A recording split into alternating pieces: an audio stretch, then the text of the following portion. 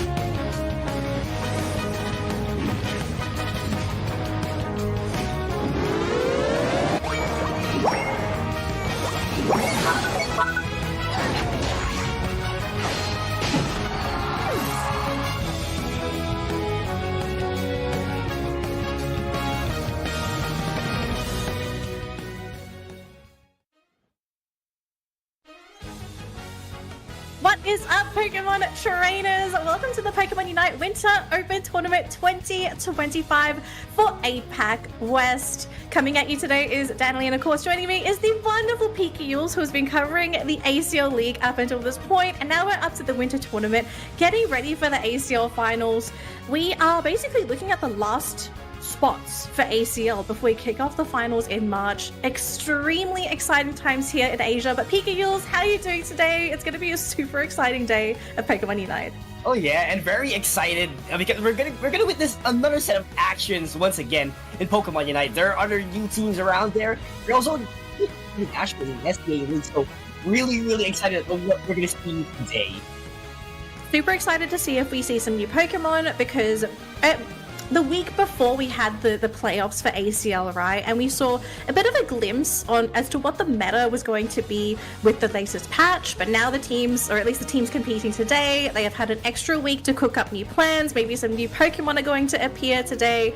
But the most important thing, the goal that everyone's aiming for, is to basically get that final spot for the ACL finals, because that is what is on the line. It's a fully funded trip as well, flights, accommodation, and you get to play ACL as well for a chance to be a champion.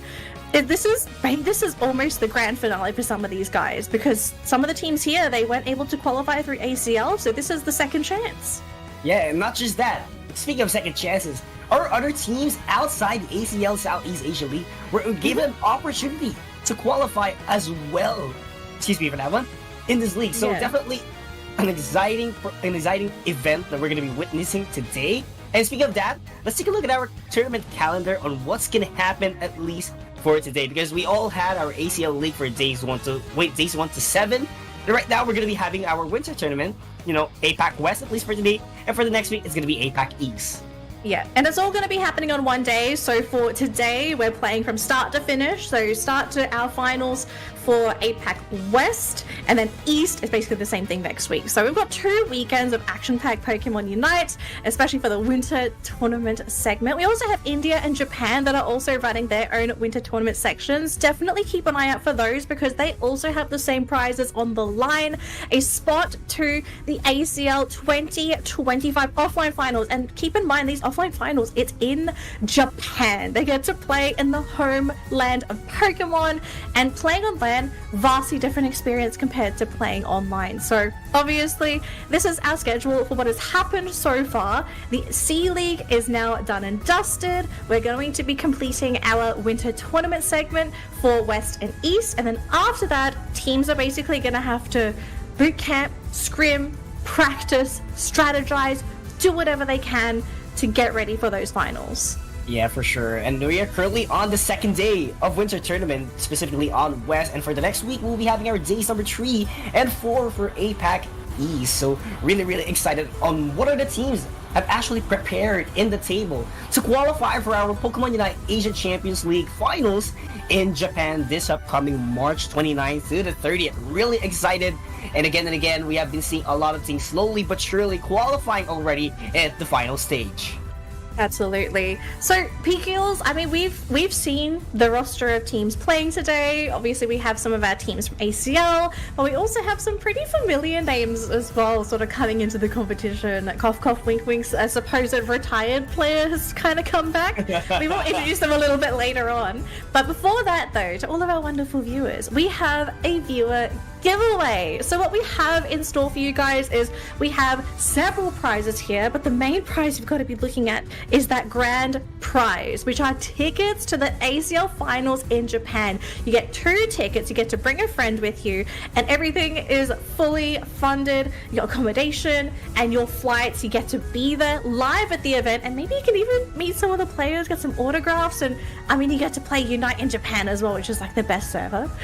Yeah, for sure. And I know everyone has been, watching and shooting it into since Pokemon Unite Asia Champions League in SEA. But, Machito, there is actually a secret word that you have to code in order for you to be qualified to get that grand prize. So make sure to remember our 4 letters that was given the past few weeks, and, make sure to check out later what is going to be the 5th letter for you to qualify and win that grand prize, which is the ticket to ACL finals in Japan. Absolutely. And for our other 9 prizes, these prizes, all you have to do is fill in a Google sheet with some information and share it on our socials as well. So definitely check those out if you want to try and grab some nice little freebies. But the main event for the Pokemon Unite Asia Champions League 2025, it's going to be held in Shinjuku Sumitomo Building Triangle Square. And this is going to be in Tokyo, 29th to 30th of March. So if you are somebody that is interested in physically being at this event, firstly, go call your boss if you have a job. Make sure you're free on the 29th and 30th so you can physically be there and get those tickets. If you haven't started collecting those letters, go back and start collecting those letters, because you still have a chance. We will be announcing the winner for those tickets sometime later this week.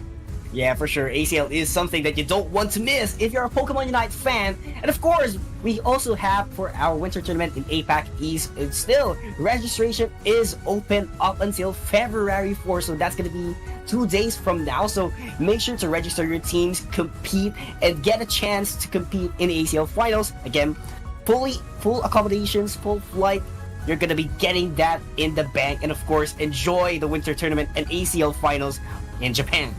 Yeah, I mean, if you never try, you never know. And sometimes surprises happen. You enter a tournament for fun with friends, and then all of a sudden it's like, wait a minute, guys, we made it. It's the real thing, right? Exactly. So give it a shot. Even if you're somebody that might be completely new to competitive Pokemon Unite, it doesn't hurt to try. It is free to enter, so good luck to everybody that does give it a shot. We're looking forward to seeing your games next week because those games are going to be broadcasted as well. So very, very exciting times. But for our winners, okay, for the winners for both this weekend and next weekend for APAC East and West, they will be taking 2 spots at the finals. The remaining 2 other spots are going to be for India and Japan. Just a quick reminder for anyone that did forget, we also have 2 other regions aiming for the other 2 spots. Draft rules, Pika-Yules. Let's go through this very quickly for anyone that is new to Pokemon Unite.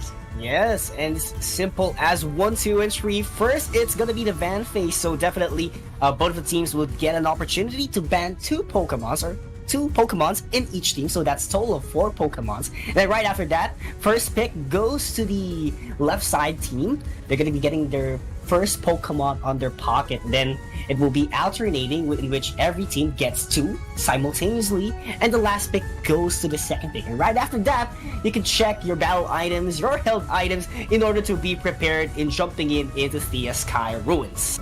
Yes, and also we could be seeing a bit of a switcheroo. Some teams do like to pick a Pokemon and then they decide during the preparation phase, okay, we're gonna swap. Okay, yeah. This is not going in the central area. This is actually going down bottom lane. An extra layer of strategy to the game. Very quickly though, game rules. This is a very generic game of Pokemon Unite. We're not doing anything like Fearless Draft. Very sorry to anyone that is a big fan of Fearless. It is not going to be happening at the Winter Tournament, but we will be playing our standard 10-minute matches on Thea Sky Ruins. No restrictions and level limits for held items. Now, if you were looking forward to seeing some Galarian Rapidash gameplay, I am so sorry. We will not be seeing it this weekend, unfortunately. We will have to double check if it will be banned next weekend. I presume it will be, but we'll check on that a little bit later on. And finally, no boost emblems. So everyone's going to be playing with the base stats of whatever Pokemon that they're playing.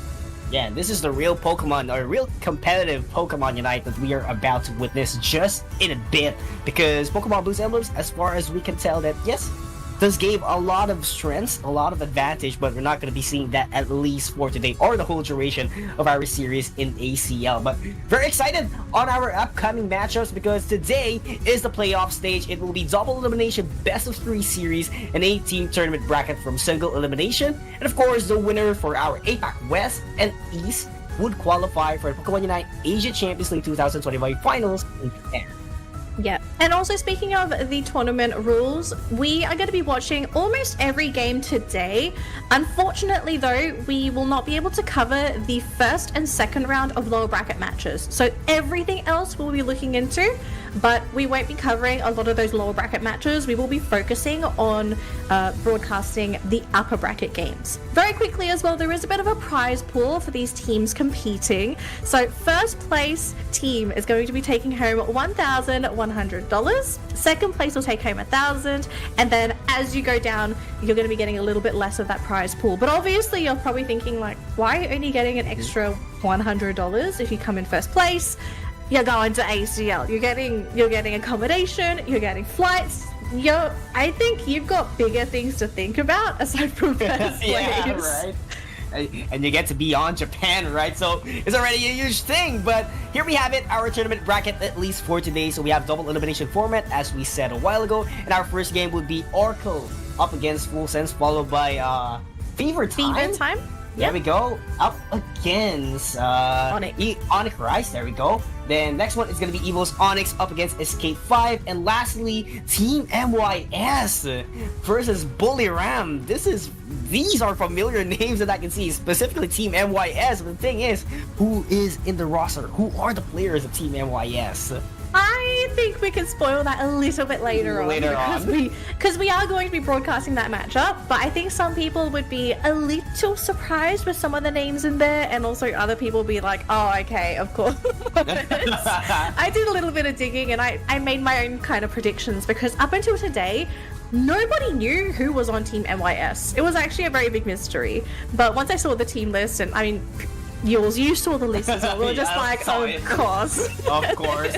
Who is it gonna be, right? But yeah, jumping into our first matchup, again, it's gonna be Full Sense up against Oracle. Full Sense, despite failing to get the top 8 spot in ACL, they're gonna be here for another one and looking for that last spot in ACL finals. But on the other hand, it's gonna be Oracle, the teams who I've actually been tuning in as well. They have been really promising, doing their runs outside this tournament, and you know, preparation still. I'm looking forward to their strategies here, Danielle. Yeah, I think a lot of us, we are going to be a bit more familiar with Full Sense. For anyone that is just tuning into the tournament, Full Sense is a mix of Kakalok and E Arena. So Mark God came from E Arena, but the rest of the roster comprised of Kakalok players. They are now called Full Sense. So we've seen these guys in action. They can be extremely explosive, but one of the things that kind of makes me worry is that inconsistencies do tend to pop up for Full Sense.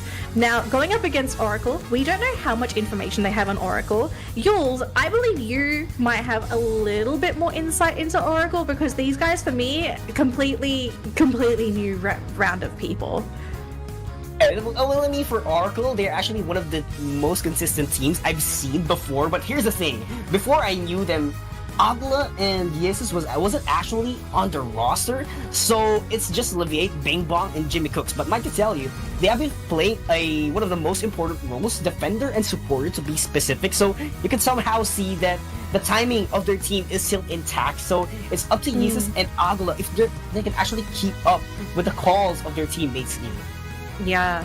So very interesting openings for our two teams at the moment. So we've got you to Y being the first pick for Full Sense, but then you've got double all-rounders for Oracle, securing the Aegis Slash and the Urshifu. Their support follow-up is going to be that Snorlax and Hooper. So interesting combination. They've got the resets available. They have some really not only strong front line in the Snorlax, but even Urshifu and Aegis Slash wants to get in your face. And I think Full Sense, they know this is what they want to do. So going in with the Garchomp and the Dodrio as their final picks, they want to fight into Oracle. They're not going to give them a squishy lineup that's going to be easy to shred. They're going to be right in your face. And I feel like some of the big factors here, some of the big unites we have to watch out for, it's got to be that Garchomp unite. We've seen this time and time again. If you get hit by a 3-hit combo by that unite, absolute devastation. And you also have the setup from that Blastoise. Hydro Typhoon, amazing AoE crowd control, and probably one of the worst unites to go up against if you're playing a melee Pokemon. Yeah, and here's the thing, both of the teams actually do rely a lot in their Unite moves, so there's not going to be a minimal amount of setups like compared to a Trevenant. You can go for a Wood Hammer, but right now it's not going to happen. They're going to be investing a lot of energies in their Unite moves, Hydro Typhoon, Coup de Grace, and many more. So actually it's really hard to tell what's gonna happen here. But thing is, Oracle does have Hyperspace Hole later on with the Hoopa, so their rotations would be much more quicker compared to Full Sense. So I think that's the biggest challenge that Full Sense really has to adapt heading towards this game number 1. Yeah, because if you also think about the way that these drafts are kind of made, Full Sense, I think the good thing about this team is that they don't need to be together. It's not a complete 5-man snowball composition. They can have Garchomp sort of move away and do his own thing. Blastoise can do the same. Whereas for Oracle, they can kind of go for these little skirmishes, but I think the heart of this composition, they want to fight 5-on-5 all the time, but they also have the mobility to play with, especially with that Hooper and the Hyperspace Hole. If that ends up being tech, which I think it's safe to say that is what they want to do, but we've seen teams in the past surprise us and just sort of be like, hey, we're not going to do the moveset we normally do. Yeah, for sure. But I just noticed that actually Oracle is lacking in terms of range, because Full Sense does have that Beauty Y as their attacker, but Oracle does have 3 all-rounders, so they're going to be be investing, just like what you said, in five-man battles. So definitely that's the most viable option that they can go to. So they're going to be investing into the late game, and we'll see if Full Sense could actually connect early in this game. Yeah, because another thing I kind of want to mention here is that because we are also looking at a very, very close combat-centric composition from Oracle, I kind of wonder if it's going to be that Surf Blastoise, because Surf is a nuisance to deal with, especially if you're playing melee, because Blastoise wants to get in your face. The Surf Stun can be absolutely terrifying, especially if there's some kind of follow-up damage on the other side that can maybe finish you off. We've got a 3-man battle happening in that top lane at the moment, and Margot getting a little bit low thanks to that Urshifu, but no full commitment as of yet. And Onic, well, back to base. Yeah, back to base, and Oracle was a little bit too late to execute. They really did want to fight out for the Swablues and Osarias, but sad to say, Urshifu was a little bit too late. But there's going to be another trade-off in terms of knockout, and that's going to be 2 coming in at the side of Oracle. So they're going to be pushing the limits of Full Sense, but no conversion yet in terms of AO's energies. Yep, as of now. Oracle, though, are going to be sitting on 33 points, so they do have a slight head start. We're going to be seeing a 1v1, it's going to be 2v1, unfortunately, here as Levio, he will be able to get out of there thanks to the eject button, so the Cyril Ledge not going to go down. Swablues, though, have come up, but the majority of them will be picked up by Oracle, and Full Sense a bit too slow to getting to that objective. Oracle, I have to say, doing rather well in this early game, just really trying to put the pressure wherever necessary and just making use of the fact that some of their Pokemon in the early game, they have an advantage over Full Sense, who is ramping a little bit. Blastoise doesn't really come online until he's fully evolved, and the same thing happens with that Garchomp. As a Gabite, you're kind of just there. Yeah, you're just there, right? But here's the thing, Oracle does have Cyrilish, just have the Urshifu right now, so definitely they could actually make this an opportunity for them to go into the team fights, and Bing Bong and Yeezus was actually pinched down all the way in top path. That's gonna be 2 in 3 knockouts coming in for Full Sense, and what a score conversion that they did. That was actually enough to take down the Gozo in top path and prioritization into the Regieleki. It was perfect timing for Full Sense. They brought in 4 of their players to come into that top lane, and unfortunately the numbers game was just going to go in favor of Full Sense, so they break that tier 1 goal zone in that top lane, and now next objective is going to be that bottom lane. Oracle have got to pick up this Regirock if they want to succeed, and it looks like that is going to be the case. So Oracle at least get the defensive buff there, and maybe they want to look to fight now that they have this. But is Full Sense even going to give them that opportunity? Down bottom, though, look at that tier 1 goal zone taking so many points. The team is coming in, but they're just chasing a Wartortle. This is not a high priority Pokemon, and they're even thinking about whether or not they want to fight with that Mewtwo. And Garchomp even comes in. Margot threatening with his appearance. They're catching out the Snorlax as well. He's isolated. The team is not there. The block came out too late. They've lost their defender, but the fight continues. Wartortle does finally go down, but we do have Margot coming in with that Unite, zoning away Oracle and picking up the Cyril Ledge. And well, Bong Bong, there's only so much you can do as the Hooper, but that goal zone, it finally goes down. And it looks like the Aegis Rush came back, still wanting to fight. I mean, can they get these pickoffs? It would be great if they can. Oh, triple trample to get away so quick, but Margot is still all the way into the backline with the Dragon Claw. He's going to be taking 2 knockouts out of the fight. Oracle did overstay a little bit into the bottom path, making sure that they can actually trade for the knockouts. But sad to say, it became quite the opposite, wherein Full Sense did maximize that one out. Yeah, so now Oracle, they've lost both of their tier 1 goal zones. Full Sense still sitting on all of their goal zones. They have access to the speed flux for both top and bottom lane. I wonder what the priority is going to be now for Oracle, because scoring points, it's not going to be easy anymore. All of the Pokemon are now officially online for Full Sense, and for Oracle, I mean, they've won a couple of fights here or there, but they aren't consistently and convincingly winning all of these battles. They might have to try and pivot and decide, do they want to maybe go for micro scores and just get ready for that late game instead? Maybe try and go for these small pickoffs? Because at the moment, they are grouping up as 5, and they really want to fight into full sense, but you've got a Blastoise coming in from that bottom lane, Hydro Typhoon ready to go, and with the Regieleki at half health, we are going to be seeing a battle in just a second as we do finally start uniting you find that Blissey. They immediately pop the Blissey, but the Garchomp goes down as well. The Unite buff does absolutely nothing, turning full sense on their head, and Oracle, so desperate for a win, might finally get it here. Oh my goodness, that's not looking good actually.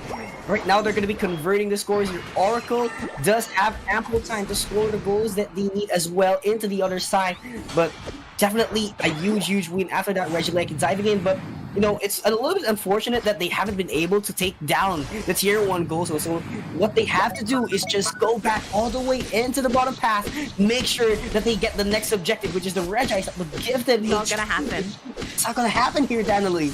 No, it's not gonna happen. My god, Garchomp can solo objectives, and the fact that the team is already zoning, just trying to see if Oracle wants this, I think as Oracle you can feel the pinch. They are playing so deep in their own side of the map, whereas for Full Sense, they are confident walking onto Oracle's side of the map, going into the central area.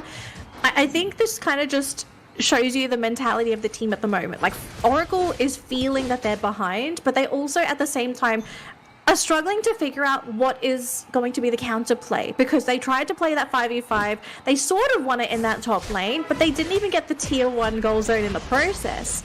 And so does that mean they have to fully invest into the late game now? Just keep up with Full Sense. Sure, you might not win the 5v5s now, but maybe it's going to have to come down to that Rayquaza flip.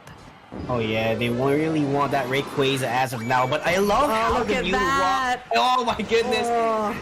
That's a huge score, and it actually happened because of the investment of the Infinite Sideburn a while ago by the Mewtwo of Full Sense, enabled to reveal the location of the members of Oracle, so they knew that there wasn't really that near all the way into the bottom path goal zone, gave them an opportunity to score over 80 points, I do believe. So that's actually huge, and gonna put a lot of overcap later on in the final stretch. Yep. So we've got Regieleki being burnt down here by Full Sense. This is going to be the last objective before we go into our final phase, the last 2-minute stretch. And now for Oracle, they're in a really weird spot because they have to decide, do we need to deal with the Regieleki? They're actually going to leave it and instead focus on that Rayquaza, meaning that Full Sense, if they wanted to be sneaky, they could maybe try and get some points in. But look at the opening startup from that Blastoise, already bringing 2 Pokemon down to half health. Dodrio, though, did get picked up in the back line. The Garchomp, Markon coming in with the Unite move, just cashing out a few Pokemon. But unfortunately, Rayquaza has not been started as of yet. But Oracle, they've lost too many players. No. It's only the support cast left. It's the Hooper, it's the Snorlax, the Hooper falls, and the final player, it's a Snorlax. If he gets a steal, it would be a miracle, but even the Hydro Typhoon being committed, allowing Full Sense to secure the Rayquaza and game 1 of this match. And wow, that was actually a total dominance coming in from Full Sense. Did you just saw that they weren't really investing a lot of Unite moves during that Rayquaza fight? They were just there picking up knockouts one by one and make sure that Oracle falls down little by little. But right now, they're going to be banking in those points. They do have the buff still for the other members of Full Sense. But right now, this is going to be a full victory. Oracle doesn't have enough breathing room at this point.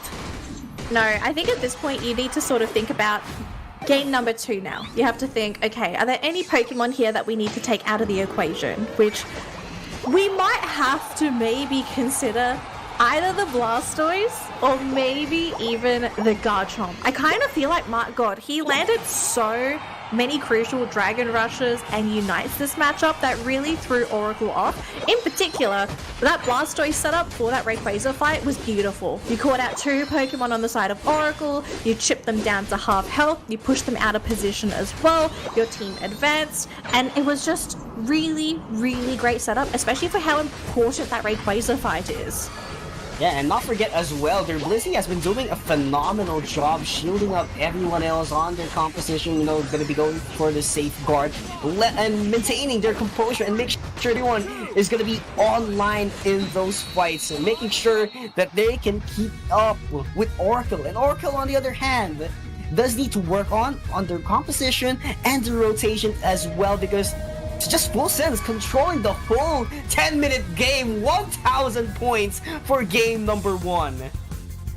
I think the draft for Full Sense just it better executed their draft essentially against Oracle, because we also did point out at the beginning that Oracle, they didn't have an attacker, they didn't have a ranged attacker. Everyone was sort of in your face wanting to brawl, but if you have a look at what Full Sense is running on their team, the entire point of that team is they also want to run you down. They want you to get in their face, because that's also what their Pokemon thrive at doing. And the fact that you also can combo a Blissey and a Garchomp together, you have the threat of that Hydro Typhoon, and of course Dodrio can absolutely wreck melee compositions with a triple trample, because if you're grouped up together, what does that mean? You're probably going to get multiple Pokemon along your triple trample pathing. So I think it might have also just been a bit of a draft issue coming in from Oracle. I'm just thinking, because if you look at the draft order as well, their last pick was the Ceruledge. Yeah. I mean, they could have picked an attacker in that final spot, but do you feel like the Ceruledge kind of made sense with this comp as well? Well, we've seen that, Ceruledge was getting a couple of knockouts as well, but the maximum outcome, I'm not quite sure. I do like that you point out that they could have gone for the attacker to add up more range into the team, because they were just going all out. In terms of team fights, team battles to be specific, they're just going in and make sure that everyone has their back, but the setup isn't actually enough. They lack that range, in which is the quite opposite for Full Sense. They have that long-range Mewtwo that could just teleport out of the picture while using the Side Strike, and that would give you an area of effect, which is a little bit of amount of crowd control. So definitely a huge favor for Full Sense in terms of range, because yes, they don't have to brawl it all out. It's just the Mewtwo sitting at the back that could do the damage for their team. Yeah, I think it's also maybe a bit of a lack of setup for the team too. They didn't have that classic Pokemon that was going to be there to set up with a non-Unite move, because you can set up with a Unite move, but then you're banking everything on one person landing a critical move. And for example, in cases where that move misses, what happens next? That's when everyone's going into someone smashing the panic button, and they're just thinking like, guys, what do we do now? We don't have the setup. And then the enemy jumps on top of you, and you think, oh, okay, that is it. The contingency plan is gone. So I expect a pretty big draft change, I think, for Oracle coming into that next game. Maybe not so melee-centric, maybe a little bit more range, a bit more kiteability, survivability. Not to say that it was bad. I think the lanes were okay. If you're going to make that draft work, I think if Oracle won their lanes, like if they hard won top lane, I think the game could have actually gone in a bit of a different direction. It was just, once they had the Onic kind of picked off, they didn't really blow the opponent away during that initial laning stage, and they just let Full Sense come back with fully evolved Pokemon. And it's like, it's the late game kind of Pokemon. They're not mid gamers, they're late game Pokemon. Yeah, but here's the thing. I do feel like that composition could have worked, but they weren't able to really maximize their rotations. Specifically, that they do have the Hoopa, and you could just set up your hyperspace zone, go back into the other way around all the lanes. So I feel like if they could have maximized that one at a much more faster pace, maybe it would be different. Maybe they could have won a lot of battles out there during the laning phases. So, it's something that we have to look forward if Oracle decides to stick with their Hoopa composition. Yeah, I'm kind of wondering, because the whole point of Hoopa is, for a lot of teams, Hoopa is map control. You have so much map control with the Hoopa, but they weren't able to capitalize on it at all, right? They didn't really use it to go for any aggressive pushes during the lanes. They weren't really able to use it effectively as a team during those team fights. But I can also at the same time kind of blame Full Sense for preparing themselves for this too, because they had a few Pokemon that actually want the enemy team to go into the hyperspace hold, because you're setting up, for example, a big fat Surf, a big fat Typhus. Like when you come back, Blastoise is like, surprise! This is the setup of the century! And you're just like, oh, was this worth it? And then you're going back to base again anyway in the next fraction of a second. I think overall, it really just came down to that early game for Oracle. If they can somehow speed things up a little bit, or if they can really, really cripple Full Sense in the laning stage and just sort of take the game into their own hands, and they be the ones to decide where Full Sense fight, then we could maybe see a bit of a change-up. Speaking of change-ups, we're not seeing a change-up for that first pick for Full Sense because they're going to stick to that new 2Y. But Oracle this time, not double all-rounder opening. They're going to go for the Blissey, and I feel like this is already a really great change-up because firstly, they've taken this away from Full Sense, but secondly, Blissey is like an S-tier support right now. Oh yeah, I mean, everyone does love Blissey, but we do see the alternative here being hovered by Full Sense, which is a Clefable that could actually go for the heals. And yes, we're gonna be seeing it for today in game number 2, so it's just about all-rounders right now that we need from Full Sense. And I just noticed that Emong is actually playing for Full Sense. We haven't seen him quite during the SCA League, so it was actually Taro Watanabe, as far as I know, who has been playing in a SCA League. So right now, it's, you know, a little bit of a tweaking, but we'll get there. You know, it's Full Sense, and they're showing what their prowess right now. And Cyrilage, look at that sense. Wow. Interesting. Okay, so Full Sense. I mean, we had this discussion off broadcast. But essentially what we kind of talked about with Full Sense is that Full Sense is one of the few teams that still run Speedsters. Speedsters are horrendously unpopular at the moment. They've been overshadowed by a lot of all-rounders in general. But to see Absol coming in, so excited to see how the ladies are going to sort of pan out with this, because Absol, there's a little bit of RNG involved, okay, if you can get those lucky crits, but Absol can be an absolute monster in those early games. And one thing that is a little concerning for Oracle is that their lanes, they're not the strongest, right? You've got a Garchomp that needs a little bit of time to get that experience, and you also have a little tiny Onic that is not going to be doing too much. It's going to be poking people like a fork. Maybe the Espeon could be a problem for that Absol, but I feel like this man can cook on Absol this game if he picks the right lanes. Yeah, and here's the thing.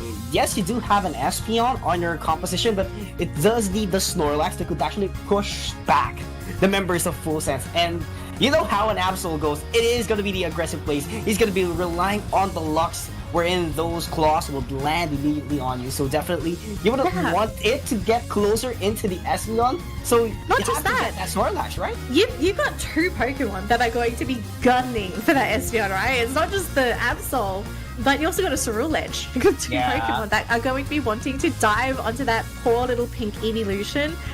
So I'm wondering, like, how are they going to be able to ensure the safety of their Espeon to do the damage in the back lines? Yeah, quite curious what could be the protection here, or could be the defensive wall of Oracle, because as you've said, there's actually a lot of Pokemons here from Full Sense that could actually just go in. To be specific, they have Revenant Rent, they could actually go for the Flame Charge as well if they do want that mobility, which is really faster compared to the Phantom Force, and it's Absol, you know, just going in with Night Slash or Pursuit, you know, very quick Pokemon that could actually go into the backline immediately of Oracle. Yeah, so we'll have to see if Oracle correctly predicts where the Absol is going to be, because if they can deflect a couple of those early game jumps from the Absol, I think Oracle has a pretty good chance of actually standing quite strongly during that mid game. They've just somehow got to ensure that Aegislash and Garchomp are able to get their levels and really stay on time for their timing windows. At the moment, though, it's just going to be the Espeon and the Snorlax down bottom. They did think about rotating with the Absol, but I think once they saw that Espeon had evolved, it's going to be a better decision to go up top instead, because you've got the Doublade here, as well as just a Gibble. There's not much a Gibble can do, but very quick snap up there coming in from Oracle, getting the majority of that experience, but they get the Doublade, though, in return, and maybe even a Blissey trying to get those crits super close, but the Blissey, she's just a little too fat. Wow, and I actually love the decision coming in from Full Sense. They gave up the Swablu's and the Altaris in exchange for the KO, which actually gives them XP as well. So that's actually a well done call from Full Sense, and they could actually go back, specifically that Absol could just go back into the forest, you know, get the wild Pokemons, and be ready for the next ambush. Yeah, and that Gabite, he's still level 5, so he's not going to be able to do too much up against a level 6 Cerule Ledge. We do have everyone going in towards that central area, looking to try and grab those Altaria and Swablu, and it looks like maybe Oracle again going to be getting a lot of those. The Snorlax is going to be poked down though in that bottom lane, and unfortunately for that Gabite, also getting picked off, and Bomba, it's time to drop. I'm hung on this Absol, just getting crit after crit, and level 8. We're looking at a level 8 Absol at 7.5 minutes. And the highest level in Oracle is an Aegislash that's just hit level 7. So if there's a time for Full Sense to go all in, full throttle with the Absol, this is the perfect time to do so. Yeah, this has to be the perfect timing that they have been waiting for. So right now, second phase of Swablus and Altarias are going to be into the bottom path. And it's just a giveaway, actually, to Full Sense. Oracle is trying to be safe and sure, knowing that they're bringing everyone though. Yeah. Oracle wants this. They're bringing the whole team. There's no Cerule. She's up top. And there's no handshake in terms of objectives. Regirock has been starting immediately. Damage! The crit coming in from the Absol. A wonderful execution from Full Sense. And they get 2 knockouts immediately right after the objective in bottom path. But Oracle is not going to let them score as they wish. Look at that total effort coming in from the Snorlax. But 30 points is going to be converted by the Blastoise. Surf back immediately. And they are going to be going into the central area to get the wild Pokemons of Oracle. Oh my gosh, Hong is absolutely dominating this matchup on this Absol. Level 10. Aegislash just hitting that level 9 as well. Unite being used by that Mewtwo. Unite's being deployed. And Oracle, their Pokemon are melting. It doesn't matter who it is. And even the Absol, Hong still not going down. Gets a KO. And is going to be able to score a big 40-pointer, breaking that tier 2 goal zone. How this team survived, I have no words. But Oracle are now feeling the heat because the gap between these two teams is getting outrageously large. They just evolved into Garchomp. Like, their 2 key Pokemon have just evolved. But Full Sense have complete domination of this matchup. 264-point lead so far to 0 on the side of Oracle. They have scored nothing up until this point. It's a struggle bus. Yeah, it's just scoreless Oracle that we are seeing as of the moment. Jesus. Oh no! Gets pinched down, but gets away immediately. The limit outrage is gonna be dodge! Wow, but that's hit! That's not gonna hit immediately. Hydro Typhoon is gonna knock up 3 members from Oracle. Surf back all the way into the territory of Full Sense to slow things down. And it is just everyone from Full Sense marching even forward. 2 KO coming in from the Absol. Make that one 3 in total for Full Sense. And they're gonna be forcing their way to score, but Psychic Solaire would buy a minimal amount of time. Midnight Slash not gonna be hitting the Aegislash at least, but right now it is their moment to score and take down the tier 1 goals in the bottom path, an additional prize of a Registeel. Oh, this is one of the best Regis to get as well, so they have even more offensive power after securing this Registeel. And we still are only at the 4.5 minute mark here, and Full Sense have complete control of this game. There's only 1 tier 2 goal zone available for Oracle in that bottom lane. They've lost all of their speed flux in the top lane. Their Pokemon unfortunately are behind on levels, and even in a game where both of these teams are committing all of their Unites, Full Sense are just coming out ahead time and time again. There's just too much damage coming out from this team because sure, you have a very big chunky team on the side of Oracle, but it doesn't matter how much health you have. Do you have the damage output to finish off your targets as well? And so far, we just haven't seen them be able to get any picks. Oh wow, Jimmy Cooks has no choice but to back away around that corner.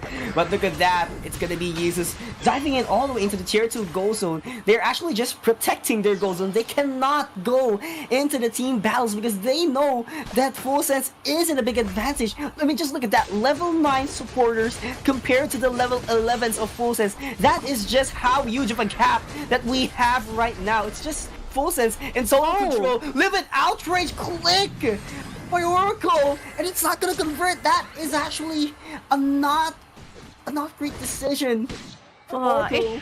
It will at least come back for Rayquaza, but just I think you can already see the desperation coming in for Oracle. They realize how far behind they are in this matchup, but at the same time, you have to question, what can they do? They don't have any Pokemon that can go for back caps. They don't have anyone that can go for solo pickoffs. The entire premise of this team is team fight. You've got damage from the Espeon as well as your Garchomp. You have that setup with the Aegislash and the Snorlax, but it's just everything, even though when it all comes together, it is just apparently not enough to eliminate these key Pokemon in full sense. It might have to come down to this Rayquaza fight and maybe just somehow catching somebody off guard from full sense and then picking them apart from there on. But it's just the way the full sense are playing at the moment. They have been so meticulous in choosing their targets that we haven't seen them make mistakes. Yeah, it's still crystal clear that Full Sense is actually controlling the game. Oracle will just back off immediately. They're not going to be challenging the Regieleki as of yet, all the way into the top path. And Full Sense does really want to make it as a bait. Oh no! And right now, they're just charging in. Oracle just playing tag with the Regieleki, and now they're a little bit too late, but that Garchomp is on its way into the Rayquaza, but Full Sense has their eyes on the prize, which is the team fight, and get this Rayquaza limit outrage. They're going to be gambling it all out, but they're not going to be getting the last hit, and Full Sense will still control the game. Hydro Typhoon to knock off everyone else. Psychic Slayer to buy a little bit of time here, but there is just too many members from Full Sense who still has the shields of the Rayquaza, and they're just gonna be dunking those points at the last tier of their goal zone. Oh man, Oracle, they had no chance. I think Full Sense making the correct decision there, just realizing that the majority of Oracle, aside from a Garchomp, was on Oracle's side of the map. They just went for the Rayquaza rip, and they ripped it so quickly that Oracle had no chance to retaliate with anyone aside from just the Garchomp. And so, obviously, once you've locked in that Rayquaza, and with how far Oracle were, they needed that Rayquaza to make the comeback happen. 838 points to 0. That Rayquaza was their lifeline. And unfortunately for Oracle, they tried to play patiently. They were trying to find that opening. The Full Sense, they didn't want to give it. It's the first round here at the Winter Tournament, and a Full Sense are looking on point. Really excited to see what they're going to do in their next matchup, because we do have our predictions as to who is going to be making it to that second round. We're not going to spoil that because we do have that match coming up next. But Full Sense, we were saying earlier on that they do suffer at times to inconsistency. But in the case of these two games, Full Sense on point. Great decisions, great mix of drafts, and just really great retaliation to whatever the opponents throw at them. Yeah, and it's not just that. Full Sense is actually going head-to-head till the end. They're not letting Oracle actually score a single goal at this point, and it's just solo domination from them. It seems like we are seeing a legendary Pokemon going up against anybody, in which Full Sense is actually the legends here, and that's just our match number 1 for today. We still have a lot of matches coming up for today, and this is a big introduction already for Full Sense. Big introduction, just, you know, maybe showing themselves off to try and get a big fat sponsor. Maybe even this is a sign to say that Full Sense might be the team that's going to get that spot to ACL. You know, sometimes you kind of get these very early epiphanies, and Full Sense, they're giving me a very good feeling. I know for the both of us, we're kind of looking at Onic to maybe take that spot to ACL, but look, if Full Sense can pull this off up against Onic, if that matchup does occur, that's a sign. Okay? That's a big fat sign. That's totally the sign that a lot of fans, actually not just us, are looking forward to see, at least for today. But look at this. It's just a highlight reel for Full Sense, making sure that every fight is gonna land in their favor. And it's not that, you know, it's not that Oracle was out-draft, actually. They have a great composition. They have an early game, which was the Espeon. They have their mid to late games, which is the Aegislash and the Garchomp, but just the connection is not there between their team. And aside from the connection itself, it's just Full Sense being able to read them like a journal. That's just them. I think another thing too is that we need to give props to I'm Home and the Absol. I think his decisions for target priority as well as the lane priority in that early game, deciding instead of going for that bottom lane attack to pivot to that top lane instead, where it was a little bit of a weaker lane, and making the call to go for that knockout to slow down the progress of that Doublade, because Doublade, the Aegis Slash was the central laner. So to slow down the progress of the central laner, that meant that I'm Hong was going to be the one to sort of control the tempo of the game as that Absol, especially with how overinflated his levels were. He was over-leveled, I think, for the majority of the match. After the first elimination, I think he started at like 6, bumped himself up to 8, and then all of a sudden you're seeing a level 12 Absol roaming around the map, and it's like, but it's 7.5 minutes. You know, it's like, oh, where did those experience come from? It's just so quick. And Fullsense was able to maximize that Absol out for them to get a huge amount of advantage into the first half of the game, and it's just about maintaining their lead. Actually, Oracle didn't see enough loopholes in order to bounce back as strong as they can up against Fullsense. So do love their composition, but their execution has to be tweaked a little bit to change up the story later on their future games, because they're going to be having their lower bracket run later on. But of course, they do have to wait for their opponent, which will be determined onto the next match coming up. Yes, so Oracle, we're going to be seeing them in the lower bracket. Fullsense, moving on. Their opponent is either going to be Fever Time or Onic Rise. Now, I think a lot of people are expecting Onic, but we'll have to see. But in the meantime, we're going to go for a quick break as we prep for our next matchup. But don't go anywhere, trainers. We're going to be coming back with you with more Winter Open APAC West. See you after this.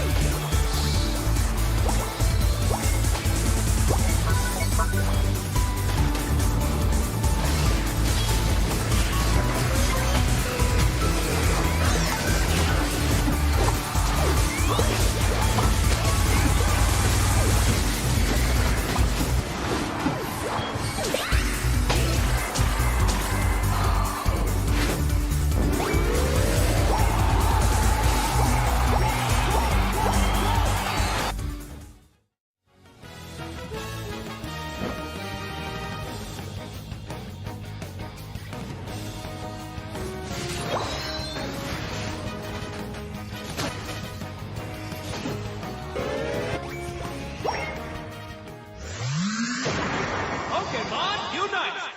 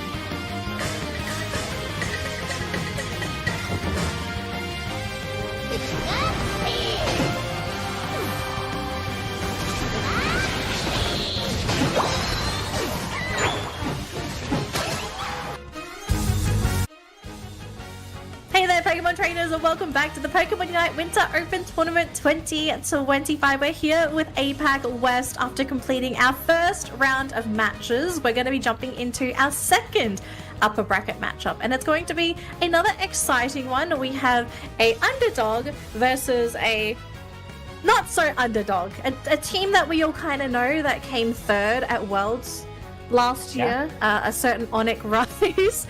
They're going up against Fever Time. This is a team that we don't have a lot of information on, unfortunately, but they did qualify through the open qualifiers. So this team, they have earned their way into the Winter Tournament, but the question is, how are they going to fare up against World's 2024 third place team? Because I feel like that's a pretty big challenge. Oh yeah, to be fair, it's just, third place of the recent World Championships, and not just that, they're actually one of the most formidable teams as well during Southeast Asia League, which is very unfortunate because they didn't get that top 4 spot to qualify for ACL Finals, in which they are back here in Winter Tournament to prove that they are one of the very best teams competing in Pokemon Unite. And again, third placer, World Championships, that's going to be a huge pressure for Fever Time, in which that's going to be our matchup. But bit of an update, of course, to our bracket. So Oracle will be sent down into the lower bracket of our tournament, and of course Fever Time and Onic will go head to head, and the winner will face off Full Sense in the upper semis, and the losers team will be going it all out with Oracle into the lower bracket. Yes, so Fever Time, what do we know about this team? I think we all know, everyone that's followed the UCS season, that we all know Onic Rise. You follow ACL, you also know Onic Rise. This is not a team that is, not in the scene. They're always going to be in the scene. But Fever Time, from what we were able to gather before the broadcast started, so one of the players on this roster is familiar to us, and that's actually Pullaby. So Pullaby, from what I recall, if I remember correctly, this team is from Thailand, and Pullaby played for Team Loading in ACL last year. So there's 4 other names I'm not too familiar with. We've got Sensei, Ansar, Kaiser, and Zwifty. The other 4 players, I have no idea. Yours, I'm pretty sure you might be in the same boat. So pretty unfamiliar to us, but we are familiar with Pullaby. So clearly has decided to put together a team by himself. I think he is actually captain of the team as well. I'm kind of keen to see what they're going to be able to bring to us, because this will be the first time we see this team play as well. Yeah, but I mean, as I take a look at the draft, Tyranitar banned and Dragonite. Interesting. Okay. We might need to see some spec bans, actually, because it's really rare to see a Tyranitar and a Dragonite being banned into the game. But I love the priority bans as well coming in from Fever Time, because Hoopo and Miraidon is probably one of the S-tier Pokemon that you can get. But it's a Psyduck that was wide open. Onic caught it immediately. Yeah, but in return, though, to be fair, Fever Time, they do pick up some pretty big S-tier Pokemon themselves. They've got the Umbreon and the Blissey, so they've already locked in their support duo combo. I'm kind of wondering what they're going to be powering up with that Blissey Unite. Onic Rise, we've seen them actually play quite a lot of Serena recently, so it's going to be the Serena and the Mewtwo Y. So we've got 2 big powerhouse Pokemon, one that wants to be in your face and has a fantastic Unite that is great for isolating and going for those solo knockouts, but you also have someone in the form of Axew, one of the best attackers in the region, playing a Pokemon that not only dishes out a bunch of damage, but he will also provide utility with the Unite move. He can set up with the Unite move, he can scout with the Unite move. I'm kind of worried as to why you'd want to kind of give that Pokemon away to a player like Axew.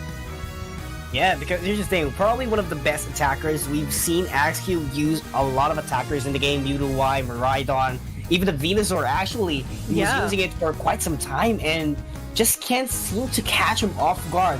And knowing that Fever Time has an Umbreon already on their lineup, this might be the game changer actually in order to jail up Axew later on. They also have that Metagross actually with a Computer Crush. So a lot of options are actually available here for Fever Time. Yeah, so a lot of things kind of came in. So you have that front line Sustained coming in with the Metagross. You have Last Hit Secure coming in with the, I presume it's a Dark Bear. I don't think it's going to be a Water Bear at all. So the Urshifu for Nay. I don't know how to say his name. We'll stick to Nay because I think that's a bit easier. But the Desi pick, okay? Desi is probably one of the hardest attackers to play in Unite. Extremely positional. And depending on the build, I don't know if you want to be going for Razor Leaf or if you're going to be wanting to go for those really hard shots.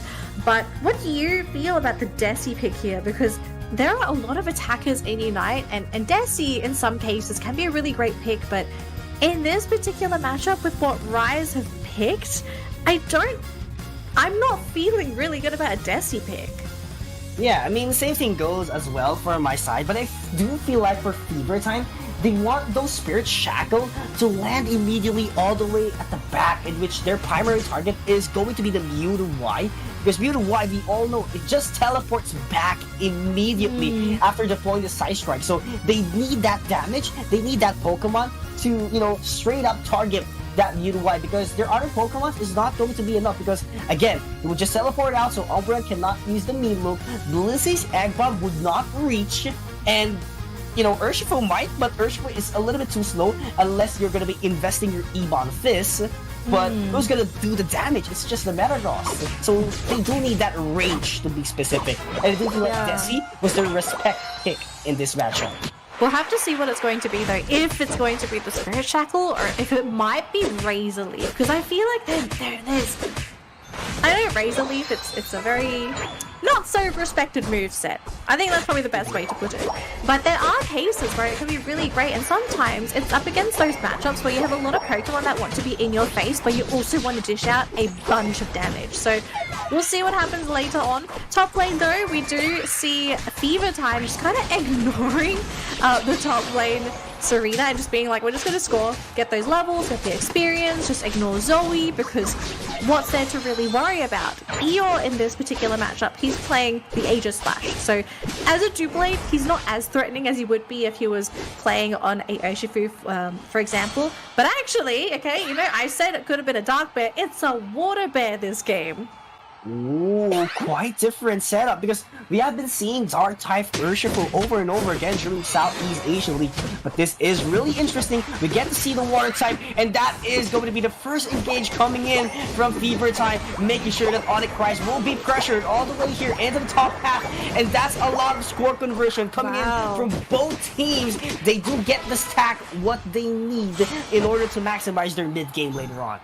Yeah, it's a really great choice there for Fever Time. Bring 4 players up there, overwhelm the top lane, grab some scores in, get some easy points, experience, and then I think the good news as well down bottom, they didn't lose any of their bottom laners. The Desi's still farming, did not get knocked out, so they didn't have to worry about losing their gold zone or whatnot. Zwifty's kind of just, you know, he's chilling, although unless Eeyore just suddenly appears, this might be a knockout. Thankfully, the gold zone is there, as well as the Umbreon, so that's going to be enough to scare off that Doublade. Mid lane, though, we already had the swap in Altaria. Urshifu already zoned out on that Water Bear, and unfortunately, there's not much a Metang can do until he's fully evolved. Pulumi might be the next one, going to use the doll to buy some time, but there's not really much you're going to be able to do when you have 4 Pokemon next to you. They're still trying to defend, however, with that Umbreon, so tanky. But look at this, though, the Water Bear locked up by that Psyduck, and they're also going to be getting the Desi, who's not even fully evolved yet.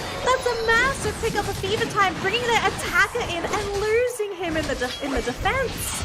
Oh yeah, and Fever Time really needs to rotate immediately all the way into the other side, because if they're gonna be if they continue fighting Onic Rise, they would just fall down over and over again, which that will be their prioritization right now. Just look at them marching all the way into the bottom path, making sure that they get this Regirock, which would add up to their defense. Oh boy, so it looks like top lane is going to be Serena soloing the Reggie Alecki, and down bottom, Fever Time.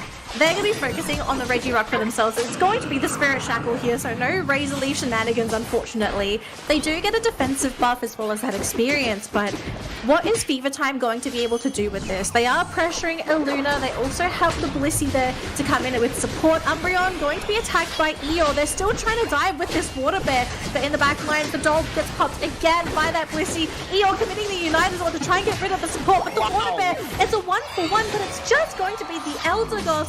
Now we've got Axie and Illuna running down that bottom lane, and look at this Fever Time push back onto their side of the map again, and big scores being deployed, and Onic Rise, they get rid of that bottom tier 1, so now Fever Time, they're down 2 goal zones.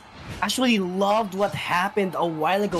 Aegislash was able to use the wide guard while being jailed down by the Miluk in order for their opponents, for Fever Time, not to go forward and, you know, just let Onic Rise score the way they wish to. And right now they're just going to be getting a couple of knockouts as well.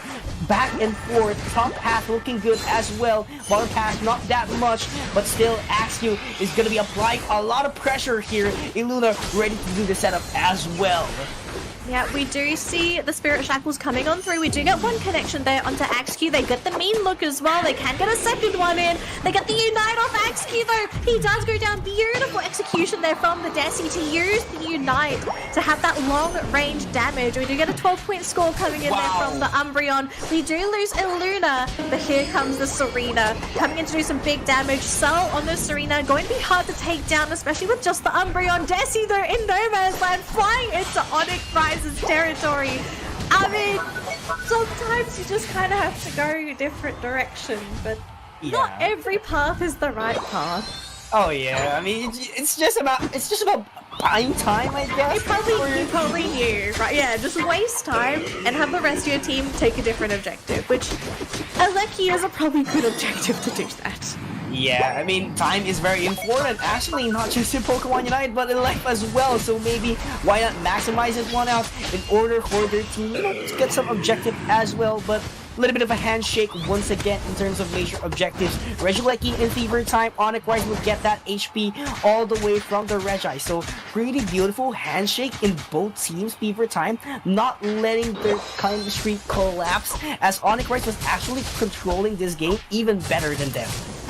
Yeah, so the control might be in favor of Onic Rise, but I have to say Fever Time, their macro game, the ability to find experience and knock out Pokemon to keep up in terms of experience has been really on point. So we might be looking at a point deficit here between the two teams, but Fever Time are keeping up. They're actually, I want to say, tied almost to Onic Rise. Yes, they do have a level 12 Water Bear, but I think for Onic, their levels are sort of where they want to be.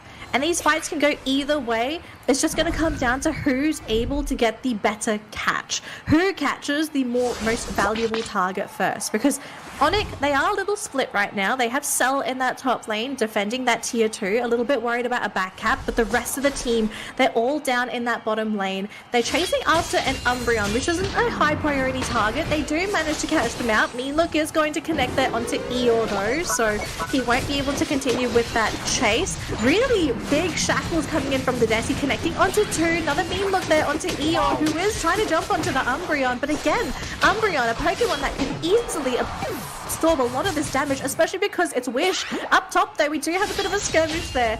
And looks like the Water Bear did not win that fight. Yeah, not going to be winning that fight as of now. 10 seconds on the clock for the Regieleki, and Sensei has to back away immediately. Cell is just putting up a show with a triple axle. Gets the KO, and right now, prioritization towards the Regieleki. This is looking good for Onic Rise once again, but Fever Time has to trade that major objective in the bottom path before Rayquaza appears. Yeah, so it seems like priority for Fever Time, they're not so worried about getting the Aleki. It's keeping up in levels and getting the buffs in that bottom lane. It's just unfortunate that it's going to be that Rare Ice. Meanlook is going to be there onto a... What? Okay, okay, it wasn't a steal. It wasn't a steal. Kind of panic for a second. But look at this though. Onic, they might have lost the objective, but if they can get the knockouts here, it might make things equalize. Anyway, Essie is up. Is going to go down. Blissey using the Unite there onto the Metagross, but the entire team is gone. Computer Crash gets used as well. But Sensei, there's just not enough shielding in this world that's going to keep you alive. And with the entire team down, it's a free Rayquaza. Still time. Have to be quick in taking time. There's no way. There's no way. Just a little bit too late. Because of that sign-up was able to buy a lot of time for Onic Christ. And they're going to be just dunking in these energies on their pocket. It's going to be Onic Christ taking game number 1. And I love their execution. Making sure that they force the fight before the final stretch starts. Forcing the fight before the final stretch. And I feel like one of the things that really bit Fear Time in the backside was the fact that they were fighting for a Regice. It wasn't a Registeel, it wasn't a Regirock, so you weren't getting any attack or defense buffs, it was just going to be the healing. And so Onic, knowing that it's not going to be any beneficial buff for them, deciding, okay, we're going to give this away, but we're going to pincer them in. And they perfectly executed the jump. And I think Fever Time didn't expect Onic to go for the full committal fight in that bottom lane as well. We do have Fever Time trying to break through that bottom tier 1 goal zone, which they're going to be able to score some of those points in for Fever Time, but they're just too far behind. With 30 seconds to go, if they can somehow break through and beat this 530 score, it'll be a miracle. Yeah, a miracle indeed. Queen's Ascendant was actually up a while ago, but it's just Fever trying to force their way to score a minimal amount of goals, but they just keep going down. Onic Christ rising to the top, getting every knockouts that they need, and they get the win in game number 1. Not so one-sided. Fever Time does have a lot of potential, but we're gonna be seeing things down in game number 2 if there will be a little bit of a, what do you call this one? A mixed up, actually, on their team. A little bit of adjustment, I would say. Yeah, I have to say, I really liked how Fever Time played that game up until that Regice. That last Regice that came in right before that Rayquaza. I kind of feel like they fell into that trap where they thought, hey guys, we're going to get this objective for ourselves. It's okay, we've got this level advantage. Not realizing that a fight can happen at any point.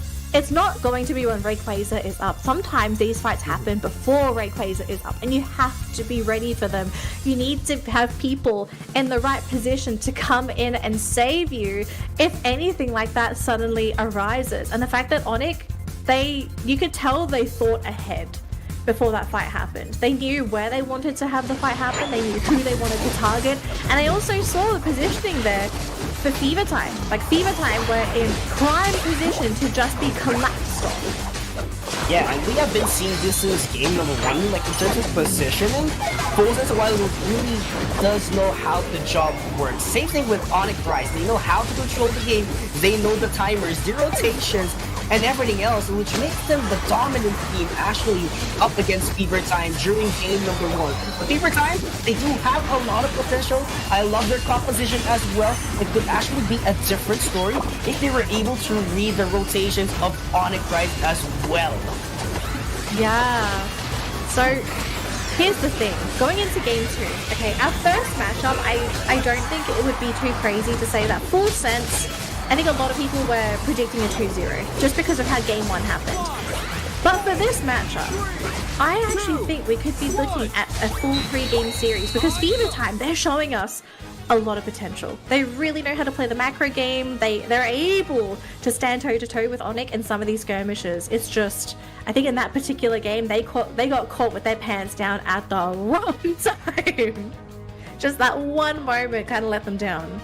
Yeah, and actually, those moments was actually one of the most important things that you have to, look forward to. And right now, Onic Rise, just one win away to get that upper semis bracket in which they're going to be going head-to-head with Full Sense. And, but actually they might see this one very differently, simply because there's actually a team outside the Southeast Asia League which actually has a potential to go head-to-head with them. The macro games was on point, but there has to be a little bit of adjustment, and you have to read what is in the minds of Onic Price. So that is actually the key to success as of now for Fever Time in order to force out game number 3. But what do you think here, Daniel?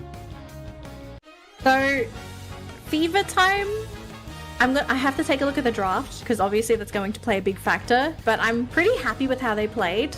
I think they might take this game too. I truly think we could be looking at a 3-game series, because as much as I love Onic, okay, and they know I love them as well, they also at times can be a little shaky around some of those major objectives. We've seen, I mean, you guys kind of saw what happened at the raid pit during ACL for Onyx, so they're also familiar with their own weaknesses.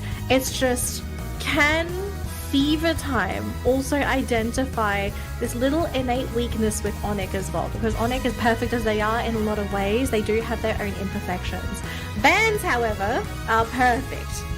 Probably not meta sense, but just the aesthetic sense, getting rid of the Tyranitar and the Dragonite again. Whereas for Fever Time, pretty standard bans across the board. So again, Miraidon, I think we're not going to see Miraidon at all today, because apparently that is just ban material. But the Hooper's also going to be taken out of the pool. So no Hooper for Zoe, unfortunately. But that does leave the Psyduck open again for Illuna, meaning that is Fever Time going for the same support duo, that Umbreon Blissey? Very likely. Oh, they're going to steal away the Mewtwo Y. I think this is actually a better decision. I think you have to take that away from Axew. Yeah, because here's the thing. When you're actually on the orange side, you would want to get either a defender and supporter, or you would prioritize one lane. So I do feel like that was actually the action coming from Fever Time in order to maximize their win rate in terms of laning. So that's actually a great decision. Mewtwo, set up the distance, and actually Kaiser could just, go for the wheel, or actually even the foul play plus the snarl later on. So because you have that range, so you don't have to worry about setting up a distance or jailing down your opponents. But on the other hand, Onic would go for the Blissey. So a while ago, they were actually running Eldegoss, and right now they're going to be running the same concept, which is the Blissey, but with greater kit, at least. We've got a Gyarados, folks. Gyarados is back, or at least it's the first Gyarados in the tournament so far.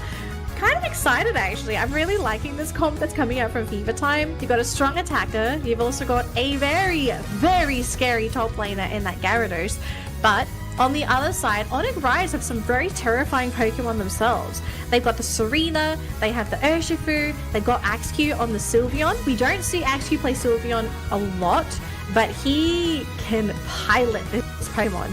And the fact that it's Sylveon, he is going to be a menace in lanes, right? The fact that he's going to evolve at level 4 and really pressure these lanes. Whereas if you think about it, when it comes to the laning, that bottom lane matchup, that Mewtwo Y versus Sylveon, who are you favoring? Oh, it's absolutely going to be the Mewtwo Y, simply because of the range, where you could just teleport back. And not just that, Axew, despite being the best attackers actually in the league, we all know that when you're Sylveon, you have to get close as much as you can. But Kaiser is actually there, ready to set up the mean look later on, wherein you're just going to be jailed down, and you cannot march even forward. Because that is what you need, especially when you're running the Hyper Voice. Yes, Mystical Fire could be one. It's one of the sure hits attack of a Sylveon, but you would want to go with that larger scale, which is the Hyper Voice, and you have to move forward even further. But you have that, Umbreon being able to be the setback from you, so you have to be very careful with that, because once your Hyper Voice won't connect, it's over for you. You won't be doing those damage that you want to deal on. Yeah, I'm kind of wondering if it's even going to be the Hyper Voice, because we have to remember too, in the recent patch, Mystical Fire was buffed. So it does a little bit more damage. Yeah. I wonder if that might be a factor. Like, is that going to be enough to maybe have Axew play Mystical Fire instead, and actually want to play in the opponent's face? Because I think that is something that Axew might want to do himself as well, because he could play Hyper Voice, try and play in the backlines, but I feel like the threat, there's just too much dive for him to really comfortably play that Hyper Voice. We'll have to see though, because the game has just officially started. who's going to get the levels ups first in this initial laning stage, because we have a couple of Pokemon that need levels, right? We've got Magikarp up in that top lane, as well as that Sylveon in the bottom lane, wanting to try and get to that level 4, which it's going to happen. So Axe's level 4 on this Sylveon. What is the play? Is it Hyper Voice or is it going to be Mystical Fire? It's going to be the Hyper Voice. Yeah, because in general, I do feel like Hyper Voice is much more efficient. But the thing is, again, they do have an Umbreon here for Fever Time that could actually be the major setback coming in from that Sylveon. So right now, we'll just have to see later on what will be the execution. But Sensei is not in a good spot. You want that spot, you want to do the flail. But if you get taken down, you would be far behind to get those effort points for you to evolve into a Gyarados. Yeah, it was a very, very aggressive play coming in from that Magikarp. Pullaby looks like he's going to go down, almost going down to that Surf, but just enough health, but will get pulled back, unfortunately. So that's going to be a very sad gloss to Fluid going back to base, and a Magikarp that now has to retreat into the central area to get those effort points. Meaning up top, you've got Cell just completely dominating, scoring, doing whatever he wants, which means Eluna is now going to do some scouting for the team to try and figure out where did that little Magikarp go. And he's actually right in front of his base and should evolve right now into that Gyarados. Level 5, ready to go if that's the plan for Fever Time. Levels-wise, it's actually in favor of Onic Rise by a significant margin. You've got a level 7 Dark Urshifu and a level 7 Serena, so Onic Rise, they take over that central area, but the Gyarados is here, gets pulled back though, Sensei isolated, injects, not going to be enough though, punched down by that Urshifu. And, well, I'm a bit worried about this matchup for Fever Time now, because they've let Onic Rise kind of run away with this match. Yeah, what a showtime coming from their team. So they do need to invest a lot of time here for Fever Time in order to bounce back up against Onic Rise. But look at that, Luna is actually in a little bit of a trouble here, but managed to keep it up. So right now he's going to be surfing back. They're going to be fighting for the Swabus and Altarias, but there might be an ambush coming in by Cell. 4 versus 4 all the way into the bottom path. Triple Axel won't be hitting, so they just have to retreat back onto their goal zones and prioritize the upcoming objective in 5 seconds. Looks like Sensei gonna be running into Eeyore, trying to go for the score, but Unite gets used, and Sensei on his Gyarados! He gets completely outplayed by that Urshifu. Down bottom though, a fight finally breaks out here for Fever Time, who are trying to get rid of Cell at Serena. So tanky, but Axew from the top screaming his heart out, eliminating 2 Pokemon, the support duo, leaving the new 2 open. And unfortunately for this Aegis Slash, there's not really much you can do. You have a lot of disables, but you don't have a way of finishing anyone off. So big victory there for Onic, who are able to just shred Fever Time.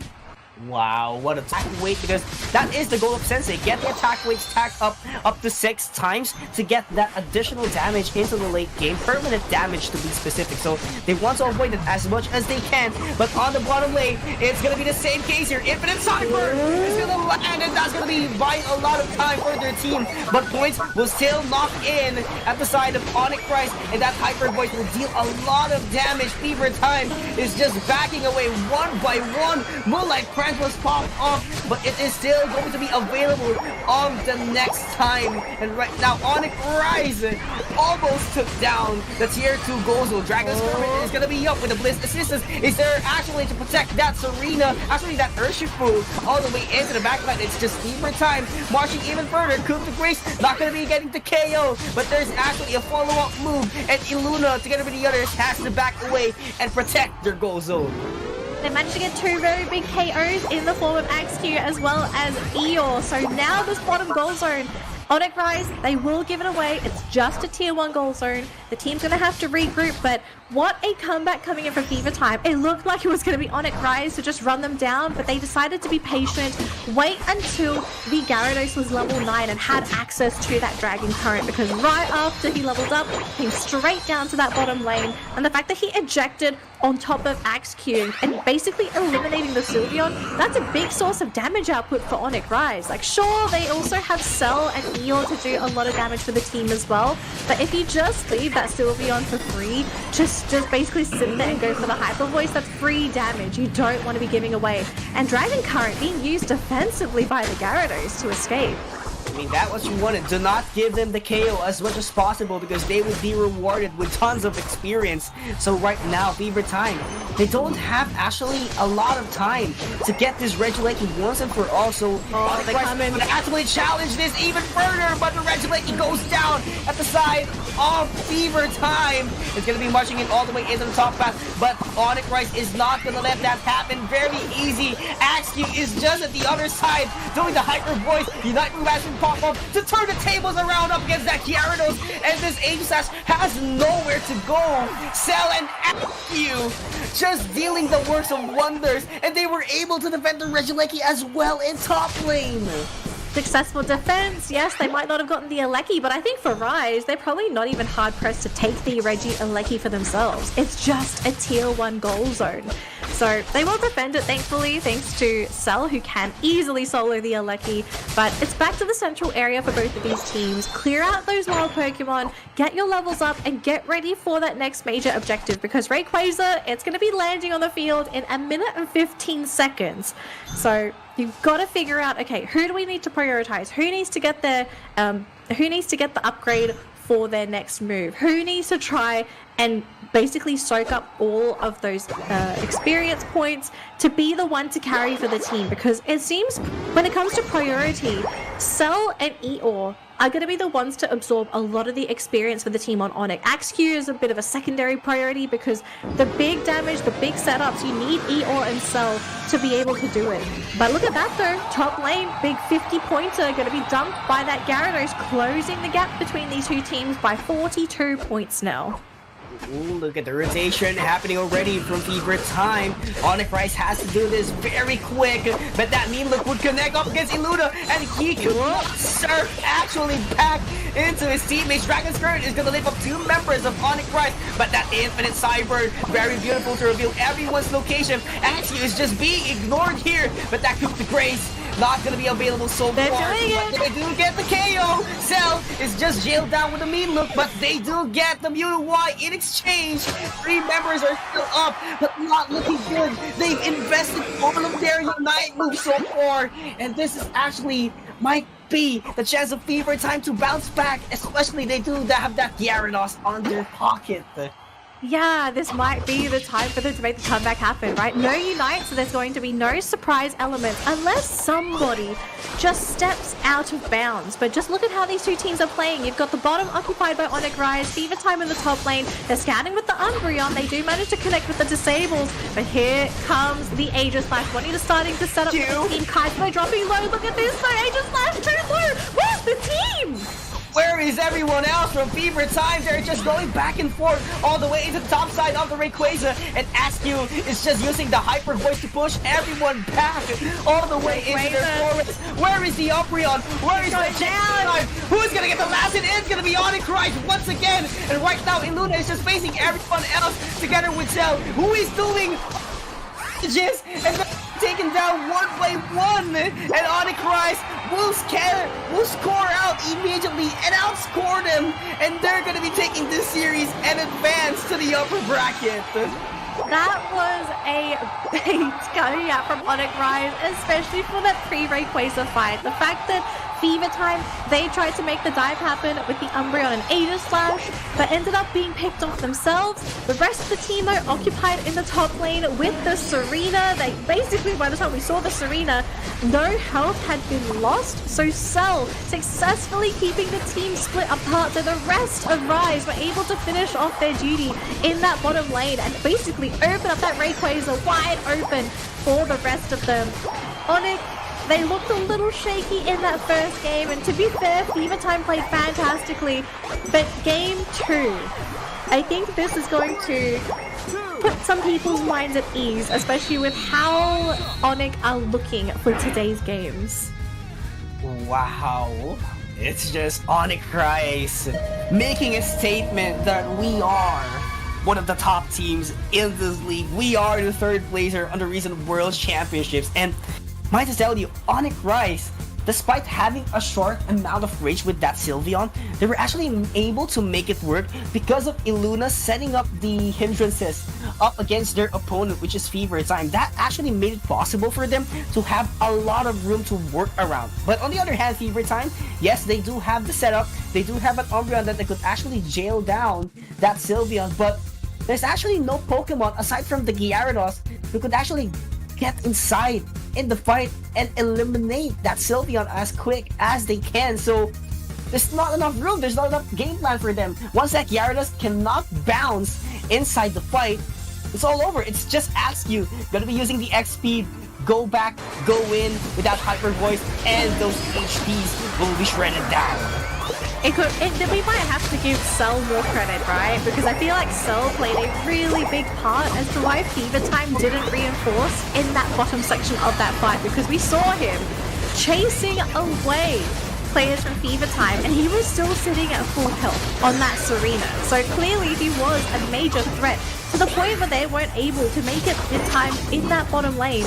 And then of course when Rayquaza finally came, I think you also need to consider the securability for both of these teams. Like, I think I would have a lot more faith in this Urshifu getting the final hit secure on a Rayquaza when you've lost a lot of your setup players on your side of the team. Like, this was where everything just basically fell.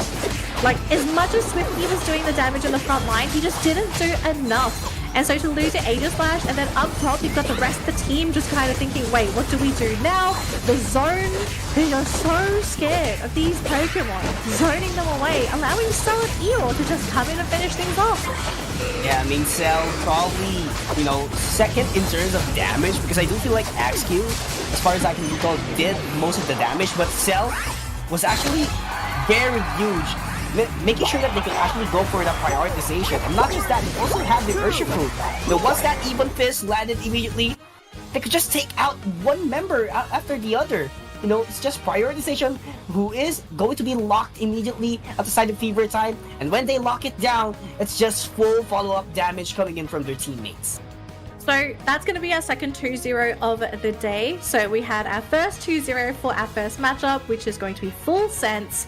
And their opponent has now been decided. It's going to be Onic Rise, and that will be the first game for the second part of our upper bracket run. We are going to be casting that game as well, so don't worry, we're going to be seeing the Clash of the Titans, but already we are seeing our ACL teams progress forward. We still have 2 more matches for our first round.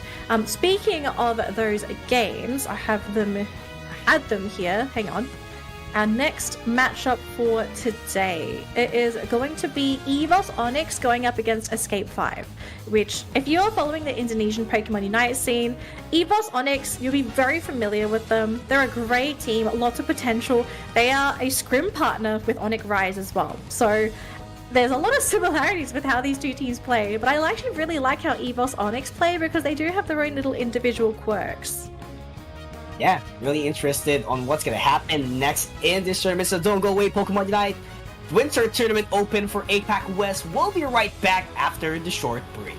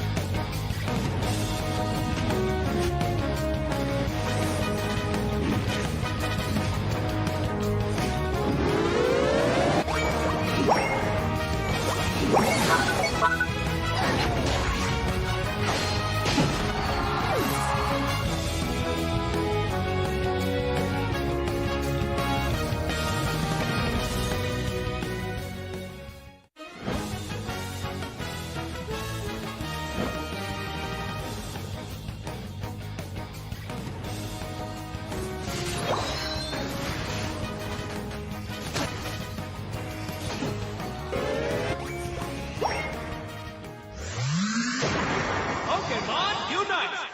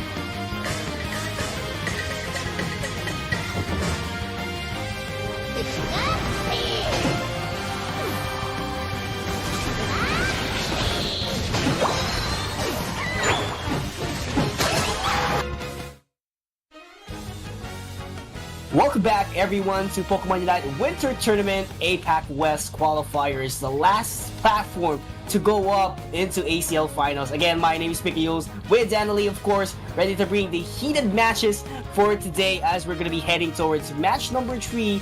That's going to be Evos Onyx up against Escape 5, one of the new teams and one of the, not so new teams that we get to see for today.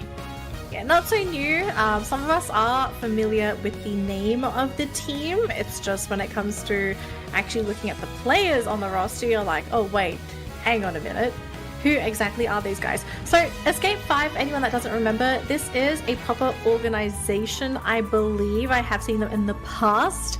It's just when you look at the actual players on the roster, then there's going to be some head scratching. The players for Escape 5, it's Satanus, Lilac, Gladia, Fox G, and then there's a player with a Thai name that I cannot pronounce. So player 5, and their coach is Comad. So this is the full Escape 5 roster. They qualified into the tournament through the last chance qualifier. So that's how they made it through.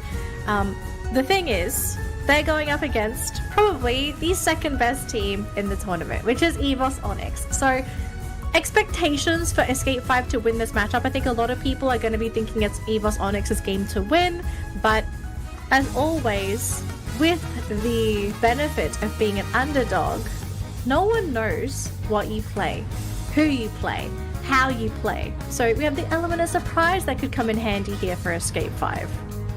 Yeah, and just as quick as that, we're going to be hopping in, of course, to our match number 3 for today. So Mimikyu and Urshifu right off the bat. It was already banned. We are not seeing Psyduck yet. Same thing with Miraidon, so you might see Miraidon. Okay, last ban, come on. Open up Miraidon. We want to see it at least for today. Come on. 10 seconds, come on. I'm just wondering what else do you ban if it's not Miraidon? Mewtwo. I mean, someone's hovering Mewtwo. It's Mewtwo Y. So this leaves Miraidon open if a team wants to grab this up, and it could be Escape 5 if they want to snap it up on themselves. But Psyduck, higher priority, totally understand. I don't think anyone can complain about that. Yeah, I mean, it's actually one of the go-tos of every single team competing here, and that's going to be an Umbreon and actually a Blissey. So great combination so far. It's actually open still for Miraidon, but Escape 5 actually does have the room. Yes, they do got it. So great start in terms of drafts. So they just need a star-studded defender. Could be a Trevenant, could be a Snorlax as well. So in order to do the setups for their team. So not quite sure what would be their pick, but I love the lineup so far of Evos Onyx. It is very familiar. We have been seeing this over and over again during the SEA League. Yeah, so pretty standard, if anything, for Evos. I don't think this is anything out of the ordinary for this team. Really great mix. You've got frontline, you've got backline as well, you've got a consistent attacker as well in that Espeon, who can also set up for the team themselves. But for Escape 5, so this is going to be the frontline duo for the team. So it's going to be the Psyduck up front with the Aegis Slash. Then you have the Miraidon basically dishing out damage from the backlines. You have the Cerulean to come in for the dive. And Evos, they have it over the Absol, but it's going to be Dodrio as their speedster for this matchup. So great mix across the board for both teams. I actually have no bad comments at all. I think both drafts make sense. It's going to come down to how these lanes are going to be executed. The central laners in particular, they'll be the dictating force as to whether or not their top or bottom lanes end up winning.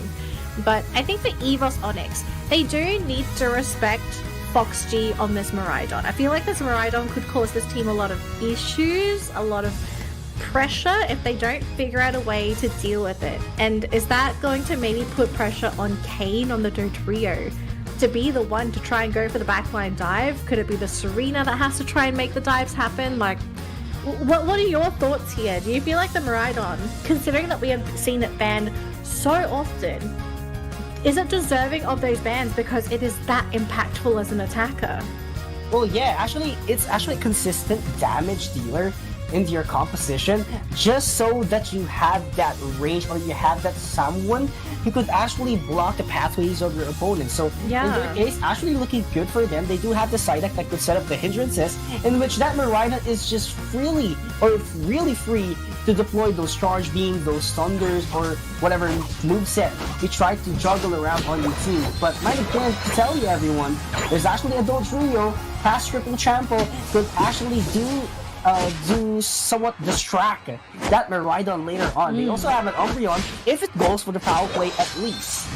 Yeah, but again, you have to make those really deep dives happen, because Miraidon also doesn't really want to be like super on the front line either. It kind of wants to hide behind its teammates. Now, top lane, we do see the full heal being used there so that we don't lose our tiny little bouncing pre-mini baby Serena before it ends up getting, before it ends up evolving. But bottom lane though, okay, that does not look like a very happy situation. The very sad Eevee that did not manage to evolve into an Umbreon as of yet, but look at this though, Kane is coming in. They do manage to punish the Clefairy, which is a really nice play. And now it just kind of leaves that Miraidon on its own against two Eevees and hopefully a Umbreon in just a second. And that is actually a quick rotation from Evos Onyx, making sure that Kane actually goes back to the top path after executed all the way to the bottom path, but right now it is top lane looking in a bit of a trouble here.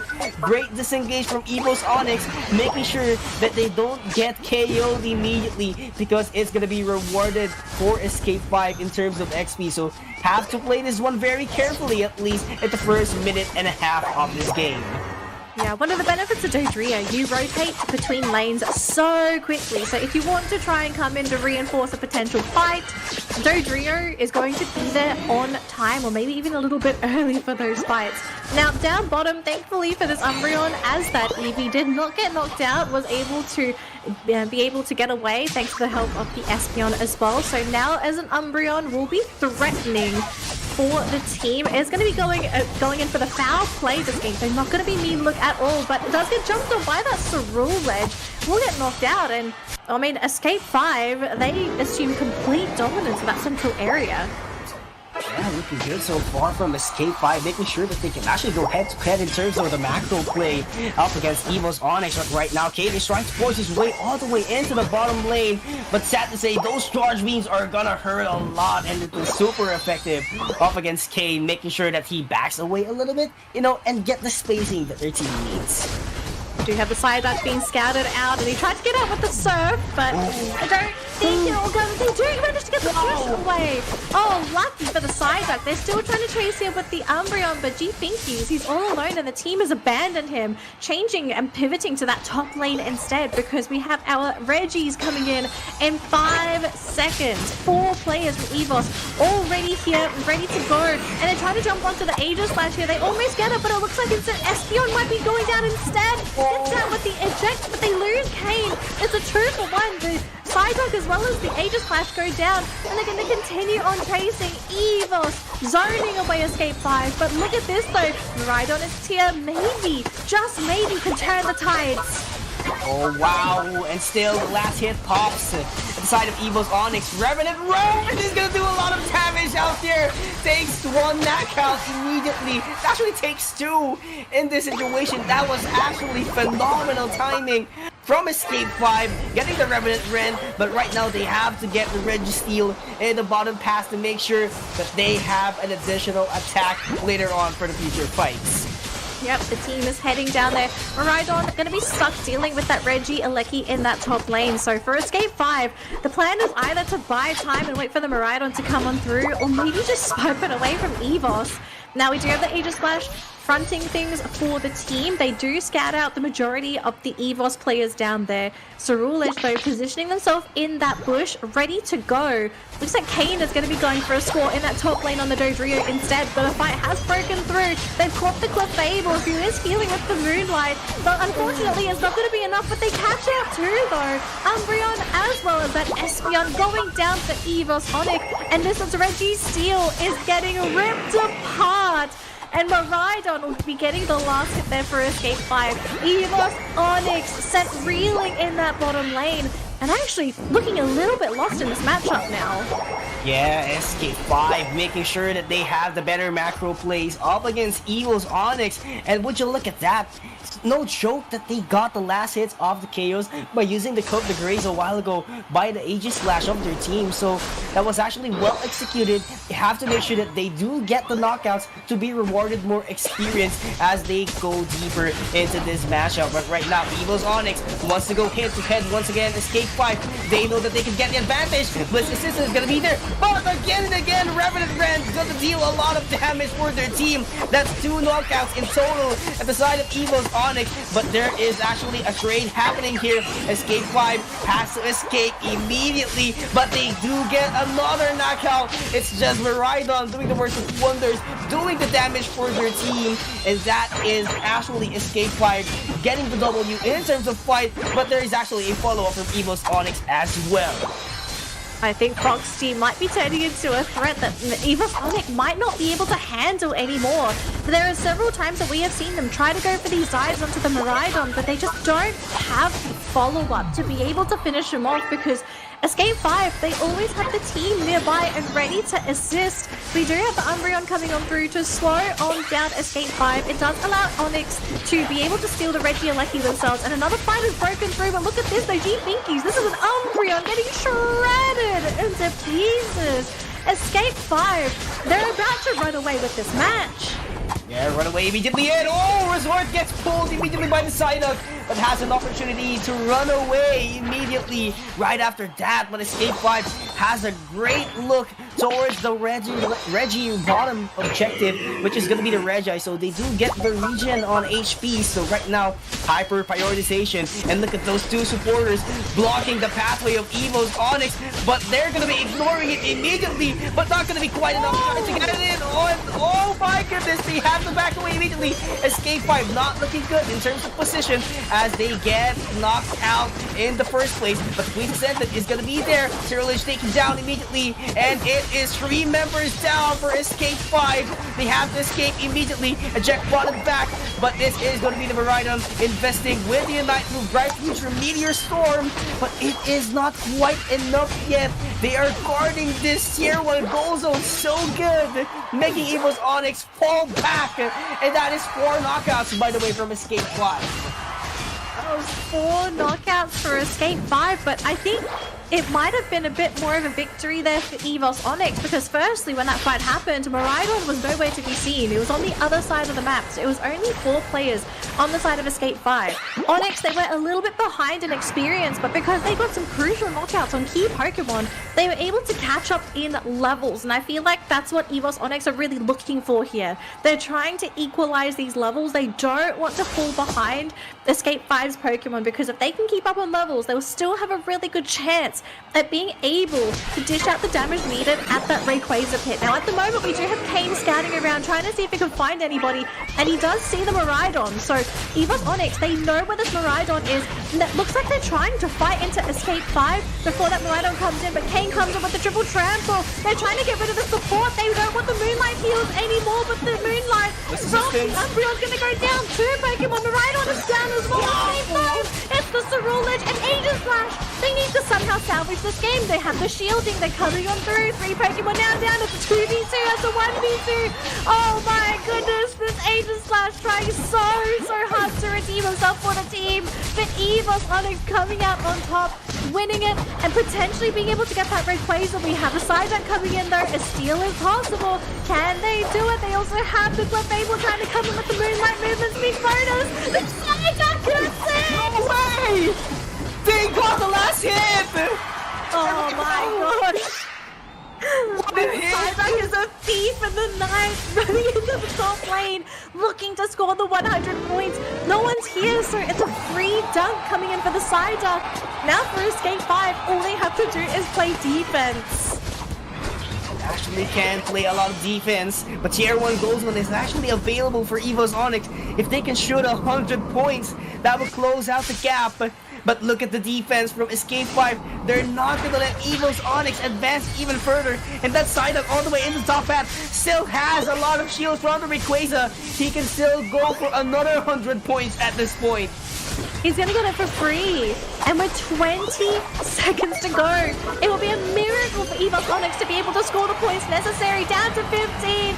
Raining down hell in the back lines. We have that Maridon who's just hit level 15. And with that, it looks like Escape 5 is going to be taking this first game up against Evos Onyx after a crazy Psyduck Rayquaza steal. Wow, oh my, what a steal, what a team Psyduck that we witnessed. It could have actually be better at the side of Evos Onyx if they actually invested those foul plays the moment that the Rayquaza was actually in a very tiny HP. But they actually did their best to zone it out immediately once that Psyduck and Clefable appeared all the way into their POVs in their mini-maps. So can I remind everybody as well, Psyduck got nerfed. His surf damage got nerfed, and he still managed to get the steal. Oh my gosh, yo, I can't believe what we witnessed. It's unbelievable gameplay, right? It is top-notch gameplay. Oh my god, I think we have to see it again. Like, we have to see where things went wrong for Evos Onyx, because they had 3 Pokemon there. They should have had enough should have, okay, that's the key word here. They should have had enough to be able to get the secure, but to be able to give it away to a Psyduck, something absolutely went wrong. I kind of wonder if it might have been maybe some trigger fingers, someone got a little bit too nervous and maybe used an attack a little bit too soon. You should be able to see it after this fight, but this was a pretty big fight here actually, where we saw a massive lead coming in for Escape. So this is one of the fights we start to see the bodies hit the floor. This was where we saw Evos basically clearing out Escape 5. Psyduck is going to go down there, so it comes back in 12 seconds. It should have been enough to get the steal. And okay, here's the Psyduck. There's the Fable. It's just there. Yeah, it was just the serve. The timing! Oh my gosh. And unbelievable that no one from Evos Onyx actually checked the tall grass, the right part tall grass of Rayquaza's pit, right? I don't think it was a case of them not checking it. I just think they mistimed their secure moves. Maybe they were so concerned about the steal hack, because I'm very sure everyone's experienced this, not just pro players, but also us in our regular games, where you're so concerned about trying to get that final hit, and sometimes the miscalculation kicks in. Yeah. Like, you think you have enough damage, but the Rayquaza survives, and then someone else comes in and just, like, breathes on it, and they get the final hit. So, I feel like that's really what's happened. Like, the fact that Evos, they started panicking when they saw the two supports come in, or maybe they... At the same time, maybe they got overconfident. They're just like, it's just a Psyduck. It's just Psyduck. It's just Clefable. We got this. Come on, team. And, you know, it's just a surfing Psyduck all the way inside the pit. And voila, it's a magic. From Escape 5, they got game number 1 out of nowhere. What a miracle play that we've witnessed. And it's not just that. We still have game number 2 on its way just in a bit. But what do you think could be the key factor for Evos Onyx? I mean, it was a close match, right? But what could be the answer for Evos Onyx in order to bounce back even stronger and, you know, make a reverse win possible at this point? It's probably going to be a Miraidon ban, because I really felt like Evos struggled to deal with that Miraidon that game. The only reason they kind of won that fight in the Rayquaza's pit was the fact that they were able to get the dive.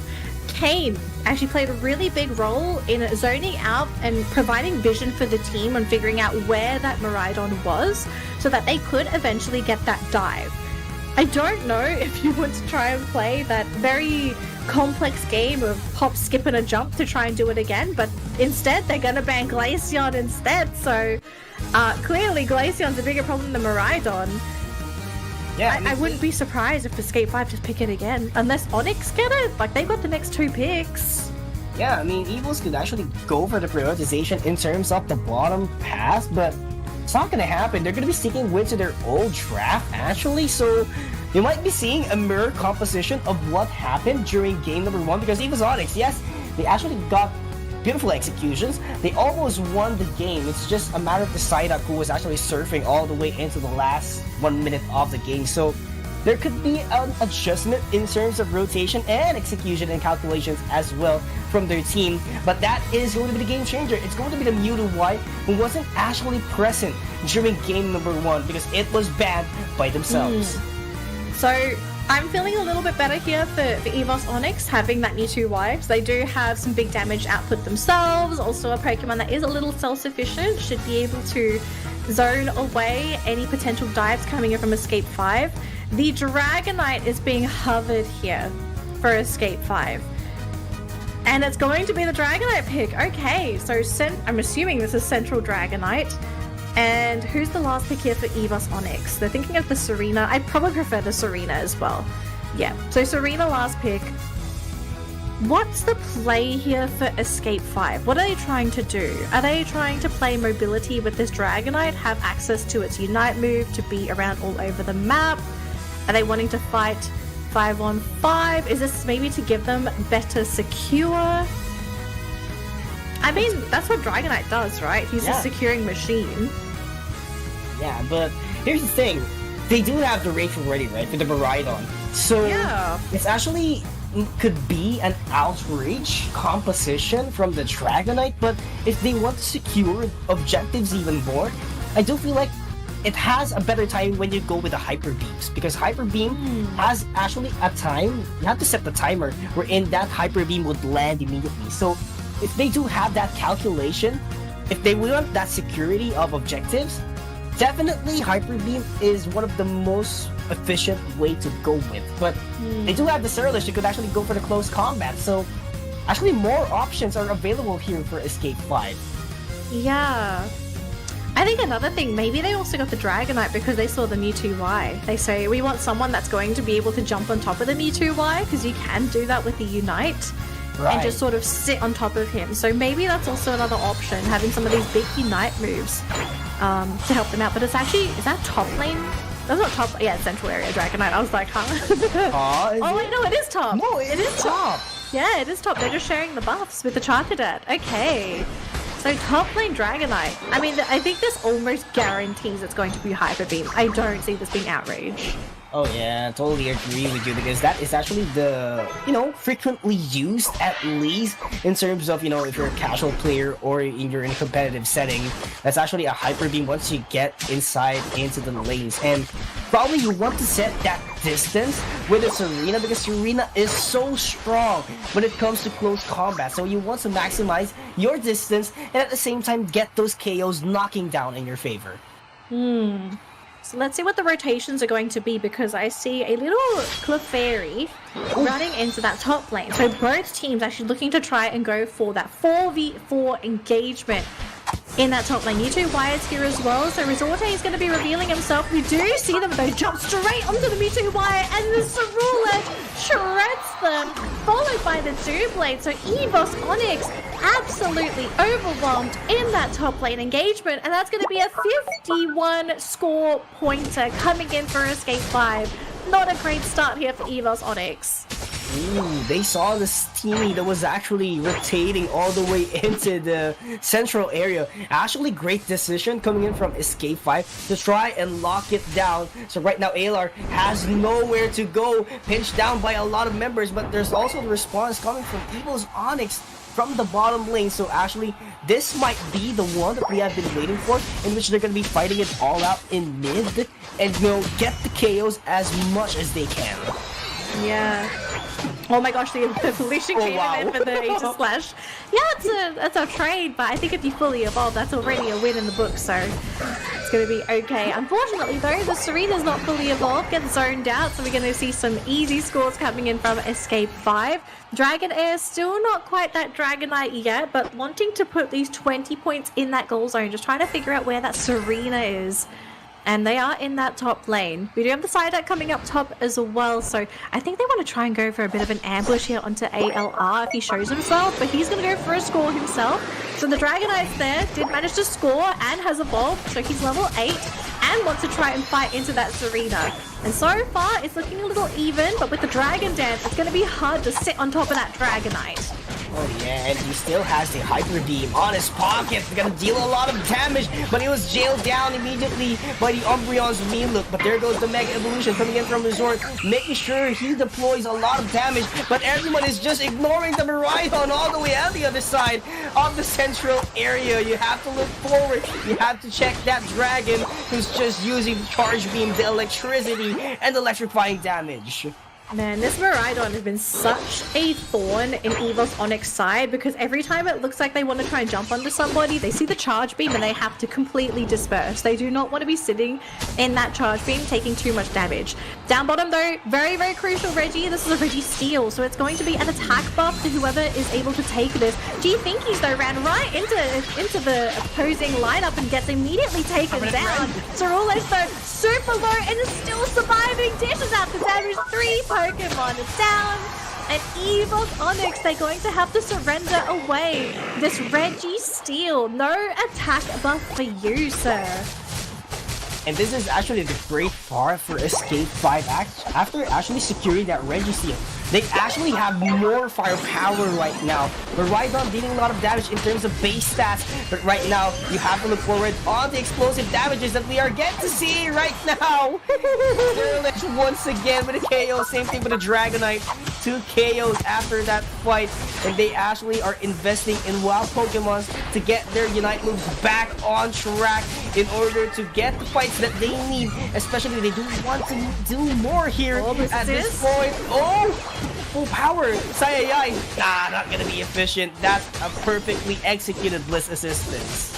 Yeah, I think it was very, very necessary for them to get those 2 knockouts. They needed to get some of that experience off of that Ceruledge, so that does help Evos catch up in the experience department, but they're gonna have to make something else happen because you can't just commit Unites to go for these small little pickups. You also need to have some bigger victories, whether it be to break a goal zone, or I think the most important one, to catch out a major Pokemon like either the Dragonite or the Miraidon. So you not only eliminate it from the field so that you don't feel threatened by these 2 Pokemon, but it also means they're not in the central area trying to get experience. Really great start up there from that Mewtwo to come in with the stun, but they just don't have the damage to finish off that Dragonite. They do manage to get the Psyduck in the process. They're gonna keep on chasing though, and Miraidon's been caught out with his pants down. Foxjay gonna be the next one to drop.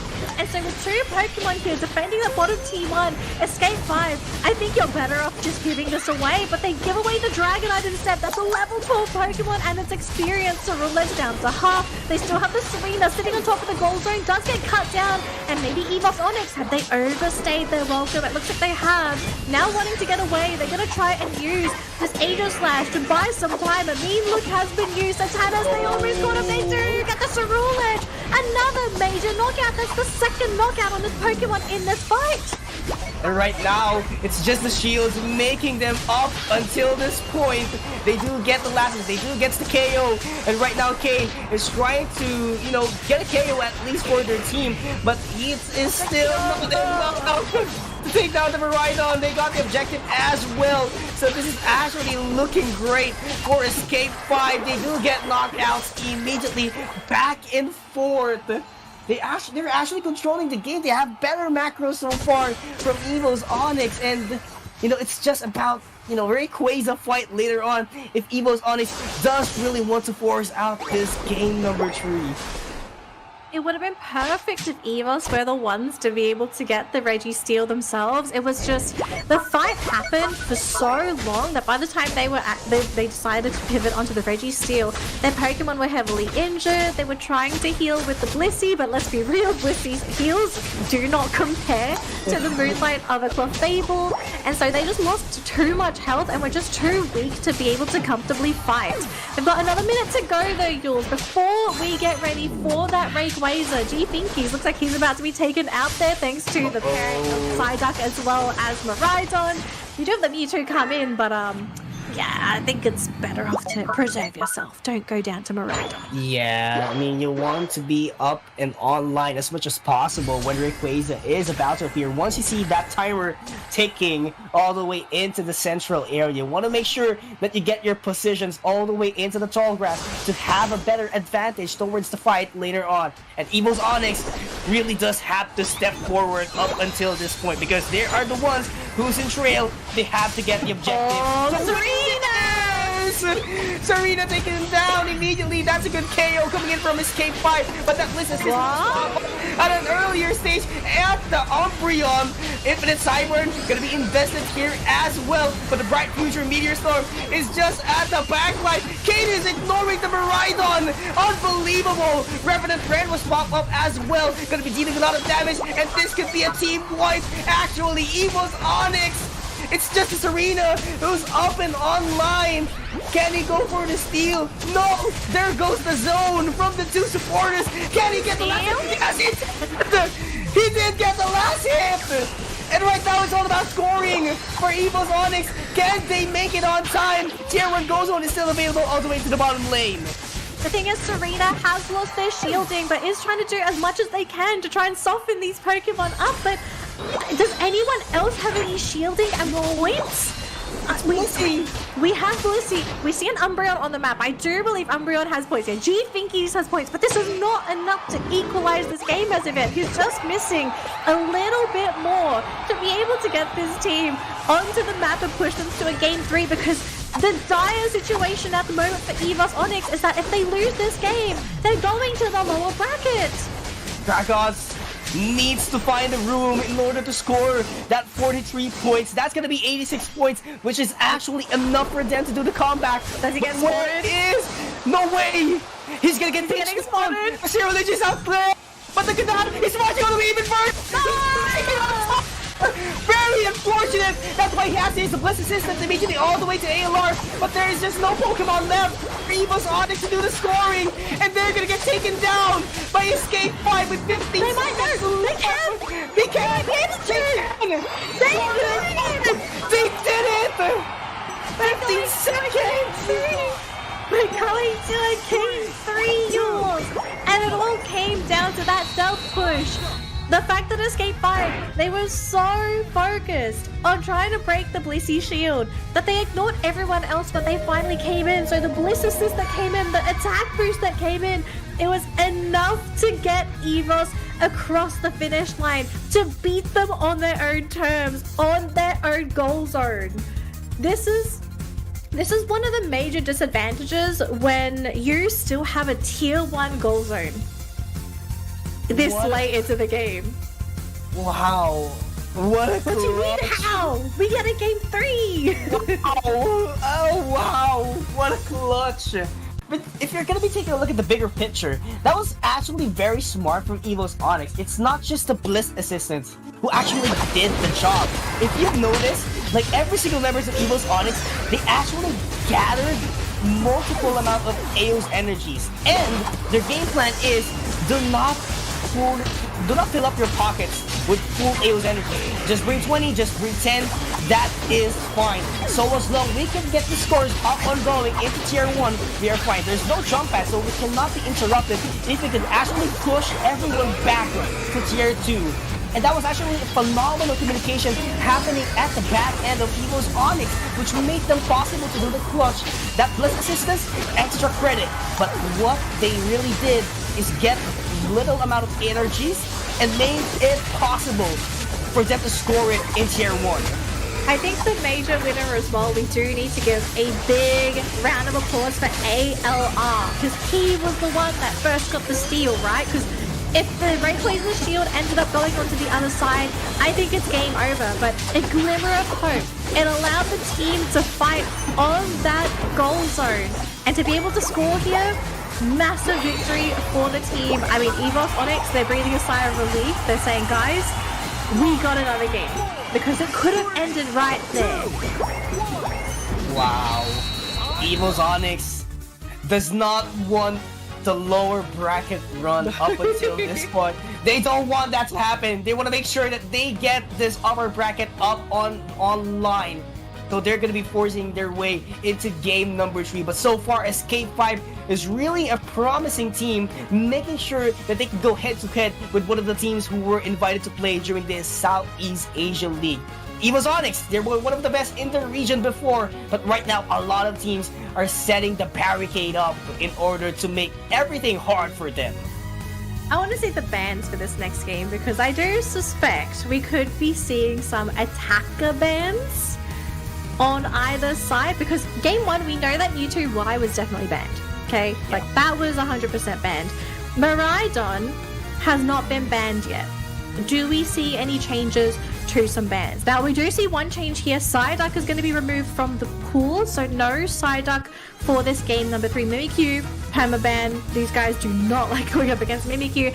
And Blissey as well, so our S tier support is not going to be there, and the Umbreon. So lots of respect here for our supporting cast for those previous 2 matches, meaning we're going to be getting a fresh opening for all of our teams.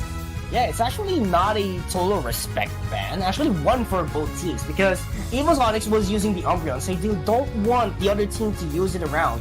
But that Psyduck, totally respect ban. Same thing with the Blissey, who actually gave them a head scratch a while ago because of the Bliss Assistance that was actually able to, go for the KOs and get the scores up on going in their favor. But right now, Escape 5, different approach with the Hoopa, gives a lot of mobility, and we all know that Escape 5 for the past 2 games, they have been very aggressive in terms of their macro gameplay.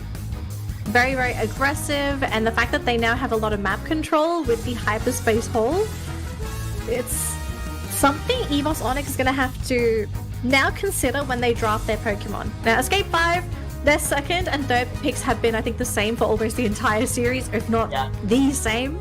So, Cerulege and Miraidon, no changes at all. G-Finkies is looking at Wigglytuff. Now, I'm scratching my head here because there are definitely some other Pokemon you can consider.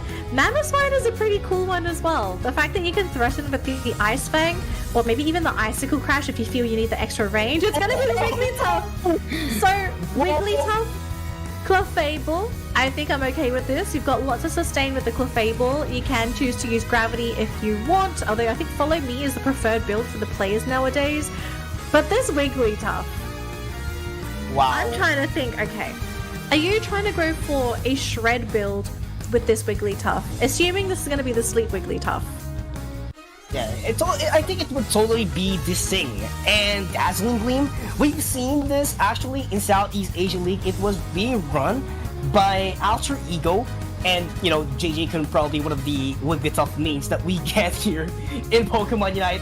And he has been telling over and over again, Wigglytuff, it's not a supporter, it is a defender.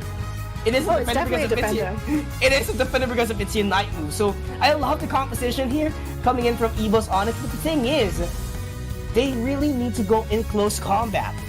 Close combat is their last resort because, you know, Evos Onyx, they do have the range, but it's just a Mewtwo. What could the others do? So it's a battle of sustain out here.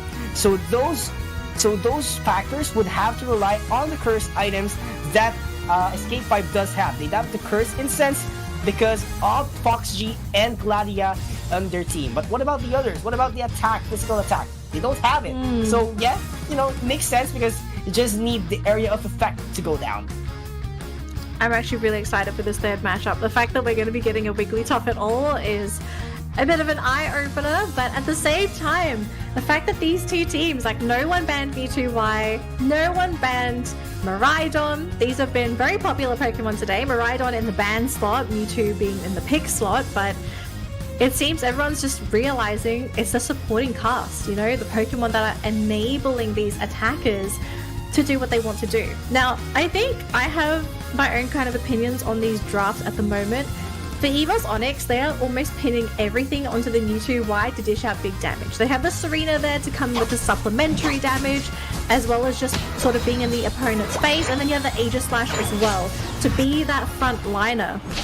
But on the other side, Escape 5, they have some amazing secure, meaning that it's going to be, I feel like if it's going to come to objectives, Escape 5 is going to win every time because they have a Blaziken. Yeah, totally agree. They do have some range, they do have some close combat because of the status change that you can actually do with a Blaziken. So great pick off of composition towards them. And they also have rotational advantage because of Gladia, who's actually using I was about to say Mimikyu, who's actually using Hoopa right now. So in terms of rotation, there's an early game. They do have a lot of edge because of their Miraidon and Cerulege available as well under 9 minutes. Well, let's see if that Torchic is going to be able to level up and turn into that Combusken, because we're going to be seeing some action up in this top lane in just a moment here as both teams bringing most of their rosters in. Kane, though, almost going down on that Doublade. Thankfully, we'll be able to get out thanks to that eject button, but no trades. Just a little bit of a skirmish here and there, but no one's going to be sent to the Pokemon Center as of yet. But down bottom, though, we see this Wigglytuff absolutely dancing on top of this Squirtle, because there's not really much a Squirtle is going to be able to do up against that Wigglytuff matchup. They do manage to equalize in levels though, level 5 versus level 5, but with the attackers coming back in, we could maybe see some action down there in just a second. But we also have to remember, in 10 seconds, we also have the Altaria and Swablues coming in, and I want to see who's able to secure that first. Yeah, but right now in terms of position, Evos Onyx is looking good, but there's actually a Surlage all the way into the other side out there. But, you know, it's just Combusken here trying to poke things down all the way into the top path. Not going to be quite of an action, but there is going to be the KO happening all the way into the central area. Kane actually very low, but there goes the Combusken trying to peck them out immediately. And Gladia setting up the hyperspace hole for going back to Pokemon Center as quick as they could. Yeah, so if I'm not mistaken, that was a double knockout for Escape 5. They got the 2 knockouts. Evos Onyx were able to get the 1. So, nice trade there for Escape 5. Yeah, sure, maybe they didn't get most of the Eos energy from the wild Pokemon in the central area, but if you can get the knockouts, that's a really nice consolation prize. Now, they do tend to go for the Blaziken, but really nice hyperspace hole being used by that Hooper to get them out. Cerulege just coming back and really wants ALR, but against 3 Pokemon, that is not a matchup you're going to win at all. And Blaziken actually decided to just run back into that fight instead, did not want to come back in the hyperspace hole. So giving away some experience as well as some Pokemon away.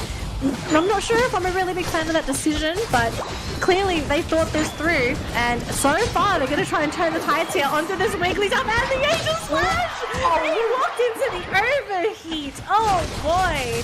Close the oven! Wow! What a prediction! Look at how the tables have turned immediately. Right now, Hyperspace Hole set up immediately to go back to the Pokemon Center once again.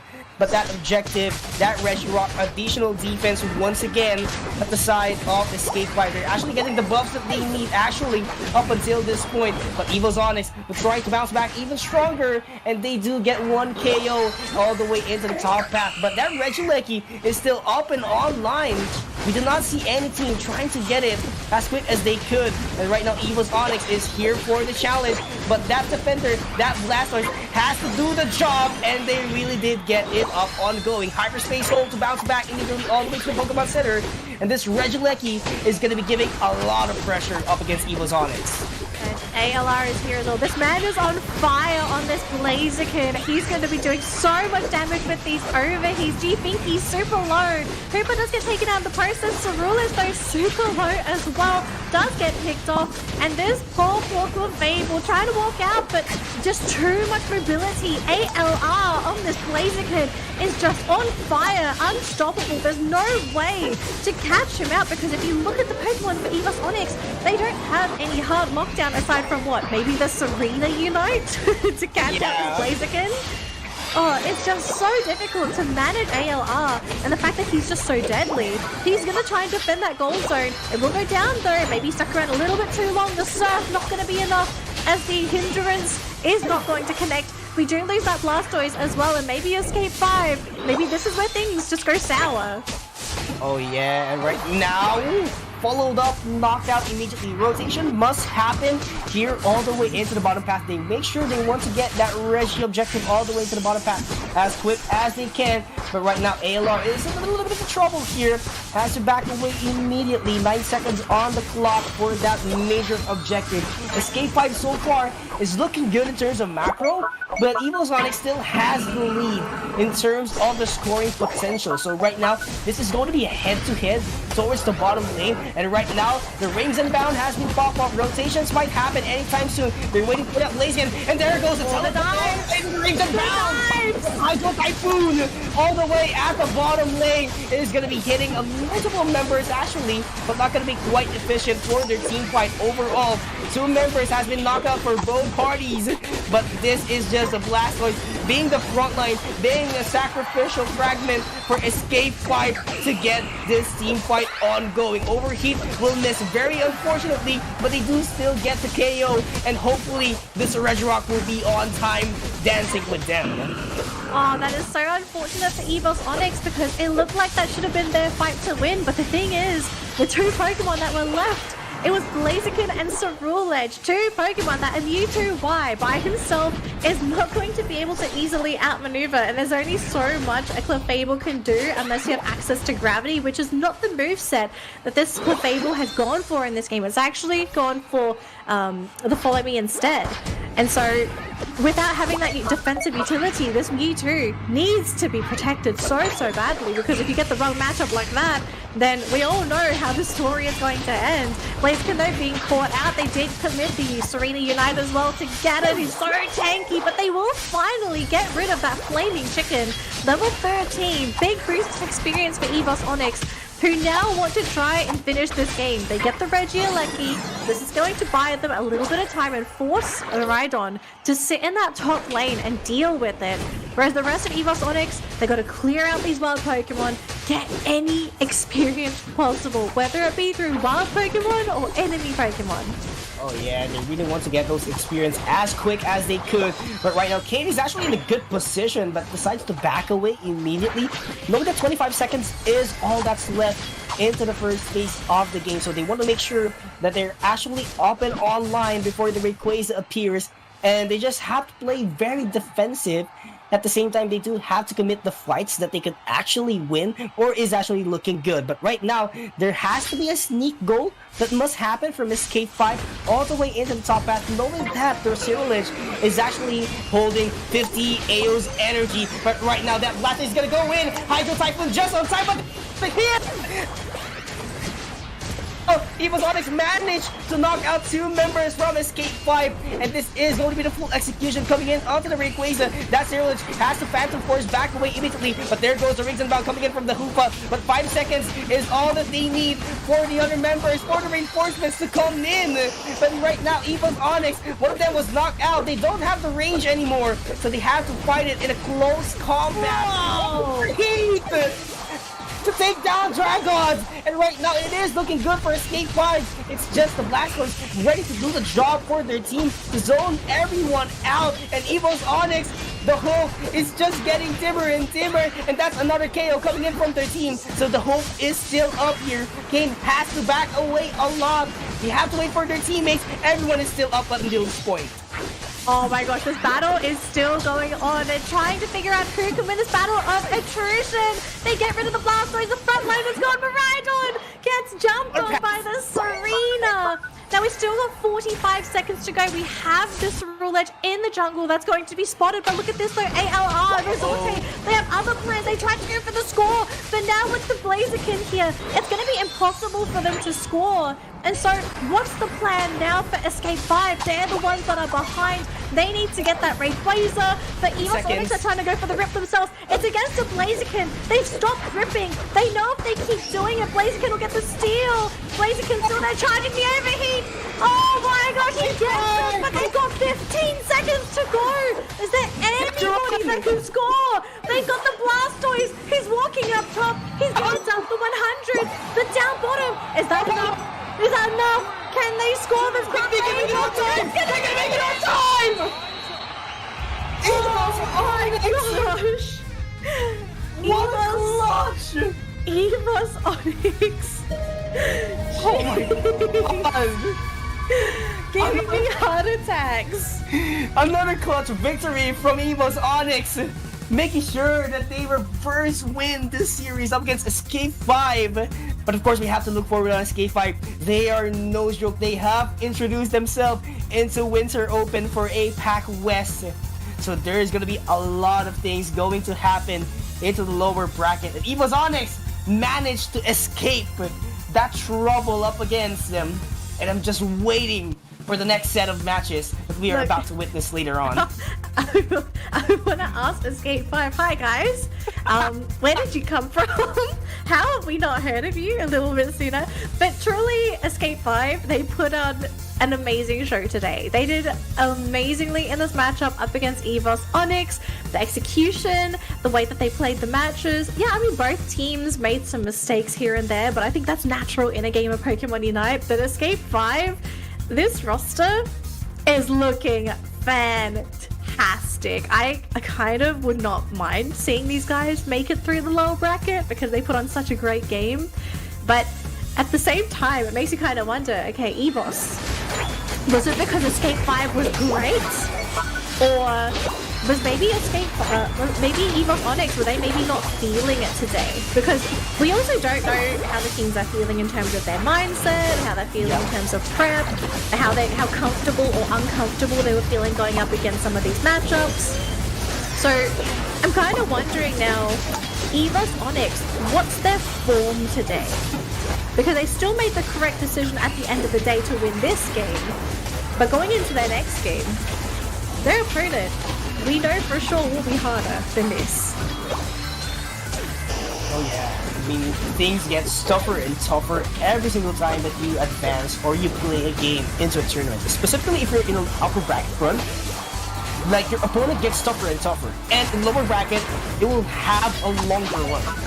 So that's actually one of the things that you don't want to happen. You want to get that upper bracket, obviously, because you want to take a break as much as possible. But lower bracket run is actually one of the things that would, you know, set you into an edge wherein one defeat, it's already the end of your entire tournament run, at least for the Winter Open in APAC. So that's actually a big pressure for Escape 5. But one thing is for sure, they managed to prove themselves up against Evos Onyx, and this will boost their confidence a lot heading into their next matches.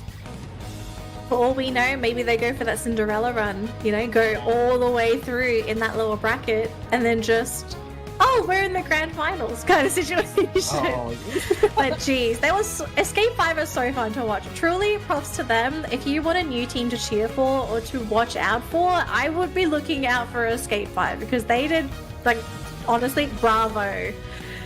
Okay, so next matchup. I don't know if we're going to be getting an explosive matchup for our next one, but for anyone that is wondering what our next matchup is going to be, it is Team MYS versus Bullyram. And I know a lot of us are probably wondering, wait, wasn't MYS acquired by Paper Rex? And technically, yes. But this is, as you would probably say, a new iteration of Team MYS. We'll introduce them a little bit later on because I know some of you guys want to know who they are. But Bullyram, okay, who is Bullyram? And the answer is, we also don't know. We also don't know, right? But there is one player we know on Bullyram, and that is Teenza. And if I'm not mistaken, just like, oh gosh, where's my thing? Just like Pullaby, Teenza was also from Loading from ACL last year. So we know Teenza, but everyone else, we have no idea.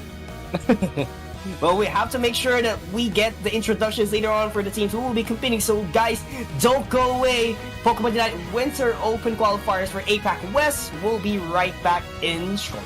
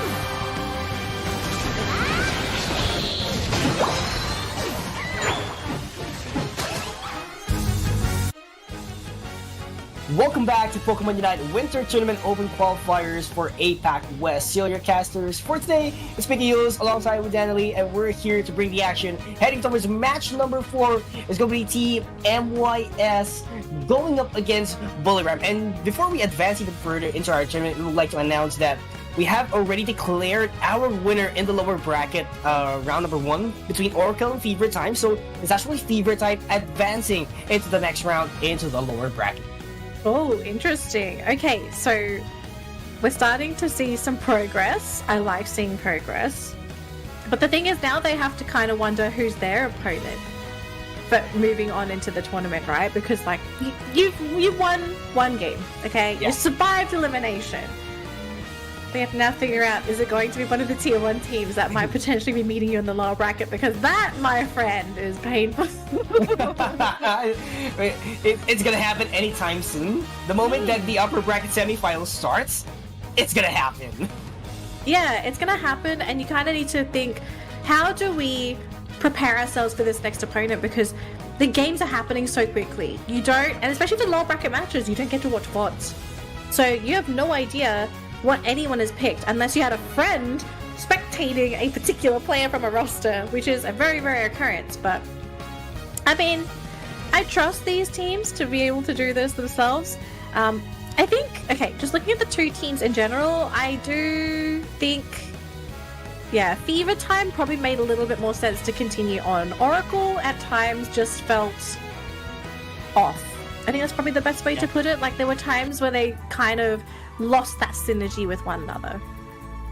Yeah, and again, speaking of the brackets and everything that's happening off stream, current tournament bracket is going to be Full Sense versus Onic right after this matchup that we are about to witness. But so far, it's going to be Evos Onyx waiting at the upper bracket semifinals, and who's going to be the winner of our match that we're about to witness later on? That's Team MYS up against Bullywram, would go head-to-head with Evos Onyx. So right now, Escape 5 waiting for the team who actually lost between MYS and Bullywram. So really excited to see what's going to happen. And again, Fever Time still waiting on who's going to lose on Full Sense versus Onyx. But there we have it. Very quick, heading towards the draft. It is going to be Bullywram up against Team MYS. Team MYS on our orange and then Bullywram on our purple side. Yes, so we've finally revealed the roster for MYS, because I know some people are kind of wondering who was on this team. And so I think the most stand-outish signature player on this team is none other than the man himself, Nightly Foxy. He is still on the MYS roster. He did decide to retire, I think at this point temporarily retire after Worlds last year, but he did stay with the MYS name. So for them to be able to participate here, I think it's fun to see Nightly Foxy in action again. I think a lot of us wanted to see him play, but his team.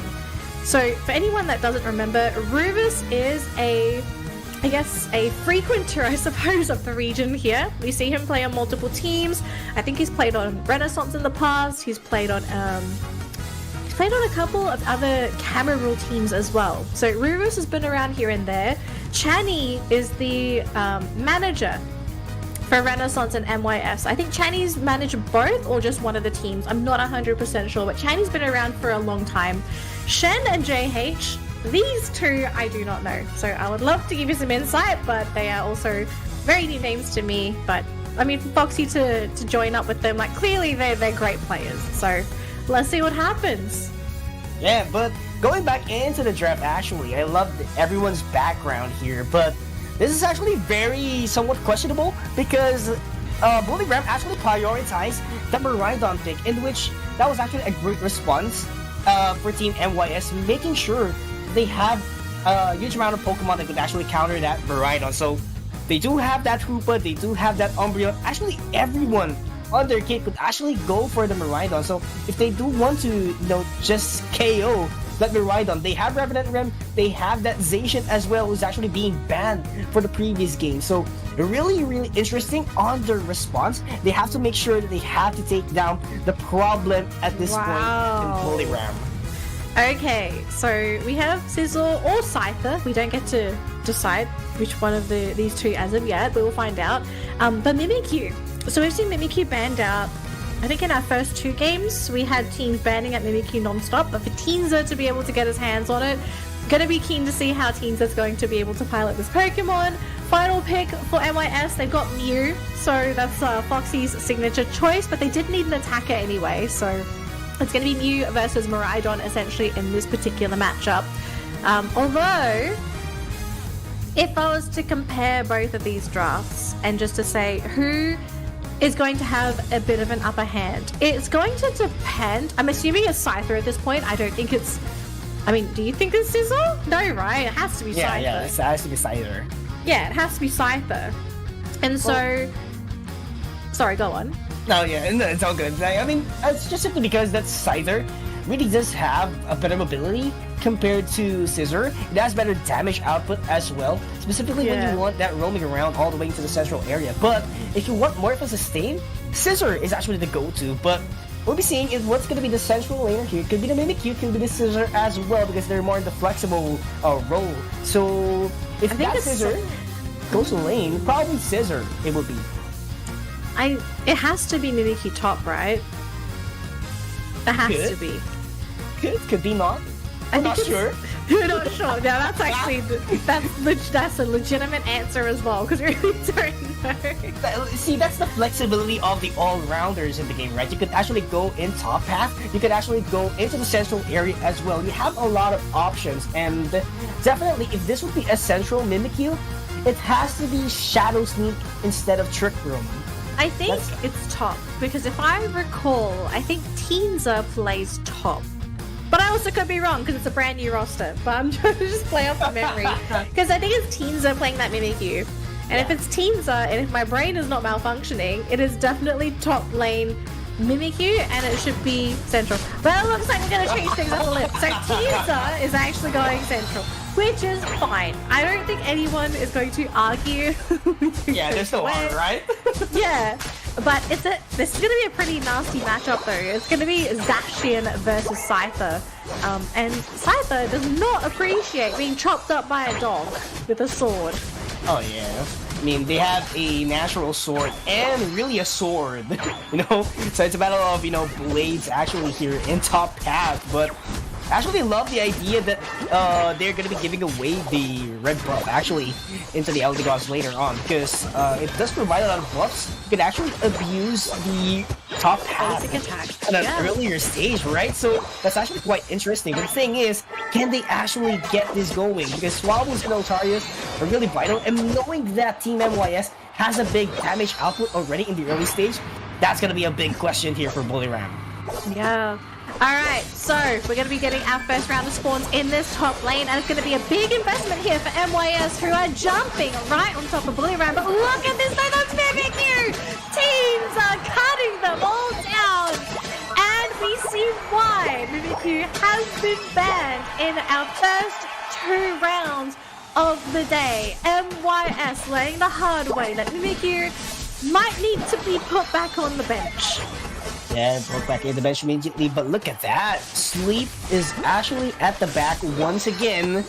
Dealing a lot of damage so far, but Team MYS, they knew that there is actually not enough value. You know, they're beginning damages, but there's actually no value yet. So Team MYS, slowly but surely, getting the wild Pokemons, catching up really quick, knowing that this Mimikyu is just a level ahead of them. So they want to get this Swabbles and Altarius, but look at the Shadow Sneak. So quick to execute things around. Shadow Cloaks pull everyone back. It's just, you know, Buliram controlling the facing so far, so Team MYS have to be very careful in this composition, knowing that this Mimikyu, Teensor could actually abuse them later on even further. Or he could if he finds that weakness in the back lines, right? Shadow Sneak is just one of those moves that you're constantly looking out for, trying to figure out where's this Mimikyu, where's this Shadow Sneak going to come from? Because, for example, if a Pokemon like Mew, you know, if Foxy gets jumped on, that might just be curtains for him. And he has to play such an important role for this team as that backline attacker, because he's the one that's probably going to be dishing out the most damage for this team. JH's role, as well as that Cerule Edge, their job is to create those openings for Mew. Then the team is going to be coming in for that defense. It's going to be 2 for 1 so far. They lost Mew and that Hooper, and they just can't get rid of this freaking Mimikyu. Teensor is laughing as he dances on that goal zone. If I'm MYS, I think I'd be pretty tilted by now, just because this Mimikyu exists. It does so much AoE damage. It is so sustainable. And it's reaching the point, I think, where it's hitting critical mass. Mimikyu is a Pokemon that absolutely snowballs, and if you continue to just give it all of this experience, it runs over teams. That's definitely for sure, but right now that War Turtle is going to be getting a KO once again all the way to the bottom path, but Cyrilish keeps the job going up. And right now, eyeing on the prize is going to be the Registeel here. So Sleep doesn't have someone actually to protect him, so he has to give away that Registeel, and the good part is MYS could actually start to bounce back immediately, knowing that they have an advantage in terms of firepower. But you have to watch out for that Mimikyu. Once the rotation is done in their forest, it will be an ambush. They don't want to happen. Beautiful. Beautiful, beautiful coordination. Really great setup from the team, allowing Mew to come in and finish off with the Electro Ball. Teensar is here with the Blastoise, but it's still 2 versus 4. You don't want to overstep your boundaries here, but I think MYS, they're not out of this game as of yet. They aren't at that point where they're too far behind that the game is practically over. They can still make those cheeky plays happen, steal away some of that experience by going for those very crafty pickoffs. They really have to capitalize on every little thing of their lineup. They're in such a delicate position. I think if they lose a couple more fights here, they might be at that point where it's just almost impossible to come back. There's another option here, actually, if I'm not trying to curse anybody, but if Teensar oversteps his bounds, and we've seen this in the past where players who play Mimikyu, they get a little bit too antsy, they get a bit too overconfident, they'll kind of overstep. Mimikyu, you know, as terrifying as that Pokemon can be, as the game gets later and later, is also going to be at risk himself of being popped. And that's going to be you giving away not only a bunch of experience, but Mimikyu itself is such a controlling Pokemon.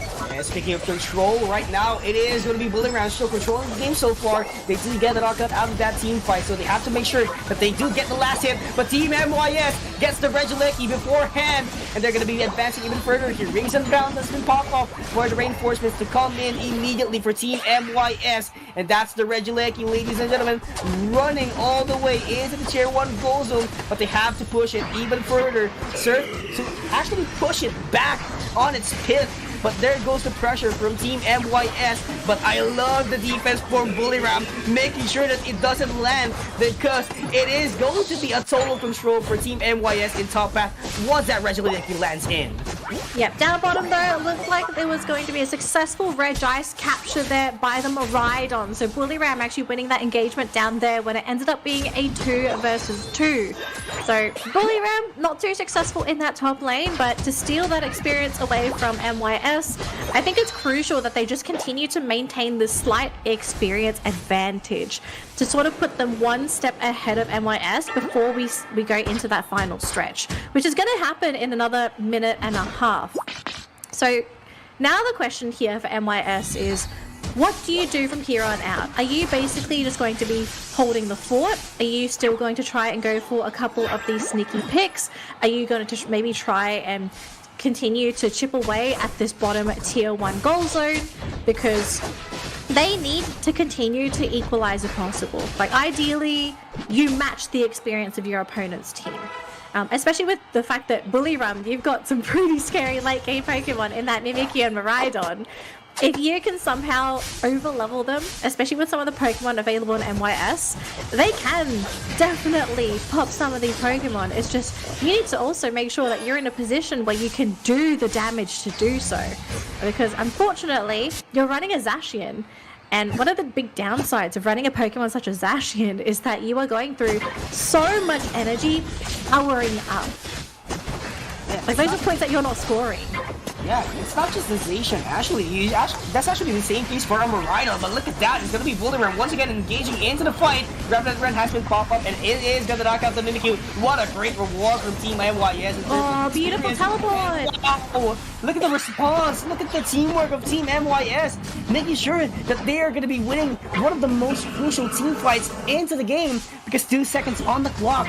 It's gonna be the final stretch already, and they want to make sure that they have a great opening to get this Rayquaza, and they're just gonna gamble everything out up until this point. Hydro Typhoon has landed all the way into the Rayquaza, and who's gonna get the last man? It's gonna be It's gonna be Team MYS getting it done! But the shields are actually up there. One more goal is what they need to secure this game, and that's gonna be JH all the way to the top half, making it on time. Making it on time. They're about 30-ish, or a little bit less than 30 points in the lead here. So MYS, they managed to make that comeback happen because of a Rayquaza play, but also just from the great decision of capitalizing off of that previous fight where both the Sizzle and the Mimikyu were still knocked out. So to go for that rip instead of waiting for Bulliram to bring back their players, best play. Sometimes you just have to capitalize on those moments when your opponents are at their weakest, and sometimes it means you kind of have to rush the objective before they're able to get it themselves. And even with the Miraidon there, they just said, guys, we've got to get this secure ourselves. So MYS, they now have to defend this tier 1 goal zone in that bottom lane. It gets broken, but doesn't matter. Your Hooper scored 100 points in the enemy goal zone. But there's still 40 seconds to go. Things could absolutely change here if Bulliram play their cards right, but they're just losing too much health. 3 Pokemon down. It's just the Miraidon left, and they have the entire MYS team barreling down. And that's going to be game number 1, it seems, for MYS. It looked a little scary, but after some crafty decision making, they will be taking game number 1. Yeah, and such a huge craft and decision making once again from Team MYS. After being actually down in the first 8 minutes, they knew they could actually catch up in terms of XP if they do KO that Mimikyu from Bulliram, which happened actually all the way into the... I do believe that was top half. Moments before Rayquaza was popped up. That was actually 3 knockouts for their team, making sure that after 3 KOs, they do get the positional advantage in the Rayquaza, and it's actually just an all-out gamble. They just started Rayquaza out of nowhere, knowing that Bulliram is about to go back into the central area and try to contest it, but luckily, there wasn't even the Bright Future Meteor Storm from Sleep, which is actually a big steal potential later on. Yeah, and also just something to kind of keep note of is the fact that looking at the battle data, or at least we did see it just now, how little damage there was across the board. But it just goes to show how it wasn't a case of one player.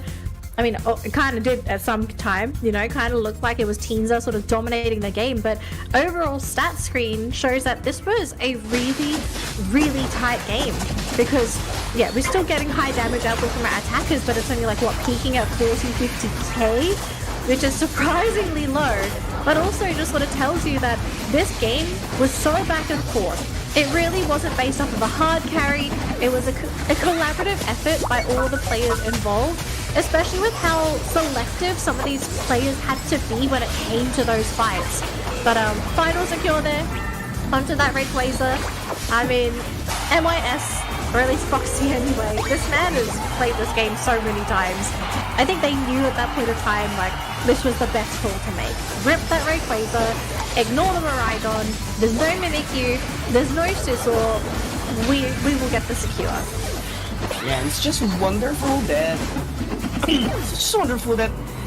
that Miraidon actually didn't have the maximum value. Yes, it was doing damage all the way into the backline of the team, but wasn't actually enough for them to go for the KOs actually during the final stretch, because Scizor, Mimikyu could be missing in action a couple of times, and that Scizor actually does have a lot of sustain, but the firepower is completely different once you're a sider, because Scizor is all about sustain.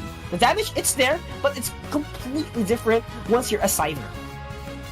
Yeah, like the goal for Scizor, there are very few teams that ended up playing Scizor. The only team I know that actually actively played Scizor back in the day was it's one of the Australian teams. I forgot. It's my good friend Joe. I forgot what team it was on. I feel really bad now. It's I'll try and remember later on.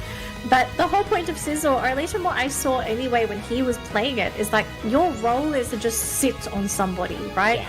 You sit on top of them, you whittle them down, and you become such a pest that you draw attention to yourself. Because, yeah, you're not like a Mimikyu and you're going to pop people within like 2 to 3 seconds, but it's like death to a spoon. Okay, it's like somebody's just smacking you on the back of the head. It doesn't hurt at first, but then eventually it does start turning into an issue because you have to also deal with that scissor at some point. Because you'll start sitting on some of your supports or your defenders, or if he gets on top of your attacker and he just latches on. For some attackers, that's certain doom. You're going to go back home. So I think I agree with you. I think I would have preferred Scyther in this particular matchup because I kind of questioned, you pick the Scizor, who are you sitting on top of exactly? Like, who are you exactly threatening with this Pokemon? Because, like, you're not going to sit on top of a Mew because Mew has multiple ways of escaping. You could maybe sit on the supports, but even then, like, Eldegoss has a get out of free jail card. So, like, what was the plan with the Scizor at the end of the day? Like, I personally didn't quite understand it. But again, it also might just be because we don't see a lot of Scizor, so maybe there's, like, another benefit to this Pokemon that we're currently not seeing, but the players have experienced it in their scrims. Yeah, it's actually more on what's happening on the standard composition, but yeah, at the end of the day, the maximization in terms of the value or the kit of Scizor wasn't actually really seen during the past game, so really sure that there has to be an adjustment that's going to happen here at the side of Bullyramp, and I'm really looking forward to it because they did have a lot of potential during game number 1, and you know, for sure it would actually go head to head once again with Team MYS, because Team MYS, despite having a slow start, their team is very tactical to the point that they know that even though they're not controlling that game a little bit too much in the early stages, they have to make sure that, you know, they still have a grasp on what's happening in the game, and they know what is the proper answer back. I mean, I wouldn't be surprised if we don't see Scizor next game. I mean, if they feel like it's going to fit in the composition, that is totally fine as well. I really feel like the Scizor could have been interchangeable though. Like, you could fit a lot of all-rounders into that comp, and I think it would have done the same thing, maybe better. Kind of depends on the needs of the team in that particular time. I would not change Teenza. I think you keep the Mimikyu. The Mimikyu was a great pick if that is allowed to be played. I'm kind of sensing that MYS is maybe going to ban it themselves, or maybe even steal it themselves. So that could be a potential ban. Miraidon, I kind of feel like MYS is giving that away on purpose. Yeah. Like, I don't feel, like in that particular game, I didn't really feel the threat of Miraidon compared to what we felt in our previous matchup, where Miraidon actually played a really big role in not only doing damage, but also zoning. Yeah, I mean, here's the thing, like, whenever you're on Miraidon, you want to make sure that you actually do a lot of damage, but, you know, if you give it away for free, you do have your counter strategy, and I do feel like the counter attack of MYS a while ago is having the Hoopa and the Umbreon. Because if you have the Hoopa, whenever you're suffering in terms of HP, you can just go back into the base, go back to the Pokemon Center with the Hyperspace Soul, and it's already problem solved. It will take a lot of time for that Charge Beam to go back on track and deploy a lot of damage. So that's actually one of the things that Team MYS saw. That's why they're giving it away for free.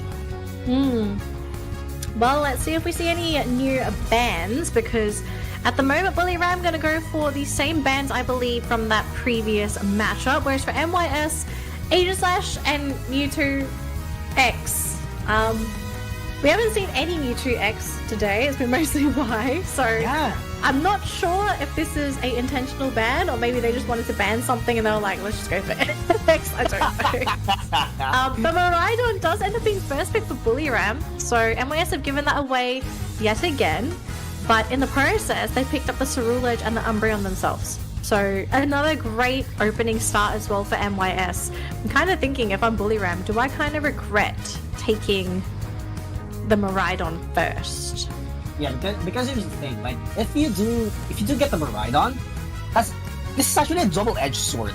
It's actually a bait for a Team MYS, because Team MYS, they want Bullyram to pick the Miraidon. If they don't pick it, they're gonna pick it immediately on their turn. That's like the bait that they're trying to set up, because they have a counter strategy for the Miraidon, and if the other team doesn't choose it, they can actually use it for themselves. Okay, is this just a run back for Bullyram? Because I mean, it's a run back for both teams. Am I wrong? Aside from the Clefable, because it was actually the Eldegoss during game 1. I'm not sure about this Scizor, because I mean, we're seeing the Scizor picture. It could still be Scyther. Is it really going to be the Scizor again? I'm truly baffled about this pick because there's just no Pokemon outside of Mew that could be bullied by this. And even then, you have to remember this is Nightmare Foxy playing the Mew. The man that is probably the best Mew player in the entire world that knows how to capitalize on every little mechanic on this Pokemon. He will find a way to escape a Scizor. So, yeah, this Scizor pick, truly baffling. But if it's a Scyther this time, go. Go for it. Go for the mobility, go for all the damage.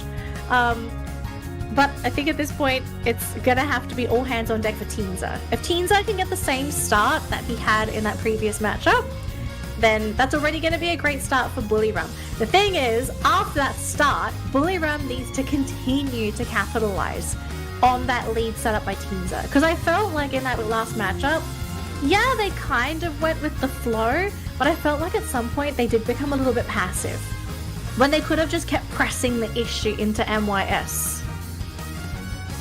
Just have to press up there, keep up the pressure right now. And Team MYS so far, again, they did have a slow start to game number 1. So right now, what they're trying to eye on is probably the same thing if Teensar would actually perform really well at the early stages of this game, because Teensar, well invested in terms of damage into the early game, and it's all about the execution so far. So if Team MYS does know that they're not in a good position, definitely they would rely on a tactical battle later on. But if they do get this advantage into the early stages, definitely for sure that Zacian is gonna do a lot of work for Team MYS.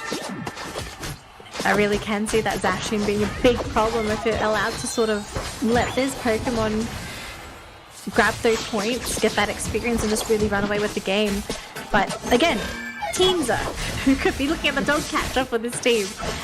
We are seeing some rotations though coming on through, both teams sending central laners into that top lane. So a fight is imminent, but Ash Teensar changing his mind and wanting to go down to the bottom lane instead. So maybe just wanting to go for a bit of an element of surprise, make MYS think they're going up top, but instead pivoting down towards bottom instead. Scyther just going to go for a quick steal, but they absolutely dominate, obliterate the top lane with the help of the Mew. So yeah, that's a very, very big win there for MYS. Down bottom though, no knockouts. So we saw the rotation, but nothing really happened. It's just chatty down here. Yeah, and here's the thing, Team MYS, they had a great start all the way to the top path, so this has to be a different Team MYS for game number 2 at least. They have to take control as fast as they can. But here's the thing, Bullywrum does know that they have macro gameplay, so they know how to counter it out, they know how to handshakes the fights that they actually don't win. So they have to make sure that there has to be anything to return, because if they don't return that, it's just going to be Team MYS controlling the game for the whole duration. After that, for Altars and Swallows all the way to the top path. Yeah. So the fact that we're not looking at such a big head start here for Teensar might spell some doom here for Bullywrum unless they can somehow turn things around and maybe get that multi-Pokemon knockout later on. Because MYS, this is another day in the office for them at the moment. And things are looking pretty good here. Levels are equalized, although a little bit in favor of MYS, just because Ceruledge is sitting on that level 8. Bullywrum not sitting on level 8 on any of their Pokemon at all. And Teensar actually hiding in this top lane bush. So this might be the time where we see this team become a little bit more proactive with their plays. They see JH, they want to jump on top of the Zacian, but he manages to leap on out of there, will eat a berry. The team is coming in for MYS, but they lose the Hooper right off the bat. The Mew is there with the Solar Beam. They're trying to go into the Clefable, but this is a very tanky supporter, and they're going to have to give this away, it seems. So MYS, sure, they brought their team in, but they weren't able to stop these scores from happening, and there's a very good chance they're going to lose this Regieleki as well. It's going to be a Scizor in this matchup, by the way, so no Scyther for us at all. Scizor secures the Regieleki. No steal for Nightmare Foxy. And that's actually a great thing that you want to see into a Scizor. Scizor was actually just sitting on everyone else. it's just a secondary defender on their team, which make them have a room for that Miraidon to do the charge beam all the way into the backline. It was a secondary defender, because if you don't have a Blastoise, you need someone to go up on front, because Blastoise is not the toughest defender you can actually see in the game. And that Scissor did the job, and with the proper backup of that Clefable with the Moonlight, it's really hard to catch up. It's really hard for you to go in and take that Miraidon out of the picture to knock him down. Yeah, so Miraidon slowly chipping away at Rufus. Won't advance though, because he is a bit worried about being jumped on by Chenny, for example. Really nice surf though to scare away that Umbreon from the hyperspace hole, but that can be popped up in a second anyway, so not too much of a big deal for this Umbreon. Both teams though basically just waiting for this next objective, trying to decide what's going to be the next play. Although we do see a double knockout there, that Clefable and Scizor going down in that top lane, but that does mean down bottom though we're seeing a bit of a dive happen, as we have a hyperspace hole being used as well to bring the Mew into that bottom lane. Looks like the Blastoise a little bit too low for comfort, just wanting to escape from that fight. And unfortunately for Bullywram, I mean, they lost the Mimikyu in that bottom fight, so again, Bullywram, I mean, they're trying to assert control. It's just they don't have the same resources as they originally did in that first game matchup. So trying to go for these fights, they're much higher risk than they used to be. Yeah, because we're going to taking a look at the level department. That Surge is actually level 12 already compared to the level 10 Mimikyu. So we can actually see the early lead that Team MYS invested all the way into the top path during the 8:50 mark of the game. And they do have a faster rotation. So definitely they can actually take control of this game. They can actually go for the Registeel actually. Do not challenge the Regieleki. It's just scores. We need the attack. We need the firepower. And if we rotate all the way back into the top path, they could actually dominate these upcoming fights. But that's going to be a 36 points over cap. But same thing goes all the way into the bottom path. So beautiful handshake, but at the end of the day, that was Team MYS at the upper hand because they do have the buffs right now. Yeah, they've got the buffs, they got the bonus experience as well, and like, okay, they lost their tier 1 up top, but they exchanged it for a tier 1 down bottom. So if it's an equal trade, it's not really much of a loss, is it, for MYS? So as long as they maintain that level lead, you know, MYS, they're quite happy to just sort of sit there, be content, wait for the main objective, and really just wait to see what Bullywram wants to do. Because Bullyram's the one that's tried to be in the driver's seat multiple times to decide when these fights happen, where they happen. They tried to go with the Blastoise Surf, but he just gets immediately picked off. And Miraidon kind of out there in the open. Mimikyu are going to have to use the Unite there onto the Ceruledge. Jumps on top of that Miraidon as well. They do get that original knockout, and Miraidon gets caught too. Wow. MYS, 2 crucial picks on 2 core Pokemon from Bullywram. And that's actually a beautiful team fight from Team MYS, making sure that, you know, there has to be something that Bullywram must invest. And if they do get the victory towards the team fight, it would actually take a lot of time. Let's just say, for example, it would take a lot of time for them to get back on their experience department. It would take a lot of time for them to recover their Unite moves, which I do believe they have 2 out of 5 only. And you want to get it back up as soon as they can, because 55 seconds is all that's left. Rayquaza is going to be up, and Team MYS is just getting every single resources so far at the central area. Yeah, and they're camping down bottom, so they want to try and get the Reggie down here too. Now the question is it going to be the attack and defense Reggies, or is it going to be the Regice? It's going to be the Regice, so it's just going to be the heals, not an attack or defense buff, but Bullywram, they really want this experience, so they've decided to zone away MYS. MYS in the meantime, they're going to be playing quite distant, and instead they're going to focus their attention into getting into position for that Rayquaza, which I think is the better play. They did not try to pull off an Onic rise there, trying to jump onto Bullywram after taking that Regice. So patient play coming in from MYS, but the question is giving away that Regice going to haunt them? Because remember, that is still experience. Yeah, right now Rayquaza is already up, so actually Team MYS a while ago, they could have gone for a forced fight because they have the Rings and Bound. Like, if they don't get back up immediately, they have Rings and Bound, which will make it on time whenever Rayquaza is actually up. So They didn't go for the pick off, and right now it is gonna be a tag battle here so far. But look at the Zacian all the way into the top side of the map. This is going to be very big if this flank is going to be successful to knock out the members of Bullyrang. Oh, look at this. They brought Channy down to half health. They're trying to jump on top of it with a sizzle. And they do successfully knock out the Umbreon. So that's going to be one source of initiation down. Foxy down to half health as well. Now, the thing is very lucky that Bullyrang didn't decide to converge on top of him. But he is going to be jumping in there with JH on that Zacian. Are they trying to bait for something? It's hard to say. The Rayquaza down to half health. It's going to come down to that final secure. And it's going to end up being Bullyrang to secure it for themselves. Poor MYS, they tried to go for the rip, but they weren't able to get that final hit onto Rayquaza. So with 3 players down, and with just your defensive support duo on MYS, it looks like Bullyrang, they're gonna be taking game number 2. What a game! I feel like Team MYS, they were trying to be over-tactical at this point. They want to be tactical as much as they can. So, you know, it's all about safety. They want that safety over the high-risk, high-reward, which made them have a downfall a while ago because that Zacian was just sitting all the way into the tall grass at the very top side of Rayquaza's pit, which is actually a very big disadvantage because the moment the Bullyrang goes all out, it will be, you know, a very big disadvantage for them because they don't have the damage department, and knowing that Zacian is one of the key factors for them in terms of fight, you don't want to lose him. Like, you don't want him missing around.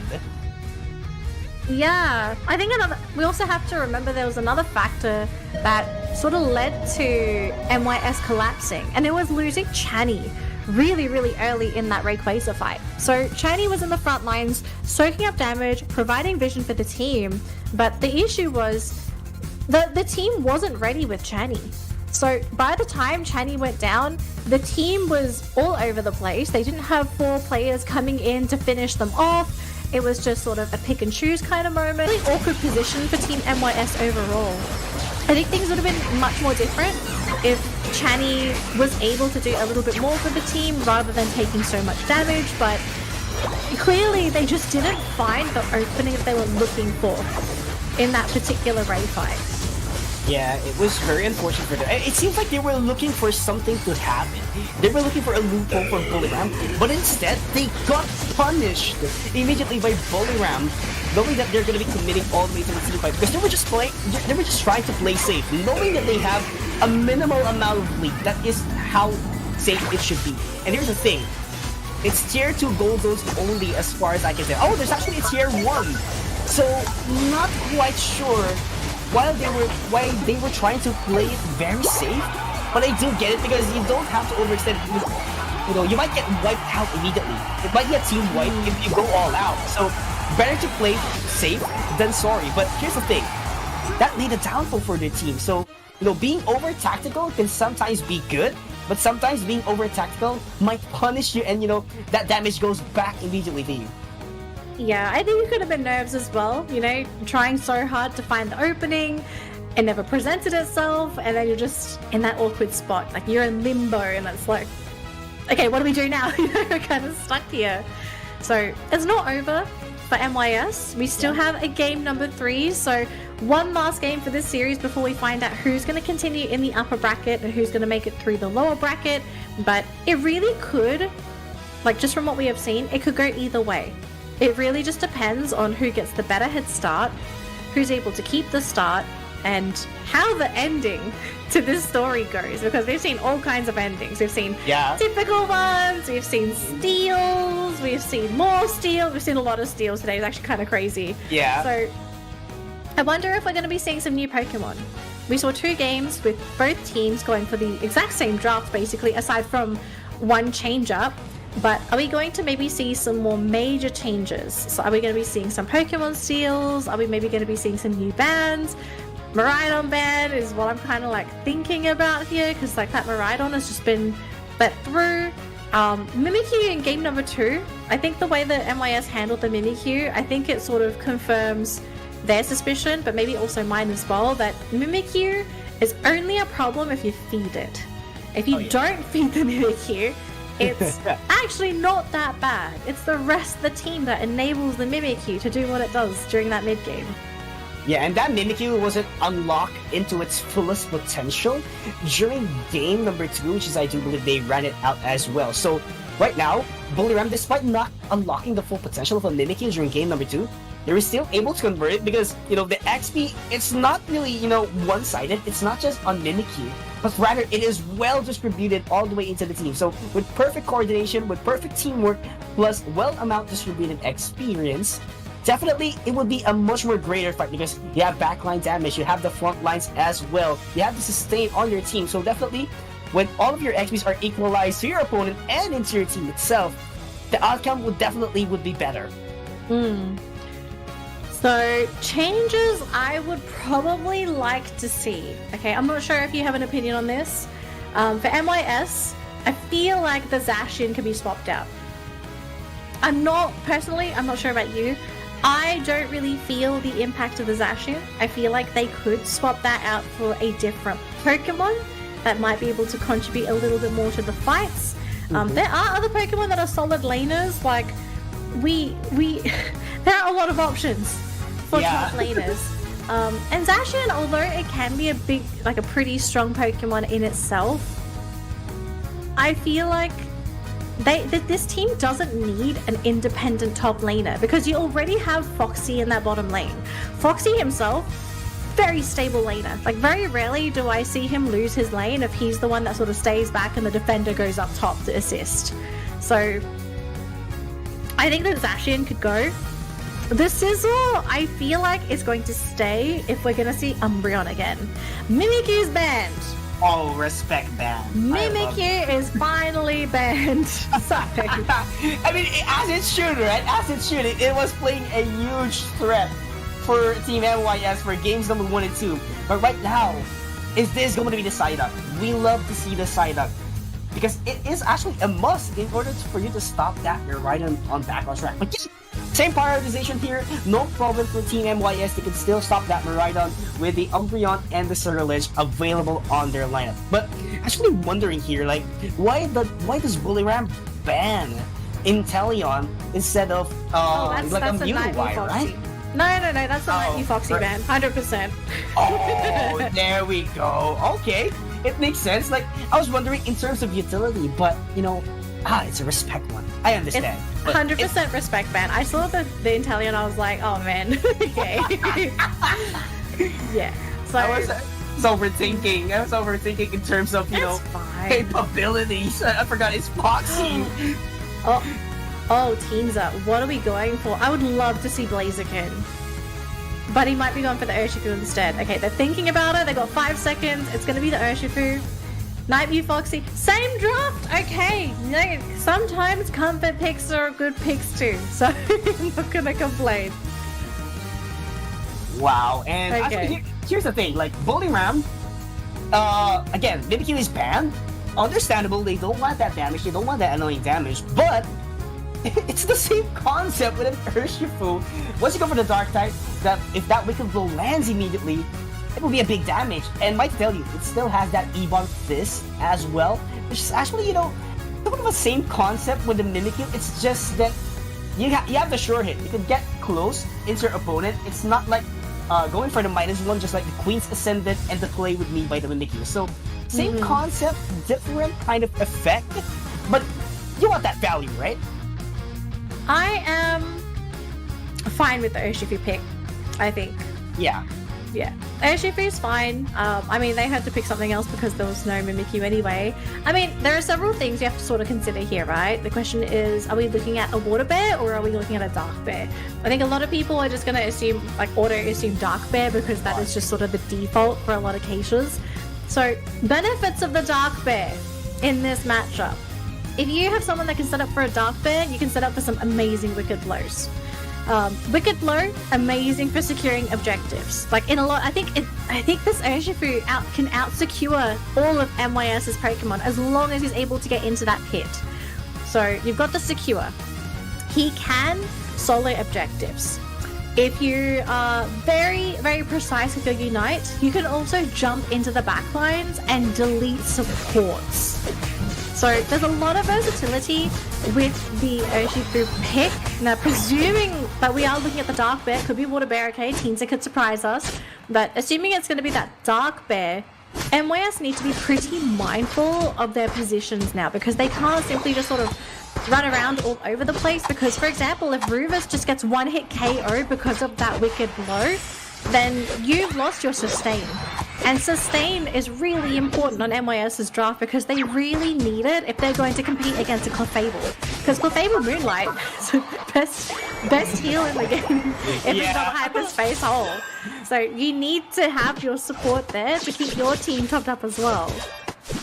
Yeah, I mean, I'm not gonna argue with anyone. It is the best healing, move in the game. Not gonna argue with anyone, but yeah, it is what it is. Once you have that Clefable, just roaming around in circles with you, it'd be quite difficult for you to go for the knockouts unless you have those cursed items on your pocket, which is, it is a must actually for Team MYS. And, Bowling Ram didn't actually contest it. They accepted that it's gonna be a disaster if they try to engage that fight into the Swablu's and Ultarius. They're just gonna be giving away free XPs, so don't go for the risk.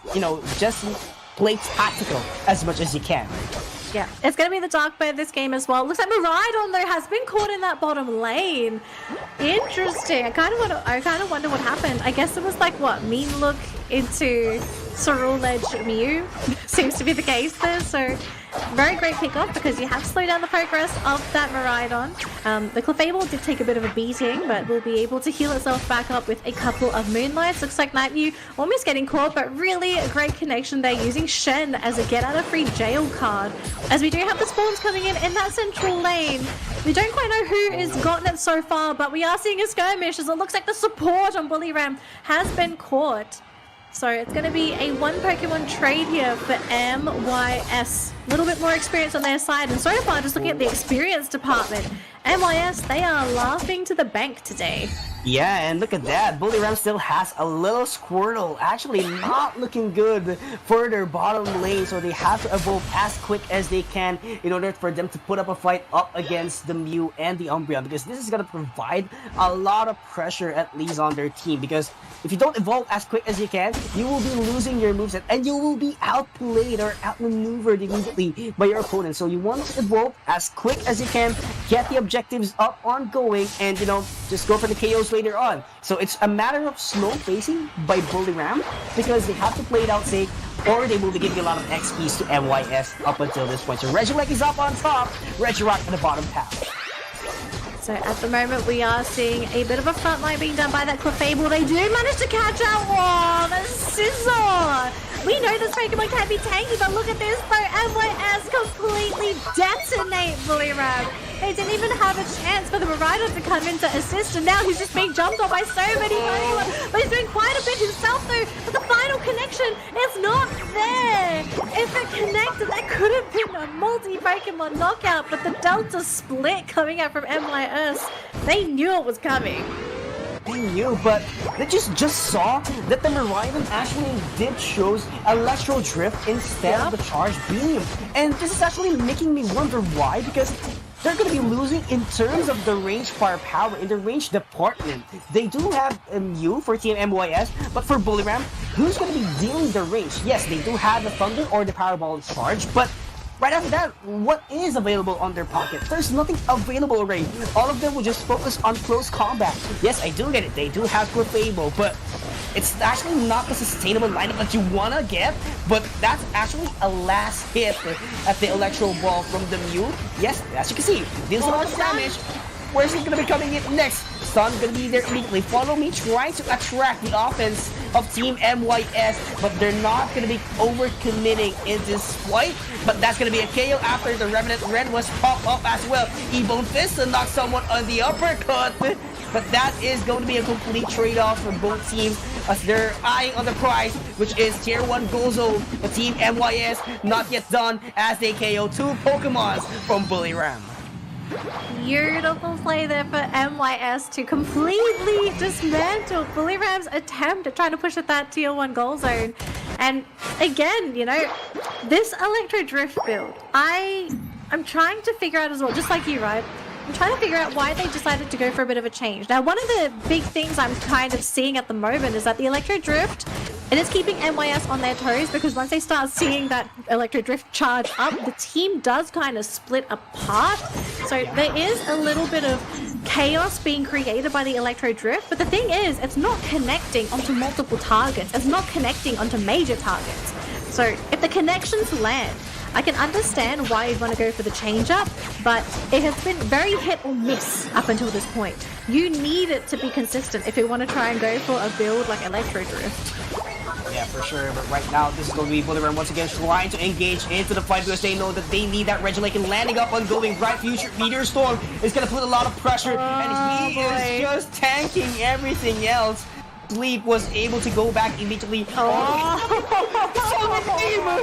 The Solar Beam landed! Very unfortunate! That Miraidon is gonna be sent into the Pokemon Center immediately, but Bullywrap is not yet done. They're gonna be going downstairs here for the Reggie bottom objective, but that Hyperspace Hole is gonna be making the rotation. Regice for the HP regen. They need the recovery as of now, but that serve is not gonna connect. Hydro Typhoon not gonna live up on F, but the Red must swap up as well by the Zero Ledge, but it is going to be Blue Ram getting the last hit actually for the Regice, but sad to say, the maximum value of HP regenerative mechanism is not going to be enough for that team fight to be a victory towards them.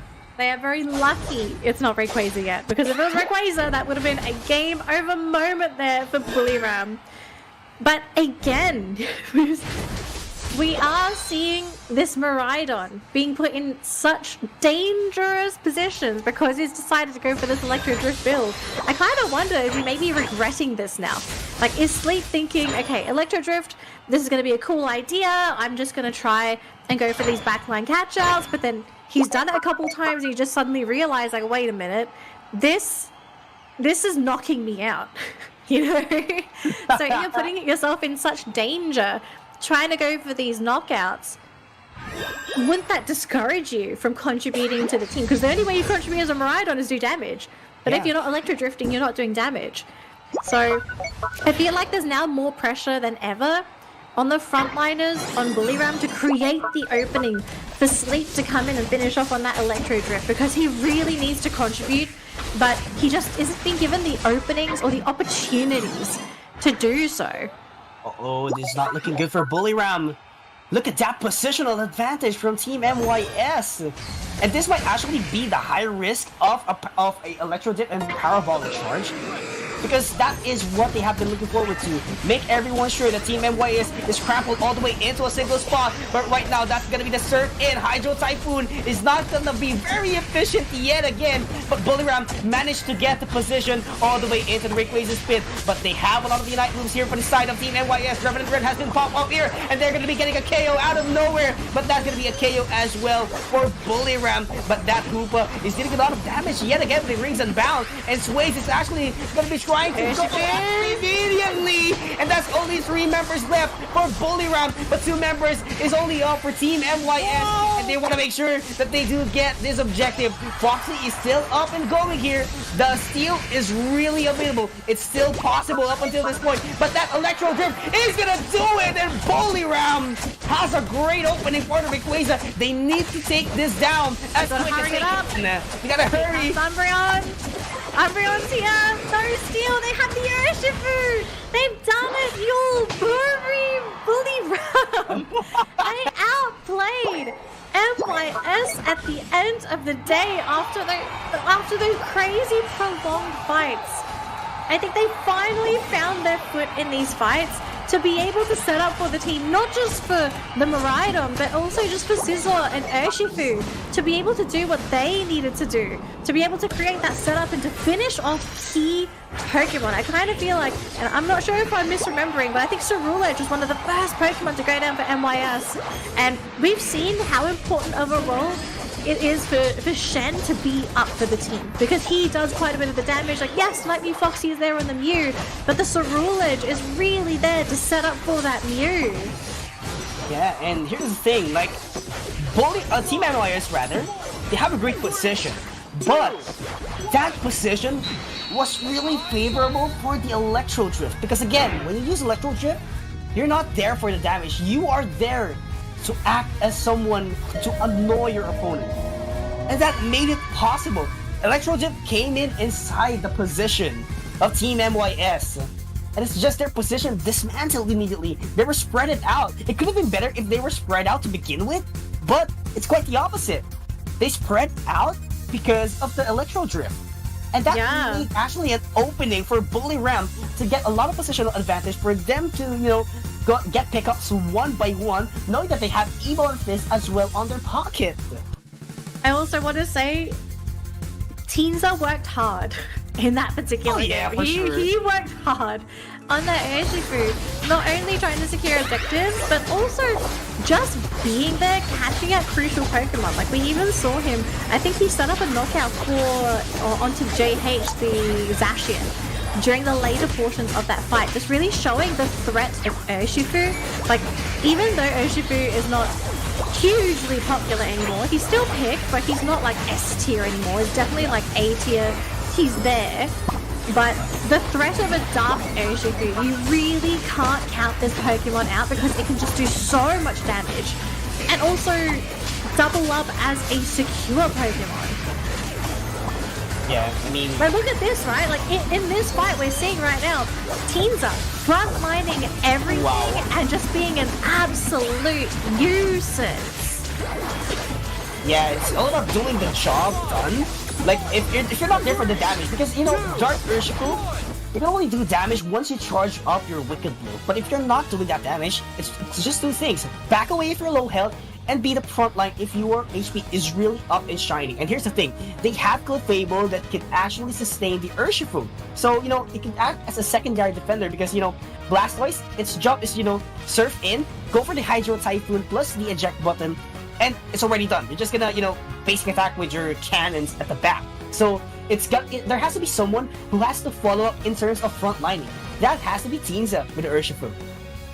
So, with that match completed, not only have we finished our first round of upper bracket matches, but we also have finalized our upper bracket semi-final games that we are going to be jumping into next. So our matchups for the upper bracket semi-finals are Full Sense versus Onic Rise, and our second matchup is going to be Evos Onyx versus Bully Ram. And because MYS unfortunately dropped this series, they're going to have to play Escape 5 in the lower bracket, and I actually think they might struggle because Escape 5, looking at them when they played Evos Onyx, they look terrifying. And then for MYS to play up against Bully Ram, they did feel at times a little bit uncoordinated in this particular matchup, but I think it's just, sometimes it's also nerves, your first round of games. Against Escape 5, I wish we could watch that game, but unfortunately we won't. But we are going to be getting ready for our next round of matches, folks, so don't go anywhere. We've got more games for you at the Winter Open APAC West, but only after this break.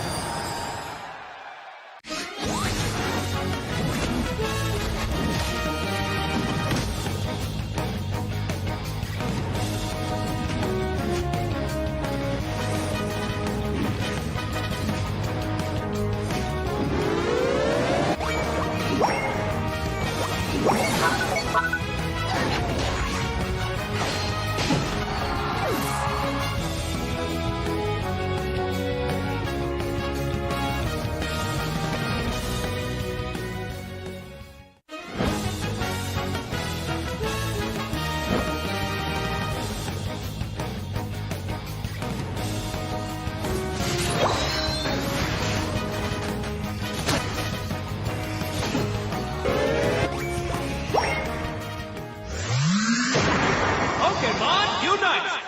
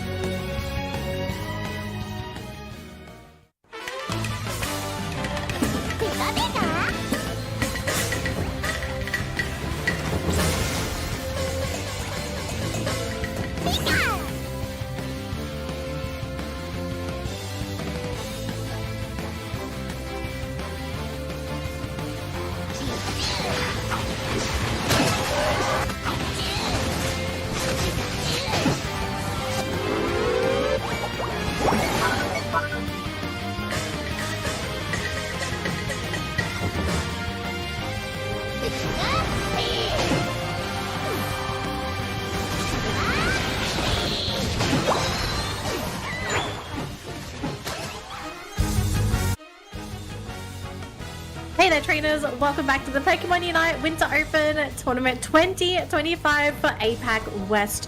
We've just finished up our first round of upper bracket matches, meaning we are now going to be covering round 2, which is all of our winners from our previous matches. Now, this matchup, okay, Pikachu, I said it just now, and maybe you agree, maybe you don't agree. We could be watching the grand final matchup for the tournament, okay? This matchup in particular, it's that top one. It's Full Sense versus Onic Rise. Now the reason why I'm mentioning Full Sense and Onic Rise is we know Onic. I think it makes sense for a lot of people to assume Onic Rise are the favorites to win the tournament, but Full Sense have come into the tournament strong. They looked really great in their first 2 matches. I think originally the prediction for people would have been for Onic Rise to take first and Evos Onyx to take second. But Evos Onyx, I feel like they looked a little bit shaky in their first matchup. So maybe that's not the team that's supposed to occupy second. Maybe it could in fact be Full Sense. So if my prediction is correct, this Full Sense and Onic game is gonna be fire. So what do you think?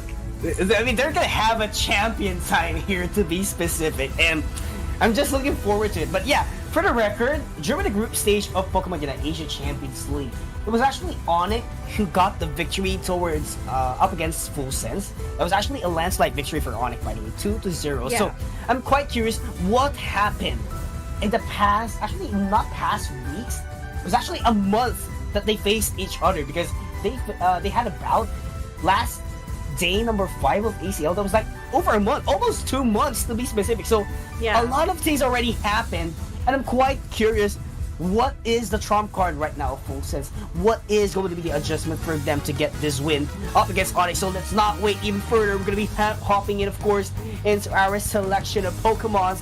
Mimikyu banned right off the bat by Onyx. Onic. I'm mixing up Onic and Evos Onyx. Oh my goodness. Yeah, Onic gonna be banning an all-rounder. Same thing with Full Sense. I do feel like this arena is somewhat of a respect ban, actually, from Cell. No, I agree. I think this is absolutely a respect ban. It's a much well-deserved one as well. All of these Pokemon here are respect bans. So Yeah. they've clearly watched their matches. I mean, they had time to watch the matches too, so it's not like it was going to be a secret. But I'm keen to see what's going to be on the table now, because for Onic Rise, they are prioritizing that Blissey pick, and I'm totally okay with this. I think Blissey is probably one of the best Pokemon to go for that first pick. It is a fantastic support, amazing Unite. You can really pivot between its movesets. I know a lot of people are prioritizing Safeguard over that soft-boiled healing at the moment, but obviously things can change. But this also does give away that Mewtwo Y to Full Sense, because we have seen Axew on the side of Onic actually using that Mewtwo Y. So this is going to force him onto a different Pokemon for his all-round attacker. And the supporting cast for Full Sense, Clefable, and what are we going to be seeing here? Is it going to be the central laner or top laner? It's going to be the top laner here. Mark God's going to be playing the Cerulege this round. And Illuna, maybe bringing out the tree for game number 1. Oh, I miss seeing Trevenant actually in competitive Pokemon Unite, because it's one of the most picked way back World Championships. Qualifiers Yes. or the World Championship It was finals, the right? defender. It was the defender of the World Championships into 2024. So I love seeing it back in action, but actually Axew had a room to get this Miraidon, and we all know that Axew is really one of probably the top attacker, at least for APAC West. I really do believe in that. So Yeah. really favorable in terms of draft. I love the draft for Onic. But same thing goes for Full Sense. They have the standard composition. They have the Dodrio. They made it work during the round number 1 a while ago up against their opponents. So who knows? It might be the same case, but they're facing up against Onic, completely a different team from Oracle. It's like a step above, clearly, because we're looking at the 3rd place team for Worlds 2024. So, Full Sense, I mean, I'm looking at the draft of Full Sense. It makes sense. Yes, Yeah? it does make sense. Very coherent. I do like the direction that they're kind of going with. It's really just hitting your opponents hard. Like, you've got Cerulege, you have Mewtwo Y, you've got Dodrio, so very opportunistic lineup where you're trying to create those openings and to go for the instant knockouts. Whereas for Onic Rise, I feel like it's a little bit more of a calculated lineup, because yeah, you do have some fantastic all-rounders in the Aegislash and the Zacian, but they also left to themselves a little bit of room by giving themselves a Miraidon, a Pokemon that can sit in the back lines and can capitalize on the openings being provided by the Zacian and the Aegislash. So lots of things that are, I feel like, are going to go right here for Onic Rise, especially the tree. I feel like the tree is the biggest one.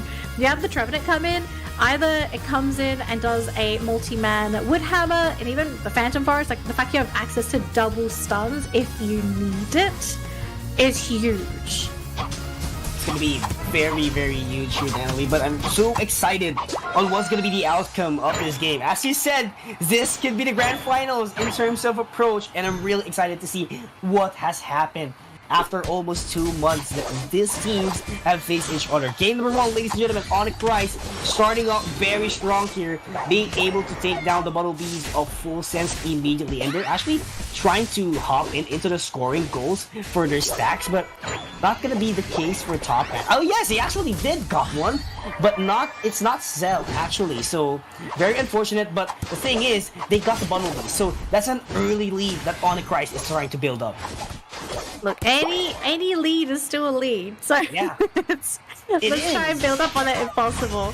So Joe Dream on the side of Full Sense trying to decide where you want to go. This Umbreon though looks like it is going to be maybe taken down. Oh, the foul play! The gap closes not enough there for the Aegis Slash, so just missing out on a really nice pick off there for Onic Rise. Unfortunate for them, but for Full Sense, don't give anything away if possible. Now, unfortunately, not looking so great here for Markon. He is still a little Char Cadet. He's struggling to get that final level so he can get the evolution in, but because of the fact that Umbreon has now come in, setting up for the team with the foul plays, but they have to be very mindful because they're running into Axeq. That Miraidon can absolutely turn this game on its head. They do get the Phantom, so nice little knockout there, but it's just the support. The defender. There we go. Yeah, it's just a minimal amount of value, to be honest. But ooh, at the other side, oh, what a sacred sword being able to KO. That's a comeback. Yeah, I mean, it was a beautiful trade, right? You know, if you get KOs, really, you get KOs as well. Not really fair, but to say myself. Alright, we got the spawns in the central area, and so far it looks, I'm guessing most of them went to Onic Rise because they had most of their players in that central area. Mewtwo a bit slow, so the level lead, it's going to be in favor of Onic Rise here, y'all. Wow, look at that. Did you just saw the with hammer protection from Illuna? And that made actually Nonza to appear out of the tall grass. But look at the sounds there all the way inside of Full Sense. The cell is actually very low right now. Oh, look at that! He was like a sword of justice, making sure he gets 2 KOs out of nowhere. But that Mew White is going to be going in for the chase. And what a block! Beautiful! This is top tier teamwork from Onic Rise so far. Love to see it when it happens. Oh boy, there's a reason why Onic Rise came 3rd last year. They're definitely showing us how to play this game at the highest level. So now we have our Regis appearing in the game. We're going to have a Reggie rock down bottom, so that's going to be a defensive buff to whoever's able to get the final secure on that Reggie rock. But look at this though, everyone's heading towards that bottom lane. We do have the Zacian coming in a little bit late. So who's going to get the final secure? It's going to be Full Sense, the Ceruledge, going to be setting up his team for success possibly, but the Zacian just comes in and turns the ball into sushi. Full Sense, it's a full wipe for Onic Rise. Wow, very beautiful team fight out there, making sure that there's going to be trade right after Full Sense actually got that defensive buff. They were able to convert still their offense, knowing that they're in a large scale of lead actually in terms of the experience department. So they want to make sure that they get still a little bit amount of trade after losing their major objective. But right now, this is going to be a mirror of what happened in the bottom lane, and they are fighting in terms of score right now. We've only got 3 Pokemon here though, Yule, so I'm a bit worried that Full Sense is going to run into a very deadly trap. Ceruledge even coming in for the backstab. Oh boy, Full Sense, can they sense this? Oh, feels like that this is a lot of pressure being deployed by Illuna. Still has the Horledge, and there we have it. Nonza was pinched all the way at the Regieleki spot. So right now they're going to be forcing this Regieleki to land immediately, and that is going to be the goal conversion from their team. Oh, 38-point overcap, well calculated by Onic Rise. But there is actually a return from Full Sense, making sure that they score goals as well and they don't suffer in terms of gap. Yeah, and it looks like they want to be efficient too, because that goal zone, I think it's sitting on only 2 points or something, so very, very low, very easy to go for an overcap though. But for Onic Rise, knowing that they have this lead, they're actually looking to try and cut off Full Sense from that bottom objective as it's about to spawn. Got a couple of Pokemon in Full Sense Central area. Zacian has found that Umbreon and is slowly chipping away at it in lane, chasing that Umbreon away. And it's a red ice this time, so no attack or defense buff, it's just going to be their heals, but at the end of the day, experience is still experience. Yeah, and Full Sense does really need those experience a lot because they really have to catch up in terms of the XP department. And yeah, actually they have been catching up little by little right now. So great decision that they were able to score multiple goals all the way to the top path despite, you know, being little in terms of numbers. They got the XP that they need. But look at that Horlicks plus Wood Hammer combination with Advanced Forest gonna be lifting up 2 members from Full Sense. But where is the follow-up that we have been looking forward to? Phantom Force in order to dodge those moves. Revenant Red gonna be pop up as well, but still Axew is still up and going here. Bright Future Meteor Storm gonna be deploying a minimal amount of damage, and they want to set their position already in the Regieleki. That is a phenomenal execution once again from Onic Rise. Yeah, and actually, I just want to quickly mention, we didn't talk about this, but it's also Electro Drift Miraidon on Axew, so he's also trying to play a little bit more aggressive, just sort of jumping into the backlines there for Full Sense, which I think against this composition, this makes sense because you have multiple targets that you want to get close onto whilst dishing out some big damage as well. Mewtwo-Y, Dodrio, Cerulege, and this is Axew as well that we're talking about, so his accuracy on this is pretty high. Yeah, it's really high, and here's the thing, like, if you're gonna be dealing all the way into the backline damages only, you have Dodrio and a Cerulege who has the mobility to go back and just evade every single move, so your accuracy will go low. So why not go for the high risk? You have to go in. At least you will get the damage that you want to get out of the team fight, and that is what we're seeing right now for Axew. Great decision making coming in from their team, and you know, it's just about how they read the game so far. They have been going head-to-head with Full Sense. They were able to get some objectives as well by not letting Full Sense, you know, come in, you know, empty. You know, Full Sense trading, very great. But on the other hand, Onic Rise still controlling the rhythm of the game. And it looks like for now, Onic Rise wanting to take that bottom objective for themselves as well, and it's a Reggie steal. Oh, that's like the worst Reggie for Full Sense. They have to now deal with this attack buff that's going to be coming in from Onic Rise, and this Umbreon, if you overstep your bounds, you're going to learn a very, very hard lesson in just a second. Oh, and it's not looking good for Full Sense because 10 seconds on the clock. too. Oh, look at that! It was already pinched out all the way into the central area. Infinite Cyber has already popped up as well, but Aegis assistance all the way up there to boost the attacks, and it's just 3 members left. At the side of Full Sense, it will take a lot of time for them to recover immediately. But look at this, triple trample all the way inside into the Rayquaza. But are they gonna take the KO? Actually, not gonna be quite sure. But still, Onic Rise gets the Rayquaza, and it is just marching even forward.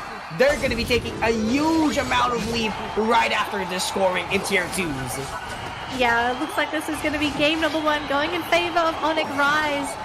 Really fantastic decision. As soon as they secured the Reggie steal, they just went and looked for a fight. They dove onto Full Sense.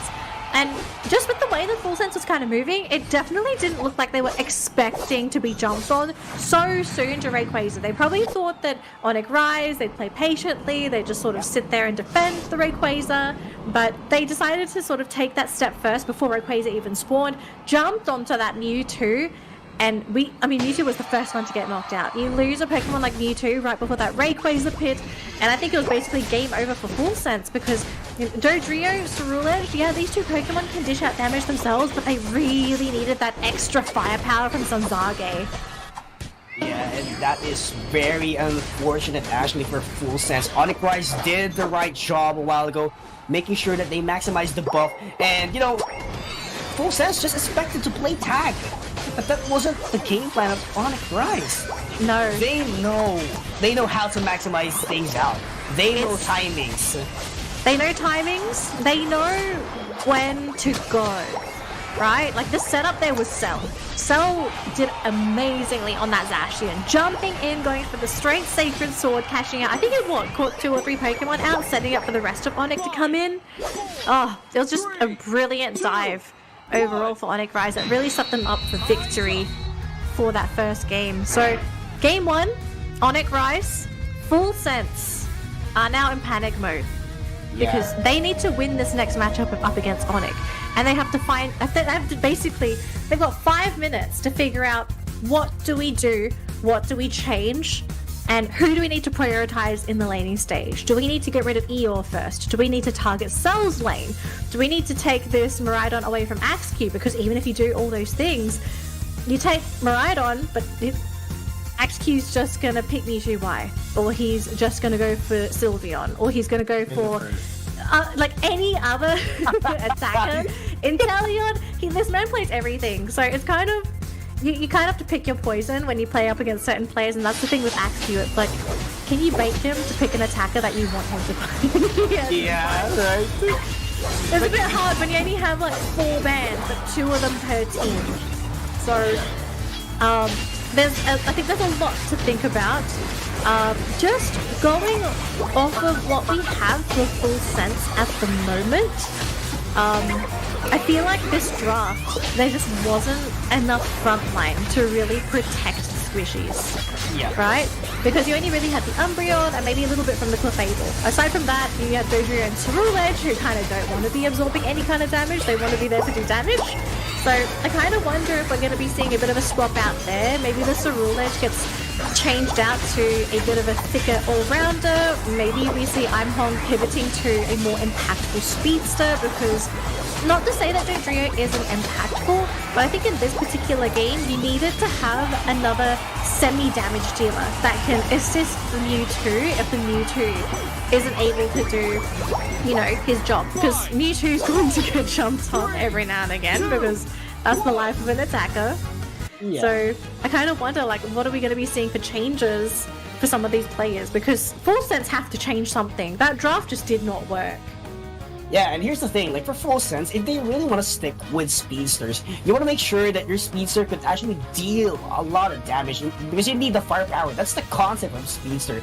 And there's actually a lot of options that you can get into the speedster department. Maybe you can have a Zoroark, you can have someone like an Absol, which relies technically a lot on its special ability.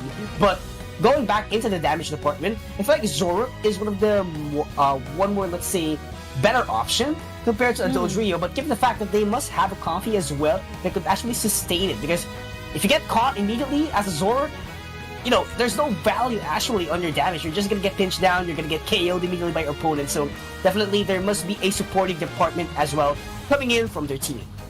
Yeah, so I expect to see draft changes, I expect to see more respect bans, although not to say we did see respect bans, we actually saw really heavy respect bans in game number 1 as well, so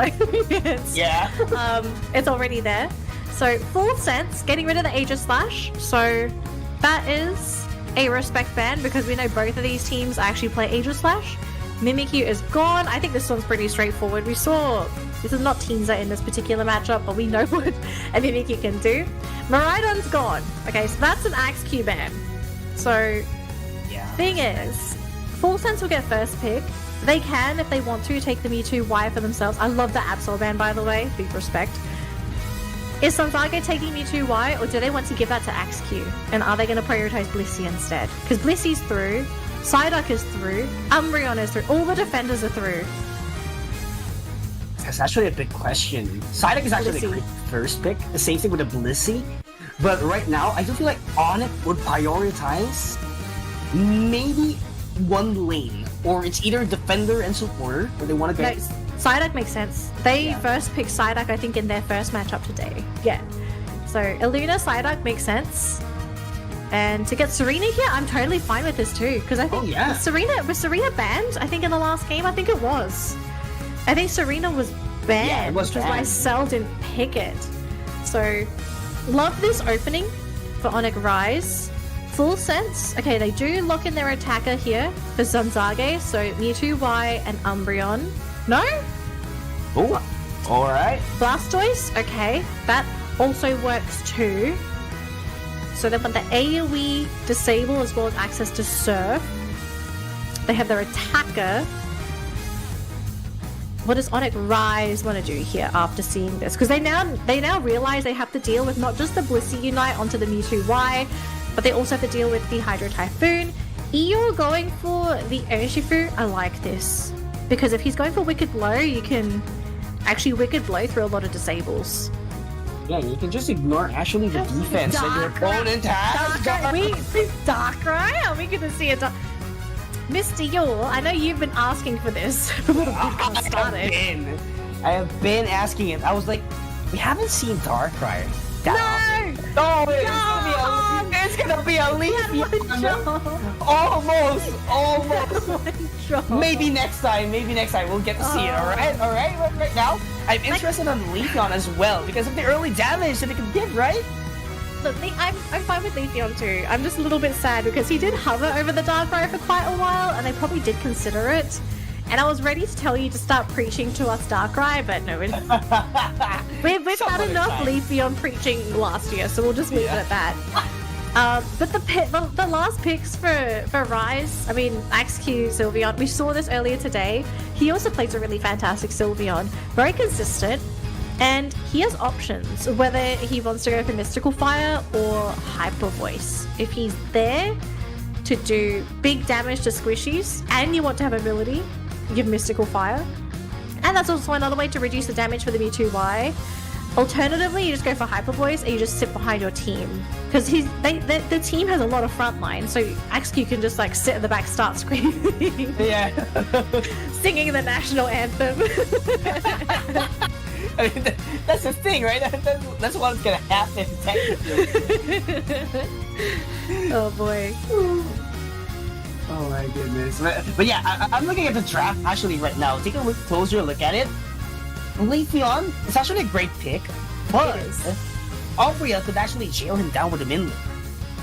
That's the big question. Like, if you use Airlace or you use Leaf Blade once you go for the ambush, one Minlook is going to be enough, unless you use Solar Blade, which has a large amount of range that could actually get down into the damage department. Yeah. I don't think Mean Look is going to be an issue. Because if you go for Mean Look, right, then you're losing out on the range and disable potential for Foul Play. And I kind of feel like up against this comp, you might want to go for Foul Play instead. Oh yeah, I don't feel like that will be the case as well. So yeah, I mean, like, there's still other hindrances as well that Onic really has if they really want to stop that Leafeon, but that KO goes down for full send, so they're on the lead so far in terms of point department, so they really want to make sure that everything is maximized on their favor. Not 850 yet on the mark, but Leafeon for full sense is actually ready. My god. Oh, push a button! Right on time! They needed it. Oh my gosh. My god though. My god, go home! Go home! Don't go in there. Oh, Axew's ready. Sinzage is still here as well. I don't see them being able to kill Axew here. I just don't. Oh, actually no, maybe I lied. I clearly lied. They had the burst. I did not see Hong come in out of nowhere. So Hong sort of like zips in. He's like, nope, I'm here. We can dish out the damage. It's enough. Pretty big one as well, because that wastes Axew's time and he has to run all the way back into lane because you don't have jump pads till 5 minutes. Yeah, I mean, that's gonna take a lot of time, you know. You want to make sure that you have to maximize those jump pads, but right now, as of the moment, you want to make sure that you know, try to overcap your tier 1 goal zones, because that's actually one of the, one of the tactical plays that the other teams have been doing in, ACL regular season last week, to be specific. They want to overcap tier 1s in order for them to not be interrupted with the jump pads later on at the 5-minute mark. Yeah. So right now, look at this. Oh, me too. It's actually me look. But look at that, Hyper Voice all the way into the back line, making sure that there's enough damage to go for the KOs, actually up against full sense. And Onic Rise does want to score immediately out here. Not is trying to defend it with all his might, but sad to say, that is not going to be enough. 8 points left, all the way into the goals with 1 point left. Beautiful. That's gonna be a great overcap actually here. Oh, if Hong gets knocked out, this would be huge. Oh, Leafeon, who just went for a cheeky play, gets punished as well. That's a big mistake coming out from Full Sense. Hong should not have been caught out there. Yeah, and actually that full heal was invested, so really unfortunate that we're gonna be having the major objectives and you don't have the full heal at the side of a Leafeon. Definitely a big disadvantage unless you would actually invest your Emerald 2-step in order to go for the last hit in the objectives. But right now, crystal clear, it's gonna be Onic taking the defense, but how about the offense? How about the scoring? Can they actually rotate immediately? I'm not quite sure, but yeah, they're not gonna make it on time. No, they're not going to make it on time at all. So Reggie and Lecky are going to start walking down that top lane. Onic, they don't have too many players up here, so they can defend, but they're missing out on their big damage dealers. Urshifu and that Sylveon just going to be sticking around in that bottom lane, maybe hoping someone tries to go for a bit of a cheeky score, and then Eel comes out of nowhere and just says surprise. Yeah. So, yeah, full sense, they're not going to fall for that. They're actually just going to take things a little bit slower. They do manage to get that Garchomp online, so we are looking at multiple Unite moves online. There's no Hydro Typhoon and there's no Bliss Assist, however, so they are missing out on a couple of their big support Unites. Actually, Bliss Assist is now online, so if they want to make a play happen, this might be the best time to do it. Oh yeah, definitely it would be. But might I tell you, Onic Rise still has a lot of Unite moves as well, a complete package. So if they can't maximize this one out, definitely not going to be the great thing for Full Sense. They have to force out the fight while they have the opportunity. Maybe it would be great if they do have the Hydro Typhoon online, because they need it as well for an additional setup. If they really want to guarantee a team wipe, or they want that guaranteed victory towards the fight. Yeah, it's just like the fact that you're waiting. You know, that's the one thing I'm not a really big fan of with this particular team comp. Full Sense, the whole point of their team is kind of just to get in your face now. Even though they have a Garchomp, you're better off just sort of punishing Onic Rise early while you still can. But, I mean, if they want to play a little bit more defensive and they feel like they need all their Unites, they better make sure they land all their Unites, because if it misses, then, you know, not going to be great news. We do have the Garchomp starting out, actually connecting onto two. Eve walked into that! Oh, the Urshifu, big punish. And they even used the Bliss Assist as well, so they want to try and go into this. It's now the time to fight. Spoo coming in, using the Typhoon, knocking Pokemon down, and Full Sense, big win in that bottom lane. And they still have that Live It Outrage ready to go. And not just that, they're going to be getting the Registeel here. Additional to talk about coming in from their team, so this is going to be difficult for Onic Rise. They're trying to get the Regieleki as quick as they can, but look at this. Oh, Even Fist has been thrown out up against Mark Goss, but there goes the Live It Outrage. Very available, but not going to be hitting or giving enough damage, actually, to the side of Onic Rise. So they're just going to defend the Regieleki, actually, here. But overall, Onic Rise cannot seem to trade a lot here up against Full Sense up until this point, despite being close in the score department. Okay, I think the fight down bottom would have gone a little bit more evenly if Onic did not lose Eeyore in that preliminary catch-out, right? Because, like, he got caught out with his teammate, he ejected into the stun, and he just got obliterated. I think if he waited a fraction of a second, a little bit later, and he didn't get caught, things could have been a little bit different. But, you know, sometimes you just miscalculate things, or you get a little bit too, you know, a bit too early or a bit too late. Stuff happens, okay? And that was one of those things that kind of happened. Here, though, to lose your Serena, that's pretty big. So there's no Cell now. And Eeyore, he's in no man's land, scoring 25 points. He's gonna go down. It's Onic Rise. They're just giving pickoff after pickoff away to Full Sense. Yeah, this is actually the game plan of Full Sense. You know, they have to be aggressive as much as they can because, you know, it's actually the name of their composition, just like what you've said a while ago. So they have to be aggressive. They have to get KOs. They have to be up on the XP department because it's going to be a different game. Once Onic Rise gets the XPs, gets the late game, it will be difficult for them to bounce back. Specifically that Leafeon, one Ebone Fist plus the Wicked Blow, and it's over already. You cannot make it back unless you have that Bliss Assistance from Nodiza, which will serve as your guard and your attack boost. But right now, it is going to be the Regice. Very quite unfortunate for both teams. They might cancel this one out, but, you know, who knows? They might want the XP, but 20 seconds is all that's left. They have to position themselves into the Rayquaza. They're giving it away. So Yeah. they're giving it away to Onic, which is going to give them a big boost of experience. Oh boy. And Full Sense, okay, the only advantage Full Sense have at the moment is that they are currently in position, but Leafeon is scoring 50 points. And actually, the team is there. They do start off with the Dragon Rush there from that Garchomp Limit Outrage as well, only connecting onto that Umbreon. We do see a Unite coming in from that Sylveon. XQ, gonna be okay. It's a 1-for-1 so far, but it's a Mewtwo for an Umbreon. And now Eeyore goes down as well, so it's gonna be Cell and the supporting crew with XQ. So what's the plan here for Onic Rise? They're the ones behind. They have to be the ones to get that Rayquaza. But look at this though, Cell! He gets a double knockout on that Serena! Oh, but they finish him off with that Garchomp and Blastoise combination. But we have one saving grace. We have an Umbreon coming in. It's Zoe. He wants to try and get the steal, but he doesn't get it. The Mewtwo securing the final hit for Full Sense. We're going to a Game 3, y'all. Oh my goodness, it was almost a victory for Onic Rise. I love the execution coming in from XQ. The moment that he popped off his Unite move, which was the Frame Frolic, in order to evade the Hydro Typhoon. But it's not enough yet. They didn't have the damage department into the late game. It's just actually dealing a lot of damage. And there's still follow-up. Very unfortunate for Onic Rise. It could have been better. If there was someone able to support Serena and Sylveon, if there was an Umbreon, it could have been very different, and they could have gotten the Rayquaza a while ago.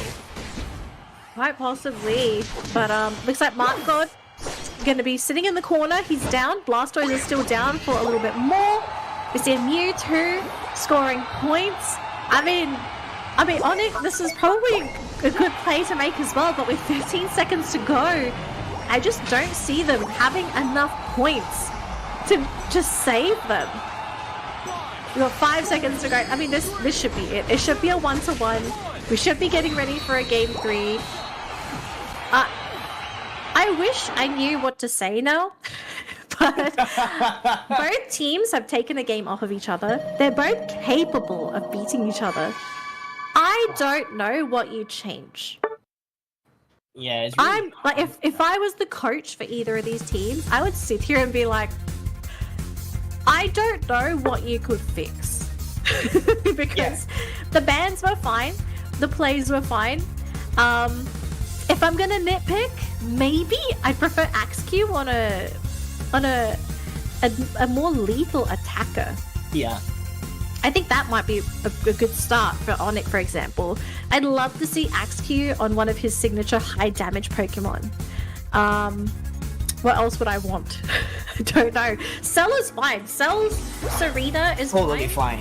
fine. Eeyore's Urshifu, generally it's fine. I feel like he made a couple of really big mistakes in this particular game that slowed him down.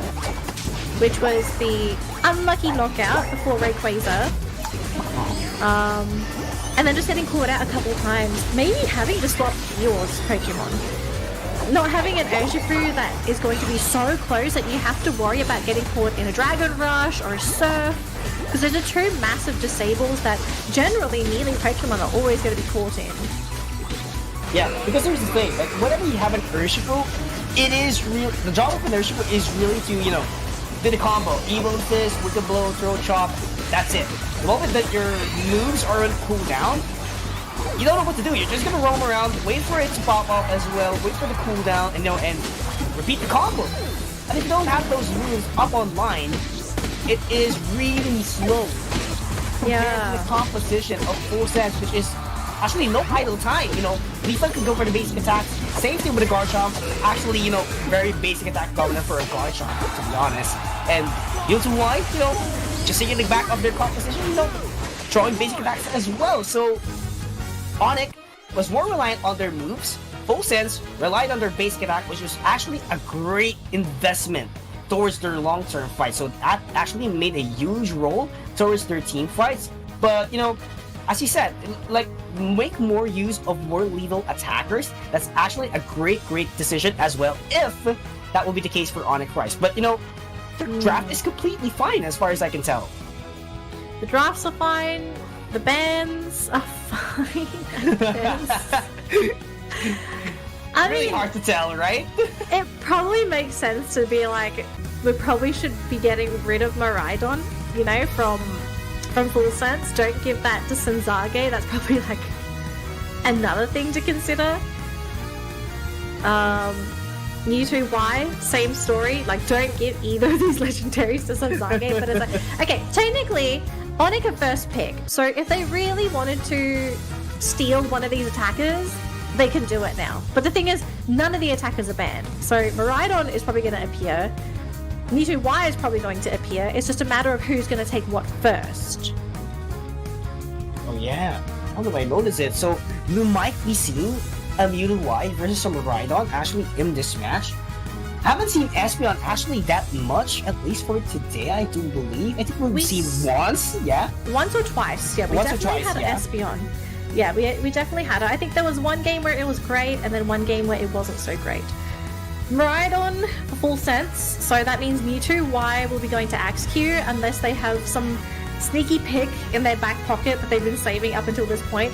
I don't think so. I think it's just going to be the simple Mewtwo Y pick for Axe-Q. They might pick it now, because I kind of feel like, yeah, you don't want to reveal Eeyore's Pokemon too soon.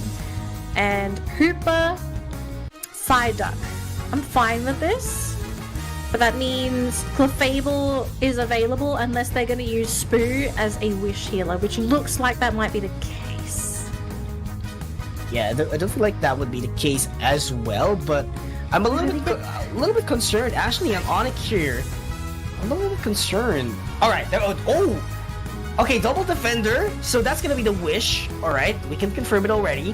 But I'm a little bit concerned here for Onic Rise.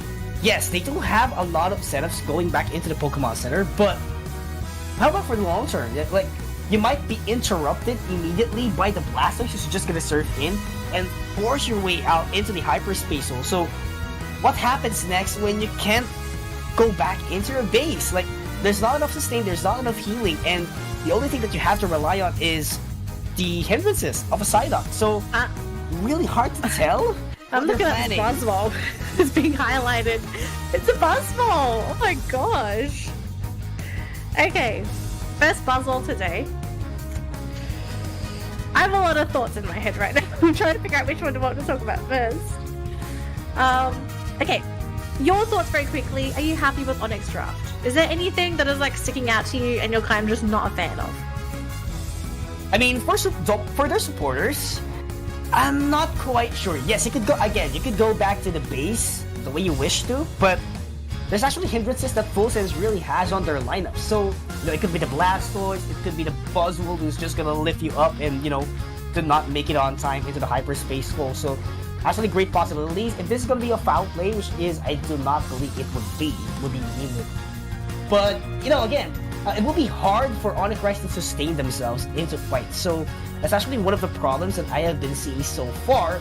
But if they do get that timing right off the bat, it will be a huge threat for Full Sense, actually. Yeah, I think it depends on Zoe where he decides to throw the hyperspace holes. Yeah. Because you need to be super sneaky. You don't just hyperspace hole in front of Full Sense. I think that would be a bit of a silly play unless you feel safe enough. You know, maybe like Buzzwole's not there and Dodrio's not there, for example. Full Sense is... I think I'm okay with Onyx draft. I do agree with you on the points for Zoe's Zoe's Hooper, but Full Sense, okay? They've gone full crazy for game number 3. Are you happy with what they've gotten? Like, I think Miraidon, Blastoise, this makes sense. Umbreon as well makes sense, but the Buzzwole and Dodrio. Well, here's the thing. Like, if you want a Buzzwole, actually, it's just more of a Serena that relies on skills, alright? Moves, rather. So, yeah, Buzzwole might work, but how about on the later stages of the game? It will work, obviously, onto the early stages of the game, but mid to late, I'm not that convinced. Same thing with Dodrio, because Dodrio, we've seen it a while ago, it wasn't really that efficient, so they could actually go for a more lethal speedster or central laner. So that is actually quite my concern here for Full Sense. Okay, how about this? How about the point of the Buzzwole? Firstly, early game pressure, I think that's something that we will see. But what about late game? What if Buzzwole's role is to just literally play tango with Onic Rise. Like, just pick people up and just throw them all over the place. Because it's Urshifu and Serena, like, they want to be in your face. Oh, wait a minute. We are Wait a minute. Mewtwo XQ being picked up there by Full Sense. Really big pick. That's going to slow down his progress. You also get some scores in for Full Sense. So that bottom lane has been redeemed. And this is big too because it's the Miraidon lane for Full Sense. But what if the role here for Mark God is to just be that disruptor, just catch Pokemon out and set them up for Miraidon to finish them off? Yeah, I mean, that has been the main role of a Buzzwole so far. If you're playing a lot of ranked games, actually competitive games, that's actually the main role of a, Buzzwole. Just leave everyone else, throw them down, and that's gonna be it. Just wait for your teammates to follow up the damage. Damage department will land on immediately, and it's actually one of a high risk as well, because that's the only value that you get. That's the only thing that you would do, actually, in terms of fight. So, when your job is done, when you get taken down, it's a complete -1. There's no one tanking in, so definitely one of the things that I'm quite worried about for Full Sense, but so far, first 2 minutes, seems to be working on their favor. Yeah, it's working in their favor because this is where Buzzwole thrives the most, right? He just snowballs from the lane to the get-go, especially against some of those weaker lane matchups, which, the lane matchup that they ended up getting up top, it's not the best, right? Like, Serena is not very threatening in that top lane. It's not ranged, so it's not going to sit there and pressure a Buzzwole, so you can't really get zoned out. But both top laners are also level 7, level 8, so they aren't too worried about their levels. It's just everyone else trying to create space for these top laners to start getting more of that experience. 5 seconds to go though, Yul, before we do have our first Reggie. Which one is it going to be?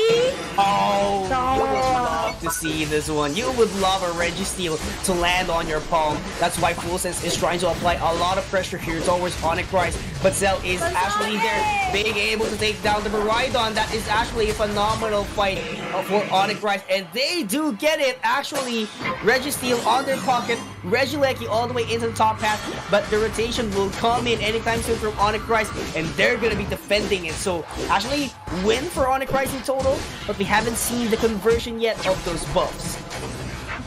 Yeah, I don't think they're really utilizing the buffs to play aggressive. They're just gonna have to try and prevent Full Sense from breaking this tier 1 goal zone. They do catch out the Hooper, so Zoe's on his own. We do still have the Psyduck there, triple trample to catch out that Mewtwo. Why? We'll be able to get out of there in the nick of time. They do catch out Illuna in the backline, who did try to go for a bit of a dive there. But Onic Rise, they only managed to get the Buzzball. They don't get anything else in return. But Full Sense, they're still sticking around, maybe thinking that, hey, we've got Onic Rise's attention here. Maybe it's time for us to try and go for a bigger punish. Eeyore hiding in the bush, looking for that wicked blow. Can connect if he wants to use it. He does get caught with the Hydra Pump though, so no connection there for Eeyore. He was actually playing it very patiently. Maybe a good thing that he didn't use it in the original play, because he could have been caught out by something.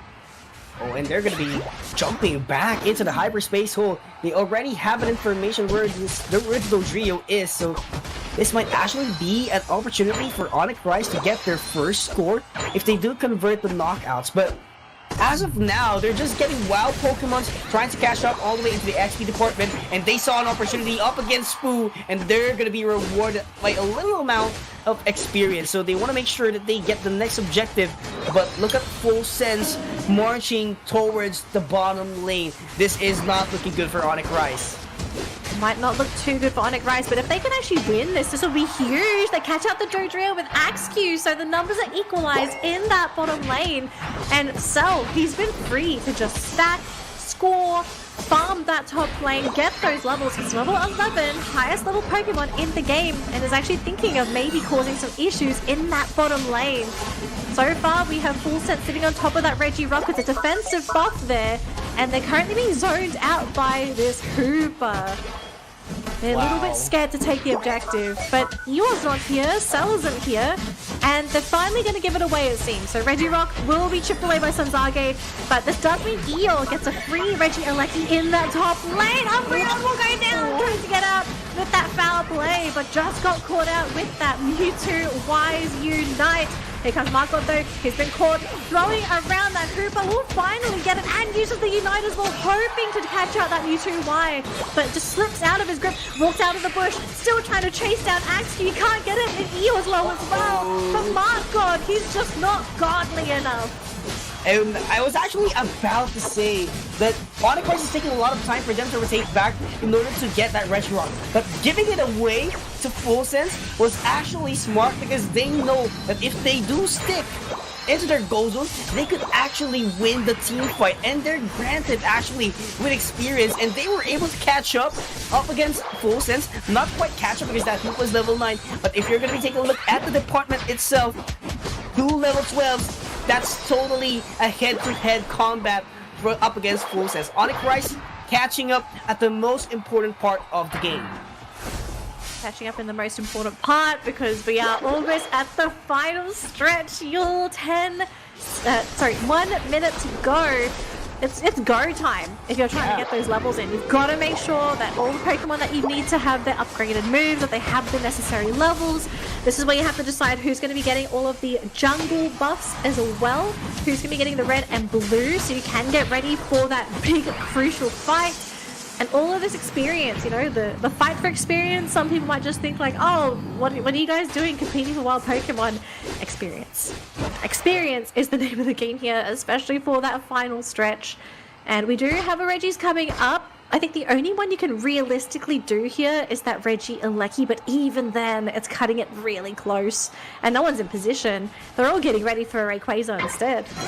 Yeah, I mean, you don't want to, you know, gamble that Regieleki. Yes, it's gonna put a lot of pressure, but what if Full Sense has a lot of positional advantage already? That's not gonna be, you know, the way you wanted it to be. And even though that's actually a Registeel, I love the discipline of these teams not gambling, get the additional attack, because they know that they have to play this one very safe. So Eeyore right now sent out an information towards Full Sense that he's about to bait everyone else. Look at that. He's trying to make Full Sense go up and forward, set up the bait, and immediately bounce back even stronger later on. Oh, that side strike is gonna hurt up against Spoo. Yeah, but the thing is though, even though Onic, they're trying to bait out some kind of initiation, they are the ones that need to get Rayquaza at the end of the day. So they have to find out, how do they coax one of these players to go a little bit too deep? We have Illuna going pretty deep there with the Surf. Does get caught by Markblood, but look at the dive there from Cell. He got caught with the Disable, however, so that's going to stop his initiation onto that Buzzball. Umbreon coming in with the Moonlight Prance as well. Typhoon being deployed as well. But Eeyore, dangerously low Axew as well. It might have to come down to Cell to buy some time for this team because he's the only one that's sitting on full health here. But Full Sense still looking really strong, especially with Spoo still in the picture. Yeah, still in the picture, and still 5 members from Onic Risers trying to advance even further all the way to the Rayquaza. Oh, and look at that hyperspeed. Oh. They can actually go back into their base right off the bat, and they can actually catch that Miraidon off guard. But look at this. Halfway HP is the name of the game towards the Rayquaza and Marcos. I love how he is controlling Cell out of the picture, but who's gonna get the last hit? It is gonna be Onic Rise once again! Perfectly prepared Evil Fist to get inside that Rayquaza pit.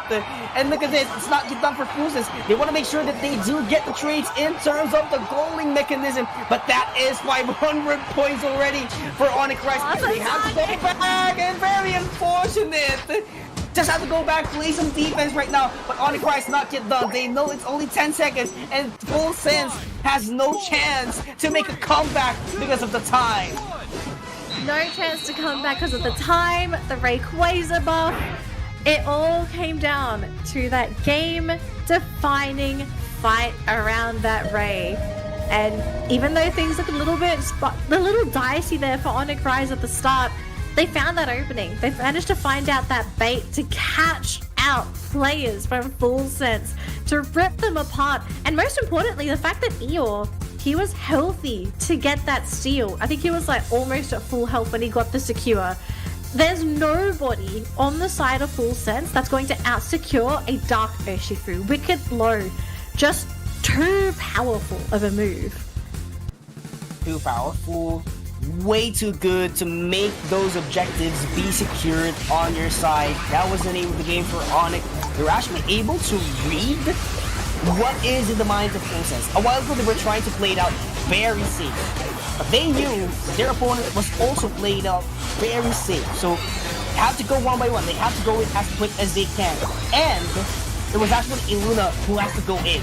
That side up provided a lot of headache towards Tencent. They want to make sure that once full power Sai comes in, everyone has to follow up. And that's what happened. Tencent was attracted into that side up, and eventually Onic did the same thing as well. They were attracted by the setup, and it's just a matter of follow-up. Despite Mark God being able to do a lot of zoning here, there was actually Eeyore in the back. Actually, it wasn't Evon Fist. It was actually there to, dash in towards Rayquaza, and get the last hit with the Wicked Blow. Got hit with the Wicked Blow, and I think as well, if anyone did or didn't catch it in that Ray Pit, it was Mark God, and there was someone else as well, perma-stunned. They got hit by perma-stuns from Onic Rise, and the fact that these guys were immobilized, that meant they had no chance of getting that final secure in. So just really smart plays from Onic Rise overall. Sometimes it's not about getting the knockouts, it's just disrupting people so that you yourself are able to secure the knockout or whatever objective you want for yourself. It's really, sometimes you have to play with your brain, and I know a lot of us regular people, we kind of use half when we play. Well, but Onyx, totally they prove that they use theirs at 100%, especially with the fact that they've got Iluna on that slide duck. But that's our first game for our second round of upper bracket matches. We have one more game for our upper bracket match before we move on to our next match, but don't go anywhere. We still have plenty of Pokemon Unite coming your way, but that's only going to happen after this break.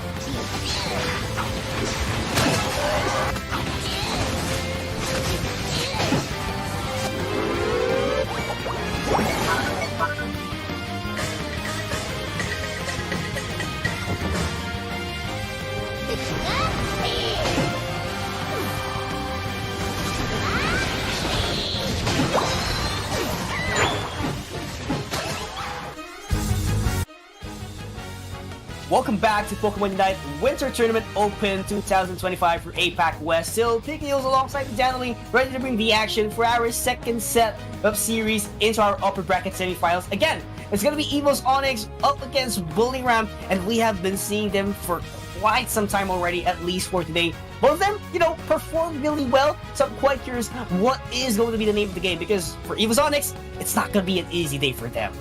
No, it's not, unless maybe they were just a little bit slow to warm up in the first game. It's a bit hard to say what ended up being the issue for Evos Onyx. Like, they definitely looked a little bit shaky in their earlier matches. But to be fair, they also played Escape 5, which was a terrifying team. Although we do have some bad news for anyone that was a fan of Escape 5. So, updates for our lower bracket matches, because we are not broadcasting the first 3 rounds of lower bracket rounds. The first teams to make it out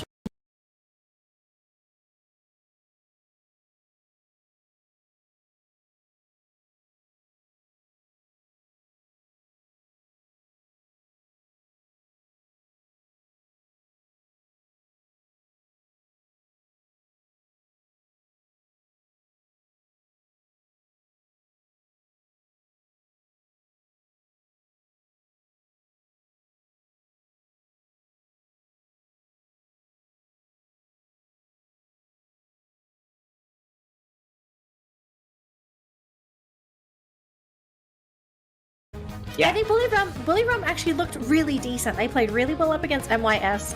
Evos Onyx, I am concerned just because they really looked like something happened. Something either happened internally, maybe there was some miscommunication. Maybe the team, it's just they're not feeling warm. Sometimes your first game of the day, you just don't do well, and you kind of need to get those first games out there to really warm yourself up and get you back onto that field. But what do you think, Yules? Like, Evos Onyx, did they just look like they struggled because Escape 5 was really that good? Or is there something else that you kind of feel like has kind of happened with Evos?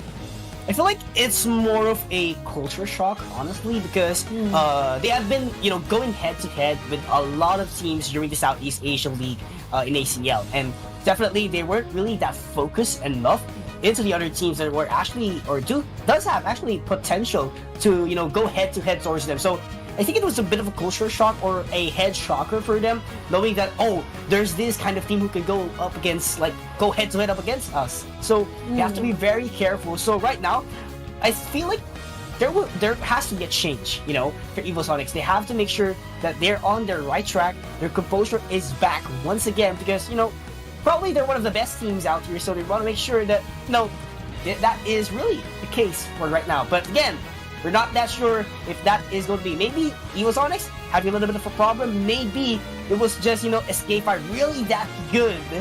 But again, Team MYS actually took them down into the lower bracket, so I'm really curious if Bullyram could actually pull off a much stronger performance in order to go head-to-head up against Evos Onyx right now.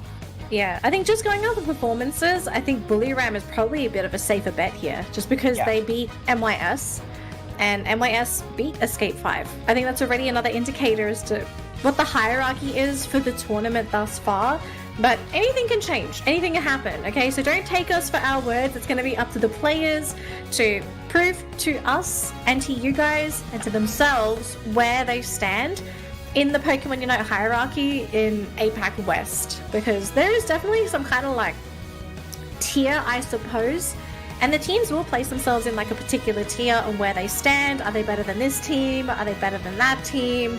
Do we really struggle against this team? that kind of Yeah. stuff. And being able to understand where you stand, who you're weak against, and why you're weak against them, and working on those weaknesses to better yourself as a team, it's a really important skill to have, especially when you're trying to prove yourself on the competitive circuit, and the fact that Worlds is going to be on the line very soon. Yeah, I mean, a lot of things are on the line, like, to be specific. But right now, we're just waiting for Ed teams, to get back on their track. But of course, while waiting, we also have our community of voices here. Actually, is actually filling up the form. So everyone has been, sending their greetings. Actually, a lot of fans out there showing their support for Thailand team. So we have a message actually coming from BRU for Brilliant Light Esports a while ago, which I just saw, and they were saying that two Thailand teams, there's gonna be two Thailand teams who's gonna be going head to head in ACL finals in Japan. So would love to see that one happen, because we might see it, right? And definitely right now it's gonna be Onic waiting into the upper bracket finals. So we're not that sure what's gonna happen next, but if we do get these Thailand teams up and going once again, so Full Sense might be doing a lower bracket run up there, and I'm quite excited what we have to expect. But of course, make sure to scan the QR code as well for your chance to win our giveaway. We have puzzles, keychains, jersey. There's actually a caster who won the jersey, so I'm not gonna say who that is, but he's absolutely lucky to get it. He is absolutely lucky to get it, yes. So, again, just a quick update on our brackets. We finished our first round of upper and lower brackets. We're currently working through our second round of upper and lower brackets. So, we've already finished our first upper bracket match. We are about to cast our second upper bracket match.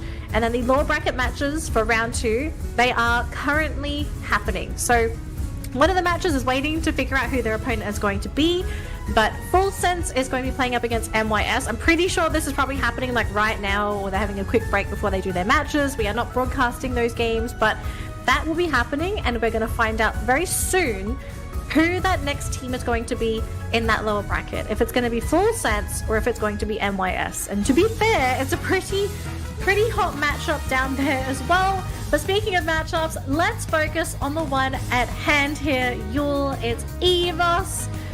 Oh boy, going up against Bully Ram. And I hope they're ready for Bully Ram, because I think it's fair to say that Bully Ram definitely did bully MYS a good bit.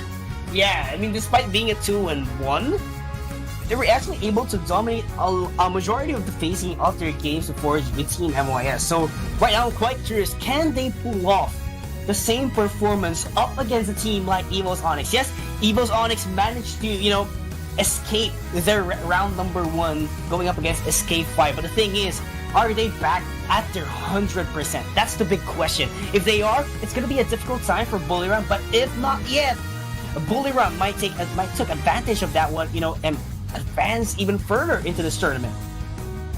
They could. So, starting off with our opening pick here, y'all, we're going to be seeing the Umbreon first pick here for Evos. And on the other side, Bully Ram's going to be going for the Psyduck and the Miraidon. So, defenders, supports, obviously going to be getting a lot of the priority. But this battle for for Mewtwo Y and Miraidon has been non-stop today. If these Pokemon are not banned, whoever wants to get one is going to get one. We've never seen a game where Mewtwo Y and Miraidon has been banned. Yeah. Actually, it's just, a while ago, it was Miraidon ban or Mewtwo Y ban. But right now, they're setting everyone free to use, and it's actually quite interesting that we get to see how these players actually maximize these attackers, because, probably if these two attackers are open, it's automatically like around 90%. That would be the attacker of the team. It's just who's gonna get it, who's gonna get the first one, and it's all about execution wise. But right now, I love to see Evos Onyx once again. They're gonna be running a Metagross here. I love this one. They could actually jail them down with a Unite with Computing Crush. Tyranitar. Okay, just a heads up, okay? So, Tyranitar was constantly banned against Bully Ram in their previous matchup. So, we're going to find out very soon why Teenza was not allowed to play Tyranitar. We must see the answer, I guess, into the gameplay. But yeah, 35 seconds on clock for our preparation into the draft itself. I feel like, Bullyram has a really convincing lineup. They have setups, they have hindrances, they have firepower damage to be specific. All three of them, Miraidon, Ceruledge, and this Tyranitar, which is I'm actually curious, what composition would it run? Would it be the Dark Pulse? Would it be the Stone Edge? Well, we'll just see later on. And Ninja is actually a no joke when it comes to Tyranitar. Yeah, I mean, if you've got MYS banning Tyranitar against you, that's a sign to be like, okay, maybe there's a reason why this Pokemon is banned. Keep in mind as well, I think the other Pokemon that was banned was the Tyranitar and Dragonite, which is probably another indicator as to like another Pokemon that Teensor plays. But to be fair as well, we also saw Teensor play a really mean at Mimikyu, so it's not like he's limited to just one or two Pokemon. He is quite flexible with his choices. I think Urshifu was his last one, so he's actually played a number of Pokemon, but I'm really interested to see Teensor's Tyranitar today.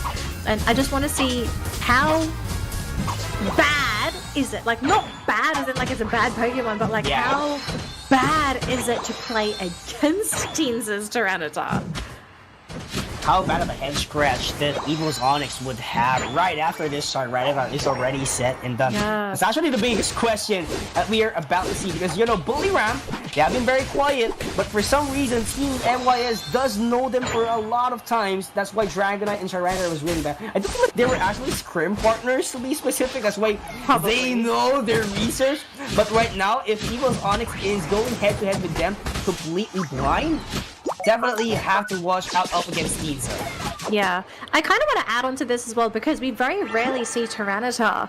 That Tita in this particular matchup, like for this game in particular, Tyranitar is really going to thrive. And the reason why I say this is because Tyranitar, he's great against compositions that rely on shielding, right? The whole point of Metagross is that you get bonus health through shields. Same thing can be said for the Aegis Slash, as well as the Wigglytuff. The Wigglytuff Unite, it's all about shielding. But for Tita, his passive burns through your shielding into your health instead. And so, traditionally, the way to really play against the Tyranitar is to have a lineup that either had a lot of raw health or to have a very strong healer in something such as a Clefable, which, if you have a look at what Evos Onyx currently have, they're probably running this Wish Umbreon. Like, that's their only healer. And Wish Umbreon doesn't really heal a lot of health. Oh, yeah. It's actually more for the damage reduction. That's actually the biggest case we might be seeing for Evos Onyx, but yet again, it's going to be Bullyram, going to be getting the KOs here all the way into the central area. Dragons cannot keep it up with the War Turtle, but there is actually a backup coming up from Evos Onyx, so we're not seeing quite a fight wherein they would really go all out. It's just getting the XPs that they need. So Sleep right now with the Electro Drift, sad to say, won't be connecting that much. Will be dealing a lot of damage, but, you know, conversion is not gonna be there. So right now, Bullyram, kind of controlling the game so far, but Evos Onyx managed to trade back and forth immediately the way they wanted it to. Yeah, they're trading, but at the same time, they're kind of giving away levels to its Pupitar in that top lane. Ceruledge just taken over the lane, but Pupitar's now in the central area. Is going to be able to get experience in the central area jungle, get the buffs as well.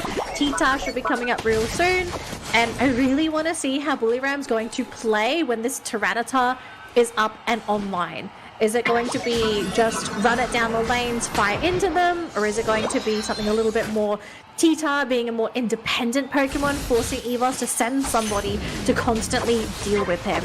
Now, in the meantime, though, we do see a bit of a skirmish here as, Miraidon gets out of there with the Electro Drift. Super low, though, but this does mean that his teammates are going to be left completely isolated. Psyduck is going to go down, Ceruledge almost going down as well, and Evos Onyx, they win this bottom quite convincingly with 4 Pokemon, break the Tier 1 goal zone, and they're going to comfortably take this Regirock away from Bullyram. And this is actually pretty nice that we get to see Evos Onyx once again back on their original form. This is the Evos Onyx that we know. They're not actually really that behind up against Bullyram, and they do get their objectives as well. So that's an additional defense coming in from them.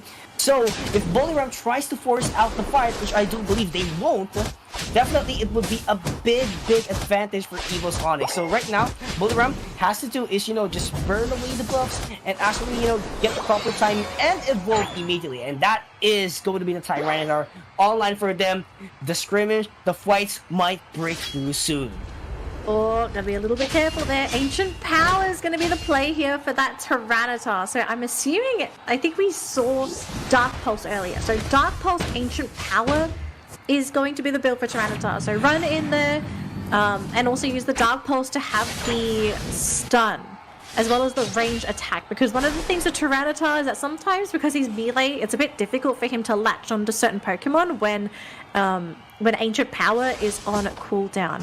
But he's level 9. He ideally wants to be level 10 before he even considers coming in for the Tyrannical Rampage. Yeah. And he's got that level 10, and it looks like the teams are going to group up. So I think Buliram, they really want to fight with T-Tar if possible, starting out with the Ancient Power, jumping right on top of the Aegis Slash, and wow, even the Metagross coming in on top of him as well, and they burn him down. It's a 2 for 1, 2 for 2 now, 3 versus 3 situation. But it looks like Buliram coming out on top with quite a bit of health on their players and Pokemon. But now it's going to be Buliram backing up a little bit. They've lost their supports. They still have the Miraidon and that Blastoise. Tyranitar's coming back. But that Regieleki, it's super low. Can they maybe go for the Steel? A little bit too slow. The Surf is just not there. They do use the Typhoon to get the Aegis Slash. But can they get anything more? No, it's just going to be a quick rip onto the Regieleki. And Buliram, they want to keep pushing. They want to fight on that goal zone. Very risky here, y'all. Oh, this is actually very risky indeed. But Dragons was able to prevent that goal to landing in. But look at this. It's going to be ordinary play. Going to be trying to score immediately. But Aegis was so ready to make the defense out of nowhere. But Buliram is still up. Look at that Aegis Slash being able to defend it over and over again. 3 KOs result all the way to the backline to deal a lot of damage, and that's gonna be 5 KOs! Oh my god. Buliram! Okay, I can't be the only one to think that Buliram got extremely greedy there. They thought they won the fight. They didn't realize Evos were still reinforcing in that top lane. And they got, what, 1 or 2 free KOs because Buliram were very stubborn trying to score their points to break that goal zone. It looks like, though, the buff is going to go in favor of Evos Onyx, so more experience and a defensive buff on top of that as well. This is the best time to fight if you're Onyx, because you're just so dang tanky. And that's actually not looking quite good for Buliram. They invested the Revenant Rend all the way into their Regirock, as far as I can tell.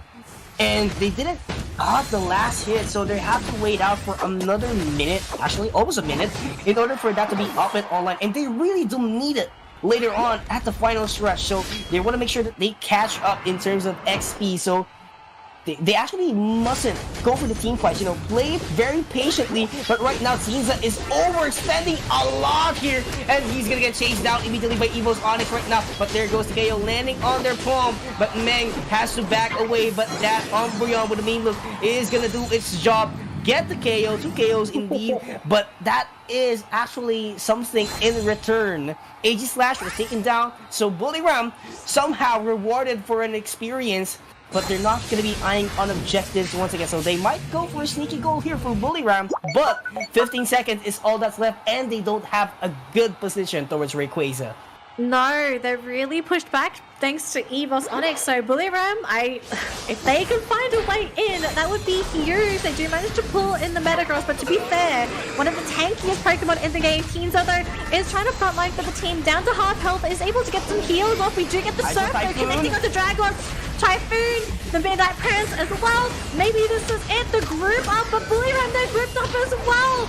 2 Pokemon down the side of Evos Onyx. Buliram still looking strong. They did lose their Psyduck, but Teensar so low on that Tyranitar, but somehow did not get knocked out.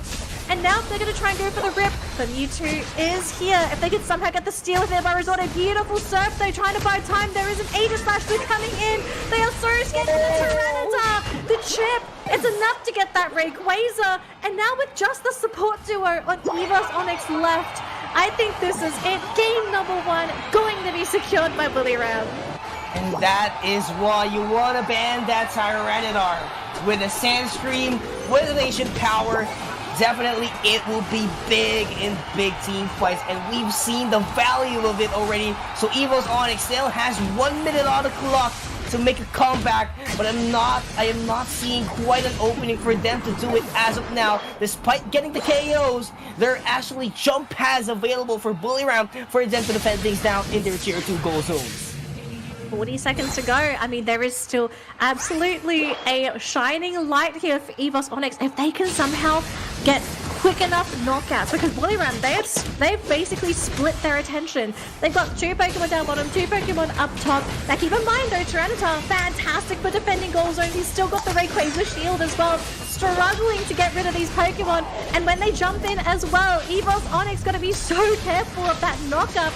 Without Mewtwo, why though? I think the damage is now officially dwindling, you all. Game number 1. Bully Round going to be there for the secure and looking to grab that second win to make it to that next round. Evos Onyx once again having a tough time in their in the winter tournament. A while ago they were struggling up against their opponent, and right now it's actually the same case. Yes, they had a great head start, but Bully Round, their late game, their Tyranitar, Teamza, doing the job, making sure that he's going to be giving a hard time to everyone, to every single members of Evos, because Tyranitar is just the tanky. Jeez, look at the damage done by Teamza as well. Like, a lot of that damage is going to be from the Sand Stream. Because 37%. The number of times that Onyx is grouped up around this Tyranitar, just taking so much chip damage, and the Sand Stream cutting into their health pool, because shields don't matter against a Tyranitar. It is your raw health that it's going to be able to get rid of. And that's one of the major benefits, at least for a lot of the Pokemon on the other side. Like, shielding was the name of the game for this team, right? Even the fact that they had the Wigglytuff, the whole point of Wigglytuff is to give you shields with its Unite move. But for that last pick, Tyranitar, I think it caught Onyx off guard. They didn't expect the Cheetah last pick. I'm not sure if it's a case of maybe they forgot about it or whatnot, because most people are not going to be thinking of Tyranitar, they're thinking of other things. But I think after seeing the Tyranitar pick from Teamza, they're probably going to have to decide to go back to a more classic support healer approach, because I don't think it's going to be enough just to run the Umbreon Wish. I think you actually have to go back for your classic Clefable, for example. I think Clefable would have been really good to heal through the Sand Stream. Yeah, here's the thing, like, you must have Clefable or a Blissey with a soft boiled in order to sustain your fight. So, but Blissey was banned, so you're kind of pigeonholed into Clefable. Yeah, that's one of the things, right? Like, the pick bans, like having Blissey banned, it's like, okay, we have to go for Clefable, but it's a Pokemon that we want on our team.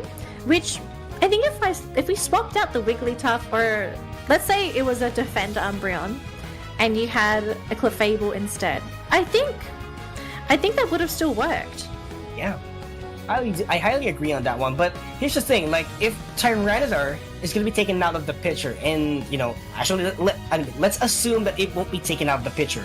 Like, they actually must ban Clefable and Blissey if they really want to invest a lot of firepower into the Tyranitar, or they do get the other sport the way around on their team. So I feel like that's actually the most great composition or strategy that Bully Round can actually do heading towards game number 2, because they want to win it already. It's just one win away for the upper bracket finals, and they want to make sure that they secure their spot. So right now, what they have to do is, you know, have plan A, which is, you know, continuing the Tyranitar run, and plan B is have something on their pocket once that Tyranitar is not available. They might still have the Dragonite, which is not being shown yet, at least for tonight. So who knows what might happen. Yeah, so here's my kind of thinking about this. I don't think Bully Ram is just going to auto-lock Tyranitar. I feel like the reason why they picked it in this particular game, it was just the perfect fit, because they were going up against a shield comp. In the case that they didn't have to deal with so much shielding, like there was no Wigglytuff, there was no Metagross, I actually think Teamza would have picked a different Pokemon. I mean, it could have actually picked laning Dragonite as well if they wanted to go for lanes instead. Because Teamza was top lane, right? And I think we've seen Teamza mid for the first round. This is the first time we have seen Teens top lane, but that was because it was Tyranitar. I think Teens is pretty flexible. It's just really going to be up to Evos to dictate what ends up being that pick for Teensa. Oh, Urshifu ban. So they're going to be ignoring the so shields. This is like Teensa bans, actually. Yeah, but because here's the thing, like, you know, in terms of shield comp, it's actually a Tyranitar who's actually the perfect fit. But if you're dealing with defense, it's actually Urshifu the best option because it does ignore that one. It does ignore the concept of defense. So yeah, right now, Tyranitar is open, so I really do believe that they're not going to be going in with the shields, but instead, they're going to be going with the raw defense. That's why we have Umbreon, H-Slash, and Blastoise at a super early draft towards Evos Onyx. I'm just thinking. I'm thinking here. For sure. I mean, okay, so we have Sizzle coming back. Here's my issue with what I'm currently seeing on the side of Evos, okay? What Evos currently struggle against Sizzle, because he can latch onto all three of these Pokemon that we're currently looking at. Umbreon, Blastoise, and Aegislash. These three Pokemon actually have no way of being able to shoo away a Sizzle by themselves. Now, let's assume a Sizzle because we saw Sizzle for the first 2 games that Bullyram actually picked the Sizzle. Could be Scyther maybe this time, I don't know, they'll just throw us off. But Evos are actually doing something different for a change. At first, Glaceon. And I like this. Glaceon, very, very solid attacker, is amazing when it comes to sort of playing around that Sizzle because regardless of which build you use, you have a lot of range to play with. Icy Wind, Icicles, whatever you choose. I think everything can kind of work here. The question is, can they ensure that they protect Resorte so he doesn't get caught out by the Absol? Because I feel like the biggest threat right now to him is the existence of Absol. Can I also mention, there's no healing on Bullyram? They've actually gone for the no healing call. Yeah, they're not going to be going for him. It's all offense. Yeah. It's truly all offense. Like, it's go time, okay? There's no healing doesn't exist. It's go time. It is go time. Do it. Do it. I'm not going to complain. I want to see this. If it works, it works, okay? I'm works. really not going to question whatever this team picks because they have been extremely fun to watch. Yeah, I mean, specifically Bullyram's draft, it's just an all-out team fight for them. It's just, you know, get the KOs, get the eliminations, get the scores up and going, and job is well done, right? That's the concept of Bullyram.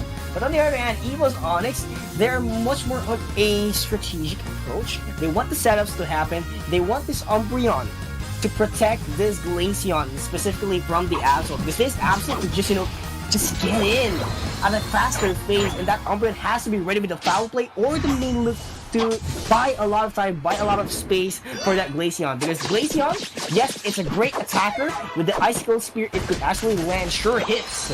But the question is, how long can he be up on a team fight? That's the big question. Yeah. And challenge Evos Onyx. Or is it Icy Wind? Because the question is, like, what's the build going to be for that Glaceon? We'll find out later on. Yeah, we'll find it out, right? Yeah, but I think it will dictate how Onyx end up playing this game.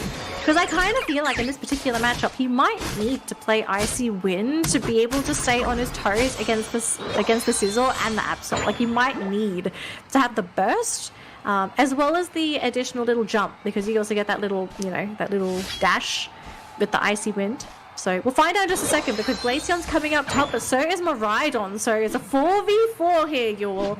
And things are about to get a little bit spicy. Oh, this is actually spicy. Teensy making the first move out here as he gets one KO immediately right off the bat. And Resorte is a little bit of a trouble here. First goal locks down at the hands of Evos Onyx. But it is Bullyram not yet done. They're overextending once again into the top path. And there was a call already from their team. Get back immediately. Our job is done. We got Swablu's and Altaria and a granted KO for them. And it's also a confirmed Icicle Spear build for this Glaceon, so they want the sure damage hits.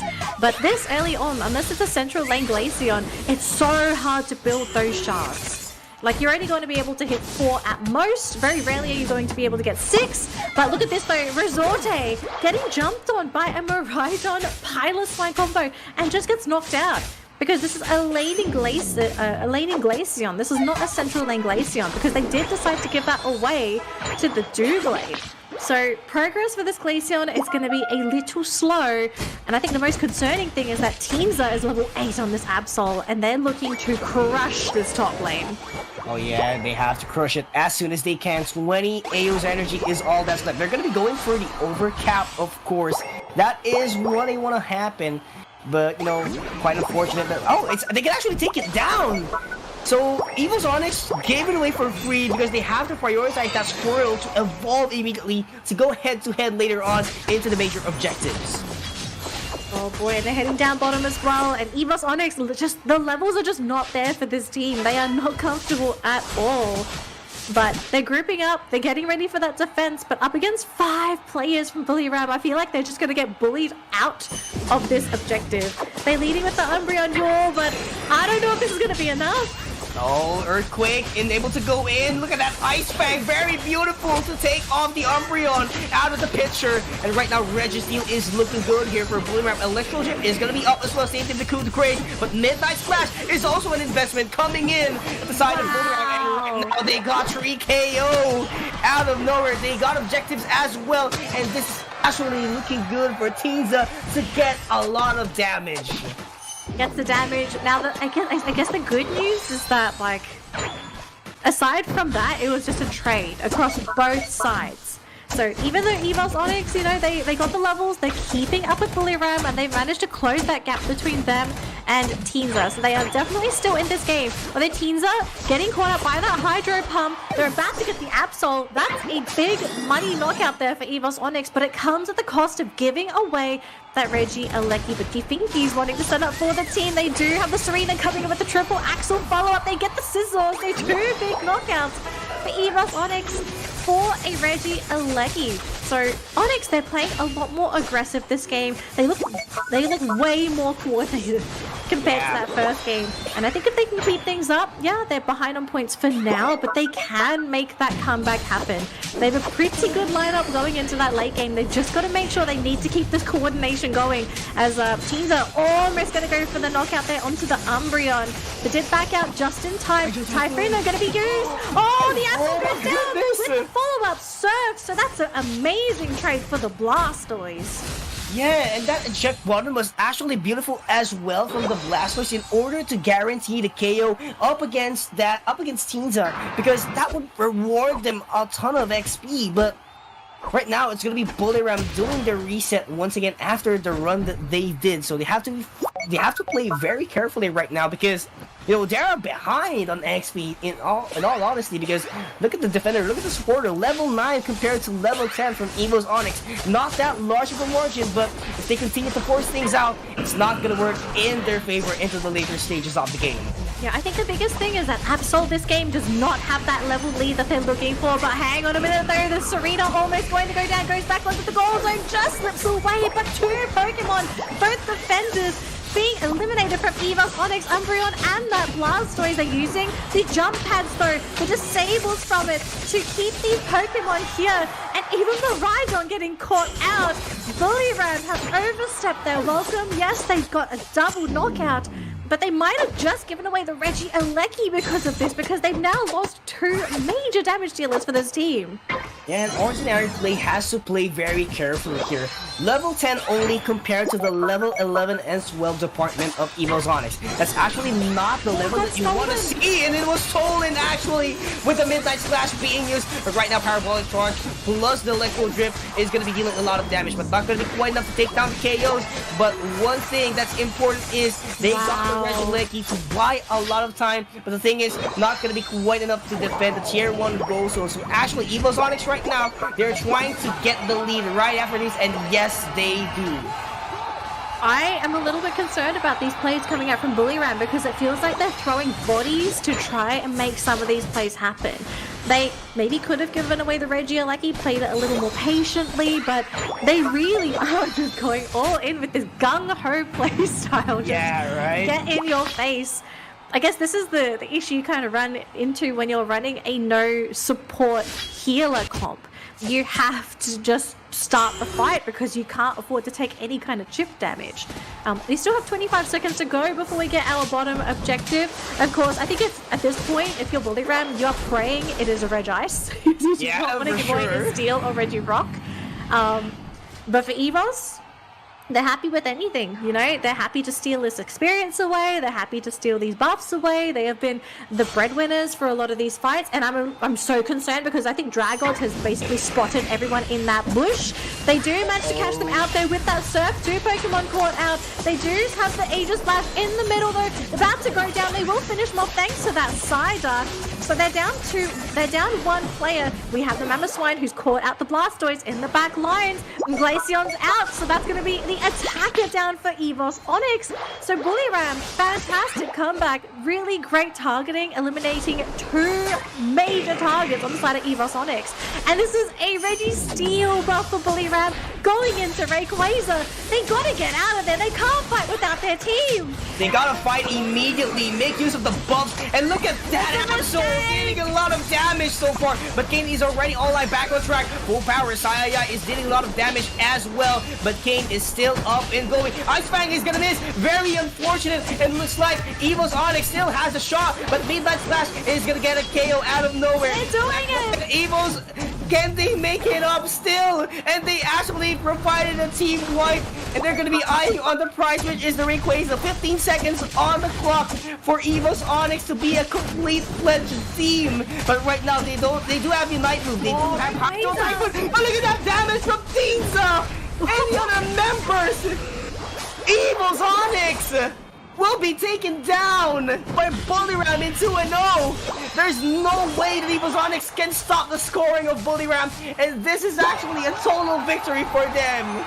I can't wait for the replay. I don't know if the replay's even going to show up, but Rayquaza in that moment was wearing a Bully Ram jersey because Rayquaza was the reason why they were even able to follow up onto this defensive duo that surfed in. Right, we had Blastoise and Umbreon surfing in, catching a couple of Bully Ram Pokemon, but the knockup from Rayquaza gave Bully Ram enough time to turn around and get the crucial crit onto both of those Pokemon. Oh my goodness, I really need to see that replay. It was incredible, but very unfortunate at the same time for Evos. It's a highlight reel for sure. It is going to be a highlight reel for Winter Tournament APAC West. I would love to see it as well. 15 seconds left. Evos Onyx trying to make sure that they can actually bounce back a little bit, but not going to be the story as Bully Ram takes down one of the top teams in Southeast Asia. And they're going to be advancing into the upper bracket finals. Jeez, Bully Ram is bullying their way in the upper bracket, and they're gonna play up against Onic Rise. I am so keen to see this particular matchup because keep in mind, Bully Ram won with no healers. They just decided to wave the flag and say healers are overrated. We don't need healers. Okay, healing is overrated. We just want damage. Yes. And they made it work. And really, it was very fascinating too because originally they did start out with a bit of a level lead, then a couple of hiccups and bumps here and there, then the level leads closed and it looked like it was getting a bit too close. But then we had the dream fights happen, where Onyx just stuck around for a second too long. It was a fantastic game actually. It has to be the greatest game that I've seen next to Evos versus Escape 5? Yeah, Escape 5. Evos Onyx, they have been providing a lot of great games so far. Very unfortunate they will be falling down into the lower bracket, so we do hope that we get to see them once again into the upper bracket finals. But one thing is for sure, we already have our contenders into the upper bracket eyeing on the advantage into the grand finals. But of course, let's not ignore them. These teams are no joke. Bully Ram made a statement. Even though we're not part of the C-League, we could definitely take down the best teams in Southeast Asia. Yeah, don't underestimate them because they have a bit of a mean name because these guys are really mean. So they're bullying everyone out. They truly are. And just to see the fact that they're playing so well today. They beat NYS. Now, this is not the Paper Rex NYS for anyone that is a little bit confused. This is, I think, just like a last-minute team that was put together by Nightly Foxy. But then after beating NYS, they beat Evos Onyx, and it's 2-0 as well. If they beat Onic Rise, it would be a massive statement. But speaking of statements, we do want to remind all of you guys that we are still conducting our viewer giveaway. We have a whole bunch of goodies that we are currently giving away on stream. We have our physical prizes, which is the Pikachu original keychains, the official tournament jersey, and the Pokemon Unite 3rd anniversary original puzzle. We have 5 keychains, 2 jerseys, and 2 puzzles. If you want to win one of these prizes, make sure to enter our giveaway. This is going to be in the form of a sheet. Make sure you fill in the necessary information, submit, and we are going to be announcing our winners for these prizes today. But if you want the grand prize, that is a different giveaway, where basically you need to find out what the secret word is. And once you figure out the secret word, you'll be in the running to win 2 tickets to the ACL Finals in Japan. Fully funded trip. Tickets, flights, and accommodation. I'm gonna cash my entry for sure. I want to see Japan. I want to see ACL Finals. It's gonna be held, of course, in Shinjuku Sumitomo Building, Triangle Square. That is in Tokyo on March 29th and 30th in 2025. So make sure to, pack your things up, and let's have a champion time, I guess, in PUACL Grand Finals. And I would love to be there for sure. I have to cast my entry in the giveaway. But of course, we would like to remind as well, so those who are watching, I know everyone from APAC East is watching this one. Registration is still open up until February 4 with a total prize pool of $5,000. And of course, champion teams earn to spot a PUACL Finals in Japan. Free accommodations, flight tickets, it's all covered. Yes, everything is going to be covered for the winning team. So best of luck to everyone competing in APAC East. Just a quick reminder as well, entries for the APAC East Winter Tournament is still open. So you've got another 2 days to enter your team in. So if you're thinking about maybe wanting to try to get that first place and actually playing at ACL with all of our other premier teams here, do it. Enter. It is free. It is legitimately a free tournament. There is nothing that you need to do outside of register your teammates, get a group of people together, and play next weekend. Yeah, I mean, who knows what might happen into your awesome Pokemon Unite journey. You might be one of the very best, might be not, but we'll see what will happen next week. But for now, we're here in APAC West, and we're here to determine who's the very best, or who is the team deserving to get that last spot towards ACL Finals in Japan.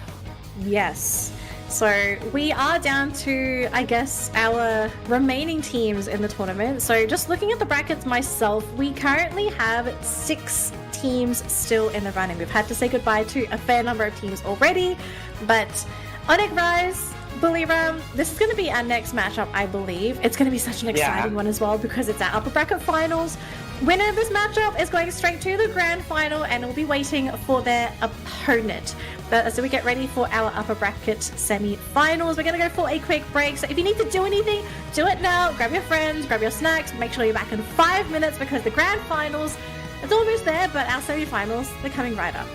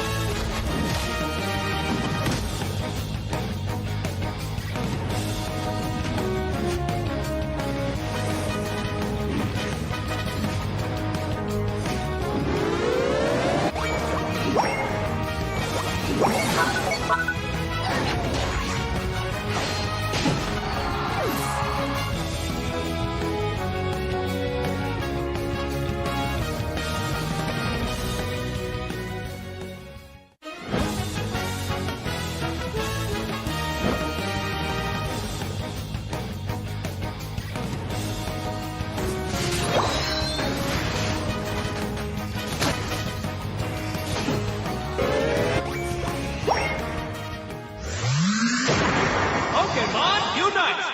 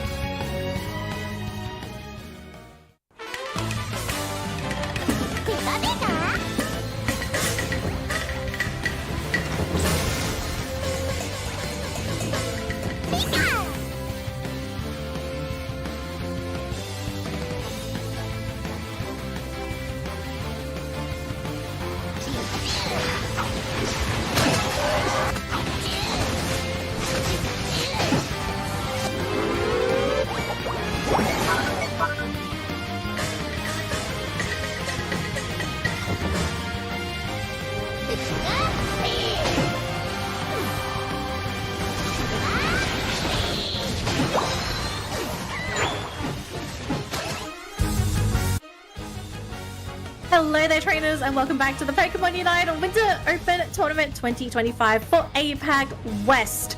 We are here for our upper bracket final. Yes, you heard me right, upper bracket final. Either of our two teams here is going to be going to the grand final, but to do that, they kind of have to beat the other team to do so. And it's going to be a really interesting matchup as well, because we're going to be hearing one familiar name and one not so familiar name. We have Onic Rise going up against Bully Ram. Now, not Bully Ram United, okay? Bully Ram. They decided to go for a bit of a meme name, which I'm all for. But Peaky Yules, give us the rundown. Like, Bully Ram, anyone that's just joined the broadcast, what have they done today? Like, why are they here? I mean, they just took down Evos Onyx, probably one of the top teams out here competing in Winter Tournament. And not just that, it's not just taking down Evos Onyx. It was 2-0. unbelievable, and what a shock to everyone who's actually watching the stream, watching our live stream. To the fans of Evos Onyx, it was a shocker that Bullyram managed to bully Evos Onyx, sending them back into the lower bracket, and right now they are fighting for a spot in the grand finals. They're fighting for a spot in the grand finals. The team is looking fantastic as well. They've had some pretty solid strategies, some signature Pokemon that has really made them stand out above the competition so far. But now is their greatest challenge. Can they beat Onic Rise? Because at this point in time, I think it's easy to say Onic Rise are the gatekeepers to this grand final. We know what this team is capable of. They have a history, very, very solid team, but can they be shaken by Bullyram? Yeah, Bullyram is actually one of the considered underdogs or the dark horse of the tournament, so really hard to tell if they could actually send Onic all the way into the lower bracket. So right now, 1 out of 3 is the only ones remaining into the upper bracket. Full Sense and Evos Onyx, part of the ACL regular season, is actually fighting their spot here into the lower bracket. So it's a difficult road for them, but for Onic, they want to make sure that they get that grand finals advantage, of course, up against Bullyram. But Bullyram, they are no joke. They've taken down Evos Onyx, they've taken down this Team MYS, one of the most formidable teams in the tournament. So I'm not going to be shocked if they're going to be doing an upset up against Onic. Onic, on the other hand, again, third placer of Pro Championships. Third place, sometimes your past achievements don't matter in the moment. And I think it's probably, like, if I was Onic, you know, as much as you would like to brag and boast that you got a trophy at Worlds last year, I know Onic and I know Eeyore. This man is very grounded. I don't think he's gonna look at their past history and say like, okay, we're definitely the better team. He will give Bullyram the respect that they deserve. So I'm keen to see what their solution is going to be for Bullyram and how Bullyram has played thus far. I expect Bullyram to play pretty standard for game number 1 to get a feel of what Onic is going to do. But for Onic, I kind of think they might want to start out the gate a little bit strong and maybe pull something that might be a little unconventional to scare or to really shake Bullyram for game 1. This is actually very confident for Bullyram, making sure that they do get to pick Miraidon at the first place, at the first pick, which is very surprising. Not that surprising because they did it a while ago as well. But might to tell you, like, once you get Miraidon on first pick, you might get countered immediately by the other way around, and Eeyore is gonna be, you know, locking in this Age/Blazoe with a Hoopa, so they have the mobility already, they have rotation advantage. But the thing is, what could be their setup? Are they gonna be allowing that Tyranitar composition to happen? Because so far, I'm not seeing it. I don't think Tyranitar is going to be the play here unless we see some kind of shield composition from Onic, which is that's not what's happened here, right? Because you've got Zoe on the Hooper, so you will be going for that raw HP healing with the Hyperspace Hole. But the follow-up, though, is Luna really think about Crossbow? Okay, no. Definitely not. But Trevenant's a really great pick, because Trevenant is all about self-healing. You don't really need to worry about a Tyranitar because you have ways to sustain yourself, and shielding is not really the name of the game for this Pokemon. So the fact that Teensai is actually pivoting to a all-rounder here, they're looking to add some more damage to their arsenal. And it looks like it could be the Urshifu here, wanting to get that secure damage in, because have a look at what Onic Rise currently have. Their secure potential is not that strong. Aegislash, not really one of the best secure Pokemon in the game. Same thing with Serena, and the last pick was for Axew, which they had to go for the Mewtwo. Why? Because I don't see anything else that they could have picked that would have been a better choice here, because they're also dealing with a Miraidon. And another thing I guess we kind of have to talk about here is what's the build going to be for Sleep? Because he's played, I think, both builds today. He's played, like, I think mostly he's been pivoting to Electro Drift now, but I wonder if he's going to pivot back to Charge Beam. I feel like it's going to be a Charge Beam for now, simply because that you don't have to go in. There's a cross zone. There's a cross zone. You don't want to get caught immediately by the cross zone with its tree. Yeah. You don't want to be caught by the tree. Tree rather. Yeah, it's tree. Yeah, it's okay. I think I agree with you. There are like 3 Pokemon that would want to get on top of a Miraidon. So Charge Beam probably feels like the safer bet here. Oh yeah, for sure. I mean, Trevenant is actually it can actually just catch really that Miraidon off guard if it does go with Electro Drift. So safest way possible is going to be the charge beam, but if you want a high risk, high reward, definitely, you know, Electro Drift might work up until this point, specifically if you want to KO that Mewtwo who's actually providing a lot of range. You might actually set your prioritization as well all the way to the Hoopa in order to cancel those rotations, those recoveries from being sent back into the base. So I feel like that's going to be the case here. I mean, maybe it could be the Scyther. the Sizzle that jumps on top of Axekew. Well, we've seen the Sizzle actually be a bit of a pain and a bit of a nuisance just sort of sitting on top of Pokemon. Unless he like all of a sudden is just like, okay, I feel like Scyther. That does happen. But I think Sizzle could work here because you have like 3 Pokemon that you can sit on top of. You've got Tree, you've got Aegislash, and you also have Serena. These 3 don't really have the best way of quickly eliminating a Sizzle unless they have the support of the Mewtwo, for example, to sort of pick them off and actually dish out that damage. So it could be the Sizzle to really create that opening. Sleep in the meantime though, not going to be too happy, just taking a significant amount of damage there thanks to this pairing of Mewtwo and a little Phantump. So for Axekew, he's just hoping to dominate the lanes. Grab those levels, steal all the experience away, and maybe just grief the Miraidon in lane. Yeah, I mean, you really do have to take advantage of your lanes as early as possible. First KO goes down on the side of Onic Rise. They're actually doing a lot better here, making sure that Bullyram cannot bully the way out of them. So really hard respect here for Onic Rise. They want to make sure that they're confident, but at the same time, you know, very disciplined. And we absolutely saw Electro Drip here. That's gonna be a KO right off the bat from the one for one though. Yeah. One for one. Trade both attackers, get rid of each other's defenders, I suppose. So it's equal across the board. Both of them level 4, so unevolved defenders. So for Axekew and Sleep, it's really just leveling up here for these 2 leaders. But middle lane though, it looks like Bullyram are currently being bullied out by Onic as they do get rid of that Clefable. So no healing for you, but luckily they don't lose the Urshifu in that process. But all of a sudden, we're seeing Onic Rise go for a big push in that top lane up against that Sizzle. Now, keep in mind, you know, Sizzle, he might be tanky, but when you have Axekew there on that Mewtwo, he's the key to shutting down that Sizzle. His damage output is how you zone away that pesky bug. Oh, did you saw that? Axekew wasn't actually scoring because they need it for the damage. Great execution, despite they could actually go for the overcap. Damage was their prioritization, but right now Illuna is doing its job to score, and he finally lands it, but in exchange it could be going back into the base because of that Miraidon, but you know, there's actually still hope for him to go back. But at the top side, that's going to be an overcap of 9 points in total. So still not of the huge numbers, but overcap is an overcap.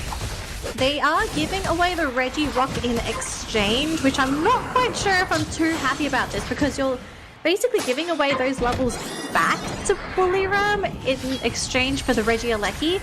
Unless Onic Rise want to go for a big push up top, which could very well happen, especially with how they're moving on that map. They're all grouped up together. They're just missing that Trevenant, but do they really need it if it's just going to be a few Pokemon? It's actually not even going to be a few, it's just a couple. It's just the Sizzle and that Clefable. That Regieleki is right on their doorstep and it walks on in. So if Onic want to score, they can. And they get a double knockout while they do it. But look at this Electro Drift into the backline, trying to go onto Axekew, but mistakes have been made. Sleep, his commitment was just too much. I love the game plan here. So Onic Rise, what they want to do is just play it very safe and destroy that tier 1 gold zone later on in the latter part of this game. So they want to maximize those stacks. They want to put up some pressures and XPs by scoring at tier 1. And later on, they would just overcap it on its maximum potential. That is the game plan as far as I can tell, because they did this during their match up against a while ago, as its full sense. So maybe we'll get the same results, but Bullyram on the other hand needs to catch up a lot in terms of the level department. They do need to catch up, but at the same time, the way that they're playing so aggressive. into Onic Rise, even though they are at a bit of a deficit. So maybe they're just hoping that Onic Rise make a mistake. But I hope they remember as well who they're playing up against. It's not just any ragtag team. This is a tier 1 global team that Bully Ram is playing into. XQ going to be zoning them away with some basic attacks. They were almost caught out there thanks to Illuna, but they do manage to grab the Urshifu in the meantime. So no Urshifu support there on the side of Bully Ram. They were thinking of jumping onto Zoe, but with the Trevenant up front, it's a little bit too scary for Bully Ram to fully commit into this. Moonlight's going to be used. Even the Unite committed there by AXQ. But look at this, they're forcing a Clefable Unite just to survive, so that's not going to be available for this Regirock fight. Not going to be available indeed. Reason Bound has been pop up as well, and they're going to be going all out for the Regirock. And it looks like who's going to be getting the last hit. It's going to be Onic Rise. Beautiful execution. 3 KOs actually coming in for Onic Rise. Onic Rise looking to completely dominate this set here. We're at the 4-minute mark so far, but they're leading with 319 points compared to the 61 on the side of Bully Ram. And the level difference, it's not too big, but the fact that Onic Rise have completely crippled that top lane, they've already started working on that bottom lane, they're removing the speed flux away from Bully Ram, preventing them from having access to a lot of free lanes, because you want the speed flux if you're trying to go for objectives. It helps you go to that top and bottom lane quicker, whereas for Bully Ram, they are scared to leave their base, because they don't know where Onic Rise is going to be coming from. The fact that they're invading as well, this is preventing Bully Ram from even getting levels in their own central area. And look at this! This Aegis Slash gets thrown in the air. They don't even get the knockout there onto the Urshifu. That's a big mistake.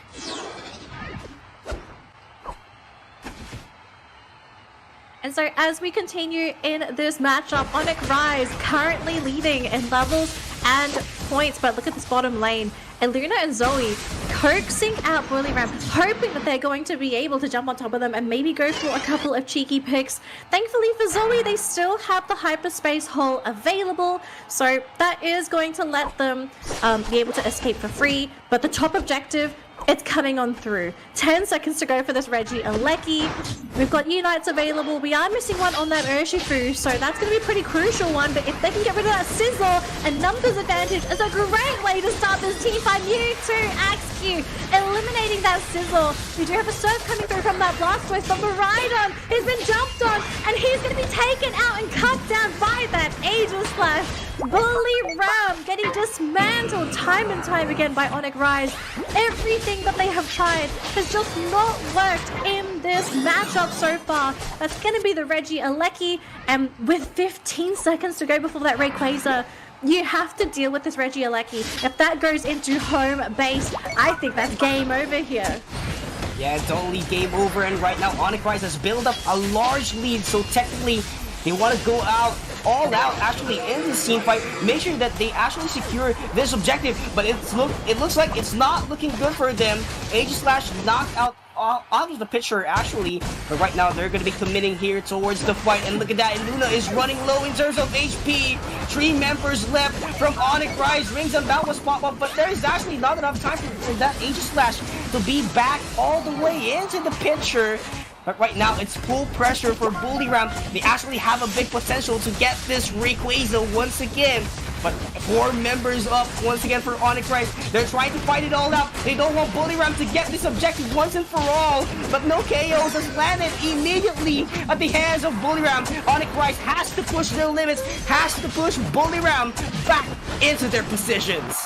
Bully Ram, they're trying so hard to push into Onic Rise. We still have a minute to go, so there is a chance for them to maybe make that comeback happen. They're outlasting them. Both supports are gone on the side of Onic Rise, so it's going to be up to the rest of the team to either go for the steal or to just waste their time. Aegis Slash being pushed by the Surf. That's going to be at the secure. Bully Ram, they managed to get it with the Urshifu, so now it's time to score. They've got to dunk all their points in, but Onic Rise, they have the exact same game plan. They're trying to throw in everything that they have left into the goal zones as well to try to equalize this. But Bully Ram, they have the lead, 438 to 431. A micro dunk could change the game, but we have another 100-pointer coming in here from Swizz. You need the damage. He surfs on in. He gets on top of the goal zone. I think that might just confirm it here. Bully Ram possibly taking game 1 of this upper bracket semi-final against Onic Rise of all teams. It was Rayquaza. It was enough for Bully Ram to turn things around. A while ago, we were actually talking about it. They were losing in terms of XP department, level department, objective-wise. Have been dropping a lot of it. But Rayquaza is all that they need. Patience is what they needed to bounce back even stronger up against Onic Rise. And I love the concept on how did they push back Onic Rise into their own position, into their own forest to be specific. And it was a total upset up against Onic Rise. Bully Ram takes game number 1. We're not sure what's gonna happen next. But the thing is, look at those points. Look at that.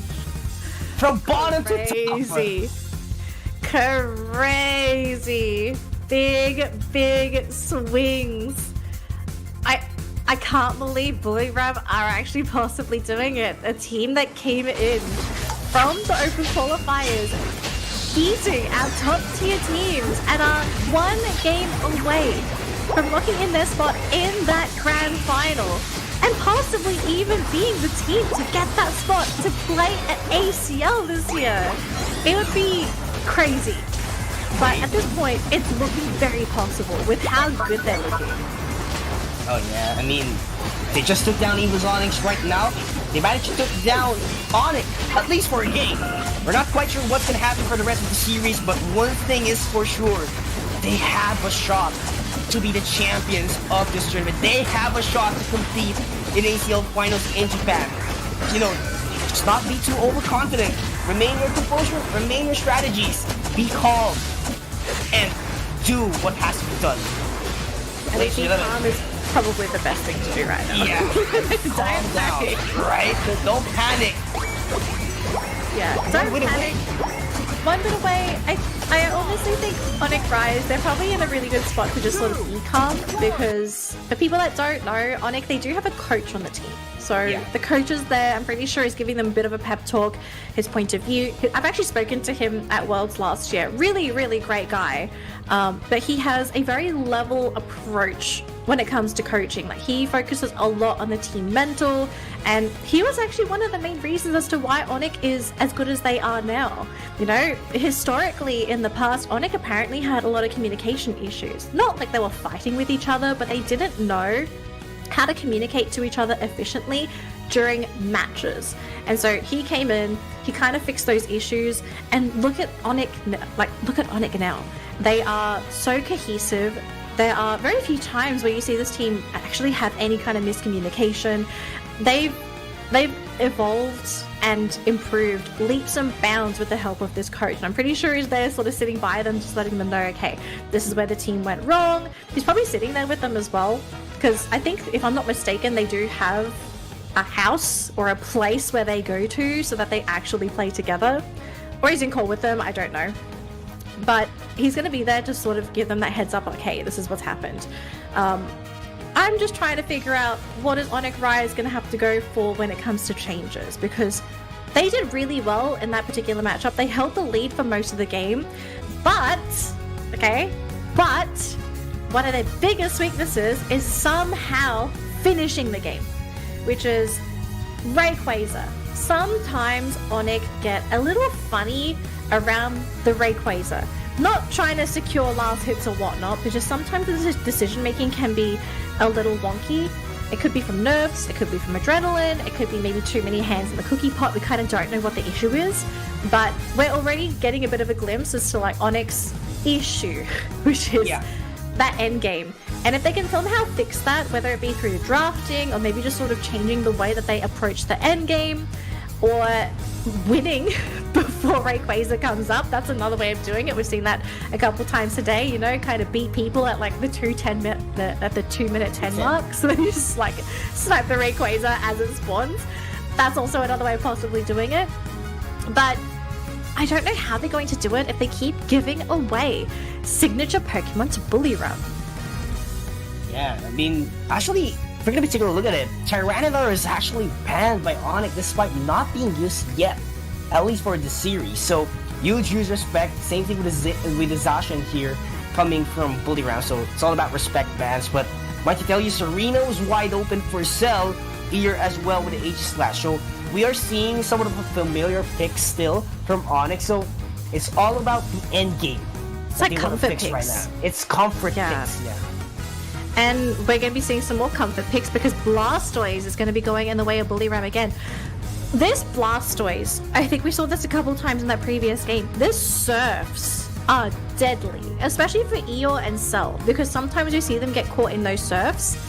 And the stun duration for Surf, it's almost enough time for Sleep to finish them off. Oh wow! Wow. Big change. So Axeq is going to go for the Sylveon instead of Mewtwo Y, even though Mewtwo Y was open. Is this just Hyper Voice Sylveon? Actually, could be.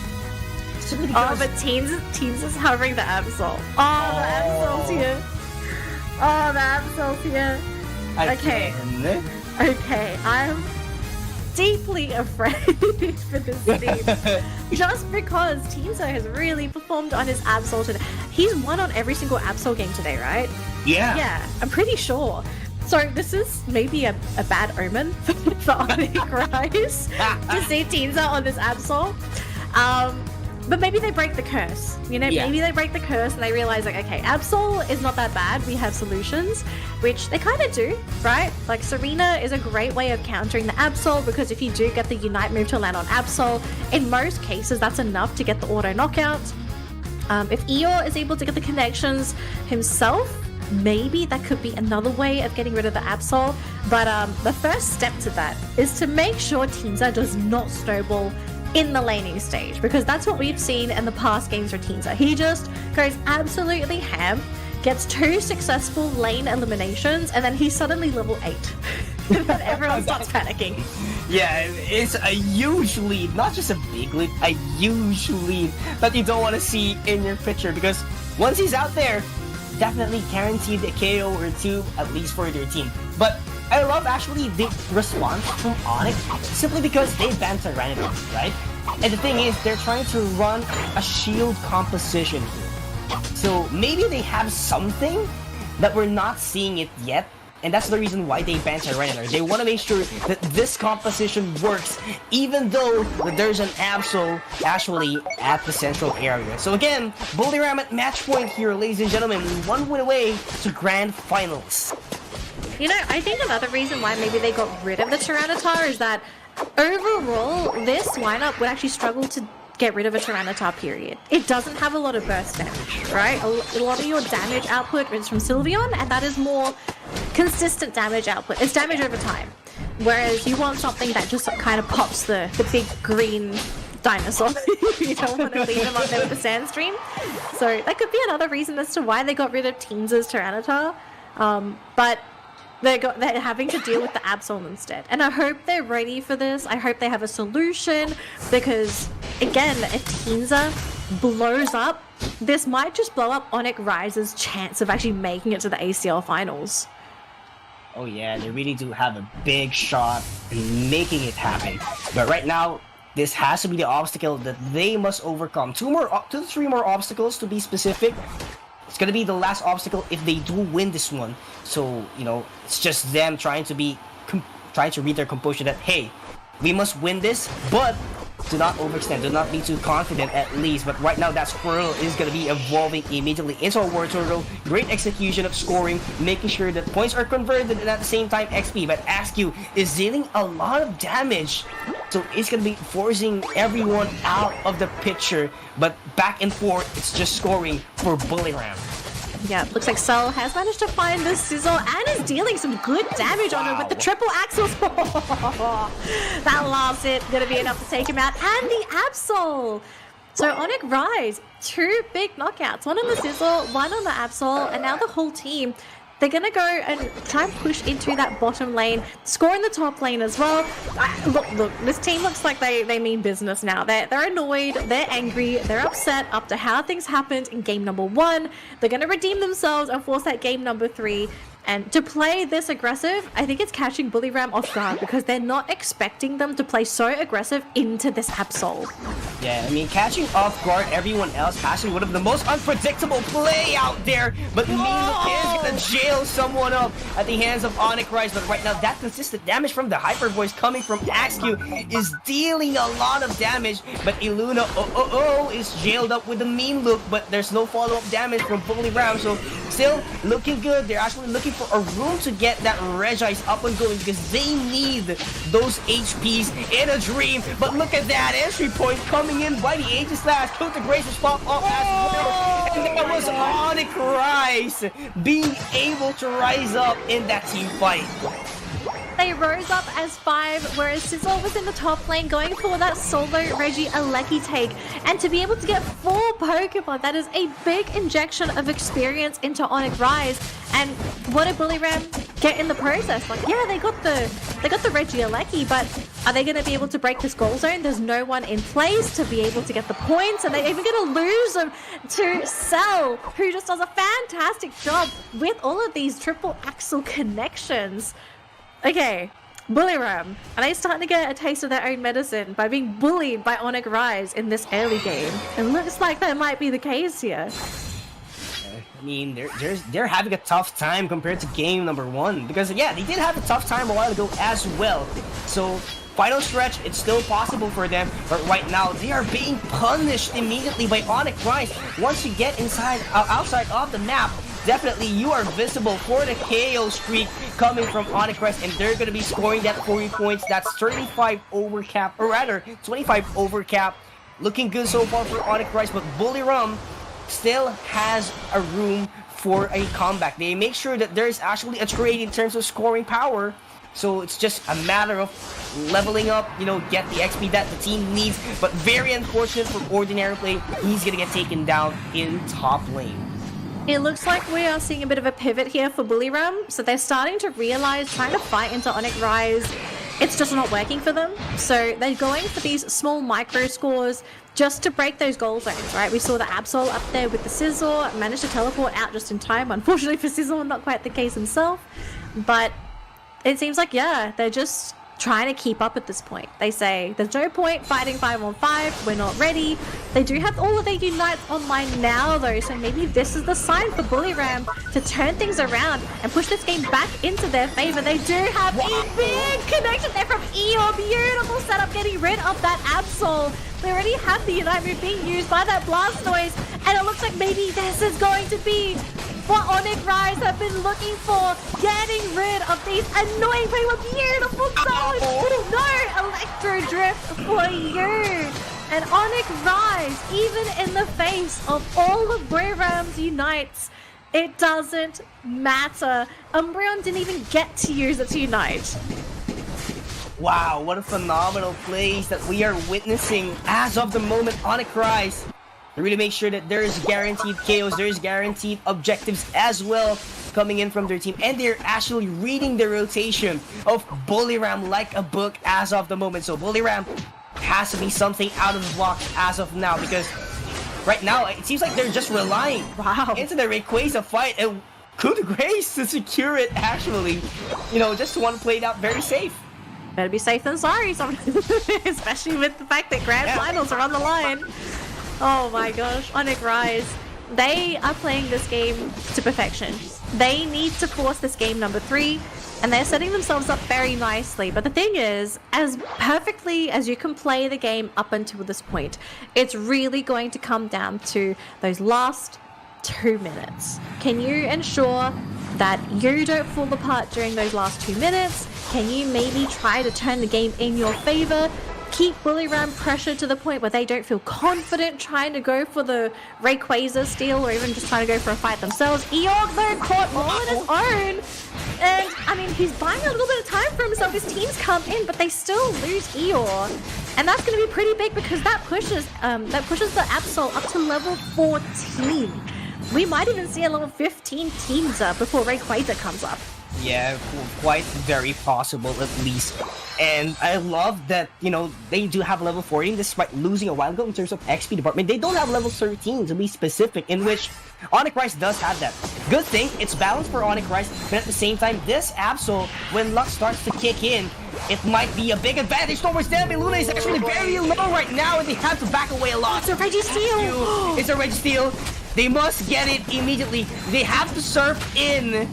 Axew is still trying to attempt to go for the steal, but not going to be quite on time. And looks like Bullyram still has a lot of room to take this game once and for all. United from the center. And that's going to be the KO. First KO at least against the Aegislash. And they are forcing their way to fight in. Blastoise taken down. It's going to be a 4v4. Make that one 4v3. 3 members from Bullyram has been taken down. And they have to play it very carefully. And they overextended.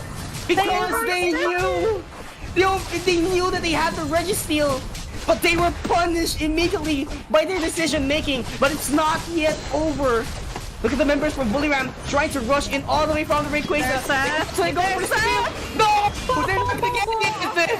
And Onic Rice gets the last hit. And they're gonna be dunking those points. And we have game number 3. Onic Rise hanging on, wanting that game 3, wanting that grand final spot. You can feel in the way that they're playing how desperate they are to keep themselves in that upper bracket. But holy moly, the bait, okay, the bait, the balls, the confidence, the gall this team has to fight in the face of an opposing team that has a Registeel buff 10 seconds before the Rayquaza spawns.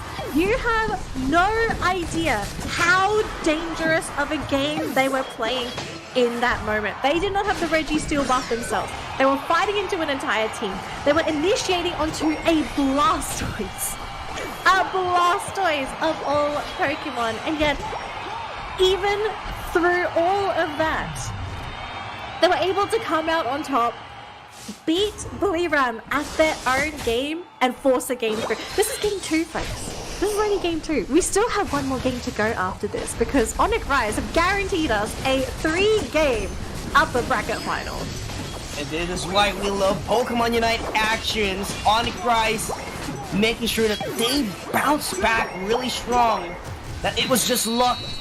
That's why Bullyram won that first game up against him. It was just a Rayquaza. And Onic Rise, what they did from start to finish, make sure that the team is strong, the communication is strong as well. And look at that. 1,000 points, complete revenge from Onic Rise, at least for this game. But we must see the complete revenge into its picture. And that is Onic Rise getting the victory in their series. I've never been so excited to see a highlight in my entire life. To go back and see how things kicked off in that fight after that Registeel, because I saw the Registeel buff, and I think most people will probably have the same reaction. You have a team, both of them are pretty close in terms of levels. I think it was slightly in favor of Bullyram just because they had that level 14 Absol. I saw the attack buff, I saw the experience buff, and I thought, it's over. You know, it's over. Because Onic, they surrendered the buff. But what they decided to do instead is that instead of surrendering, they were actually trying to bait Bullyram into a fight. They were trying to bait them to force out their unites early and to make them fight in a really awkward choke point. Because down bottom, I want you to take a look at the lanes here. There are a couple of bottlenecks, right? That little bottleneck towards the central area. If you are funneling your team through these little bottlenecks, you are creating a big opening for a lot of AoE moves to connect. And here we go. This is where the fight happens, right? Everyone is fighting in lane, and this is where any kind of AoE damage that is coming through from Onyx, it's going to connect onto everybody. The Sai-Yi-Yi. He just walks in. Full power Sai-Yi-Yi. And it completely disrupts the entire team. Oh my gosh. What a game. A masterclass for a team that, firstly, we know Onic, fantastic team, but I think it's just a really great example though. Sometimes if you are in a really desperate position, you might lose an objective over something, but you can bait people with objectives, even if it's an attack buff. If it means that it's gonna make them be overconfident and overstep their bounds and force them to fight in a choke point or a specific area that you want them to fight in. Brains, people, brains. Okay, Brains. We only play with half, but Onic play with their full brain. Yeah, I mean, it's not brains and hearts to be specific. They don't want to miss that opportunity to get the advantage into the upper bracket, and that's why they polish everything on their pocket, on their sleeve, and make sure that they do get game number 2. The thing is, right now it's a solo reset. Can Bully Ram bounce back their composure a lot in order to go head-to-head with Onic, or are they gonna get, dominated by Onic? Because Onic so far, they have been cooking a lot since game number 2. So, it could go either way, truly. I really think Bully Ram, they are very capable of beating Onic themselves. They just need to keep a bit of a level head. Don't get too overexcited for some of these fights. But the same thing can be said for Onic themselves, because we know Onic can also get in their own heads. We've seen it in game number 1, especially during that last Rayquaza fight.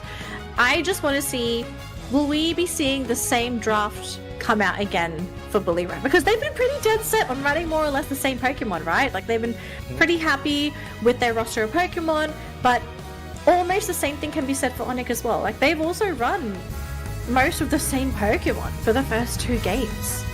Yeah, and we're not yet sure if that's going to be the same case for game number 3. Again, the sides has been switched. It's purple side. That's going to be Bully Ram and Onic back at the orange.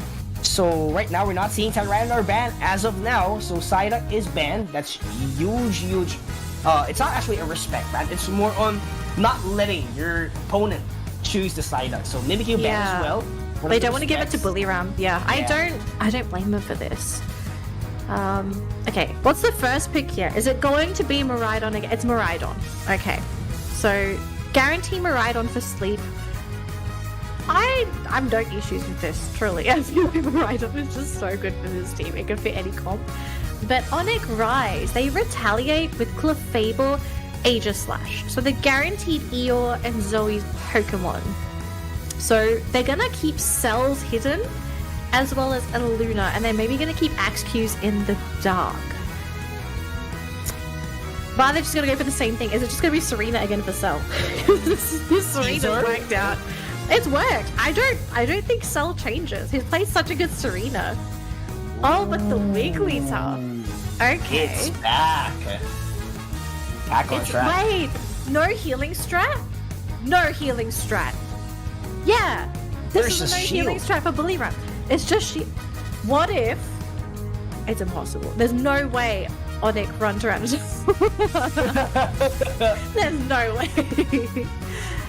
And same Pokemon, but a bit of a swap out. They have Trevenant, which again, great Pokemon for Iluna, because if a Tita suddenly comes up for Teenza here, it really doesn't matter for this team. Yeah, so no Tyranitar, they're hovering Urshifu here, and Ceruledge as this last Pokemon for Ordinary. So no more Scizor. They're going to go for a bit of a pivot. They have some pretty good damage there that can also go for a dive.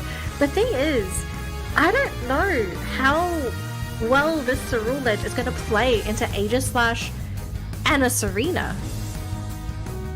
And even a Trevenant, actually. There's a lot of Pokemon that Ceruledge kind of want to dodge. And even Zoe can be an issue for Ceruledge because you have Follow Me. That microsecond where you get caught out in the Follow Me, it could be enough for Onic Rise to just turn and obliterate the Ceruledge. And also, you have Axew that's playing on Sylveon, which very mobile. This is not a Pokemon you can just simply jump on top of, and it's got to get out of free jail card Unite. So this is a very slippery comp.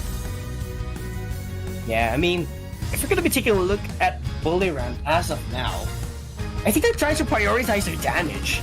Like, well, it seems like that's the case, yeah. Yeah, that's the case. But here's the thing. There's a lot of stoppers from Onic, just like what you've said, specifically from the Ceruledge. Despite Ceruledge having a lot of mobility, one with Hammer is enough to stop you down on your track.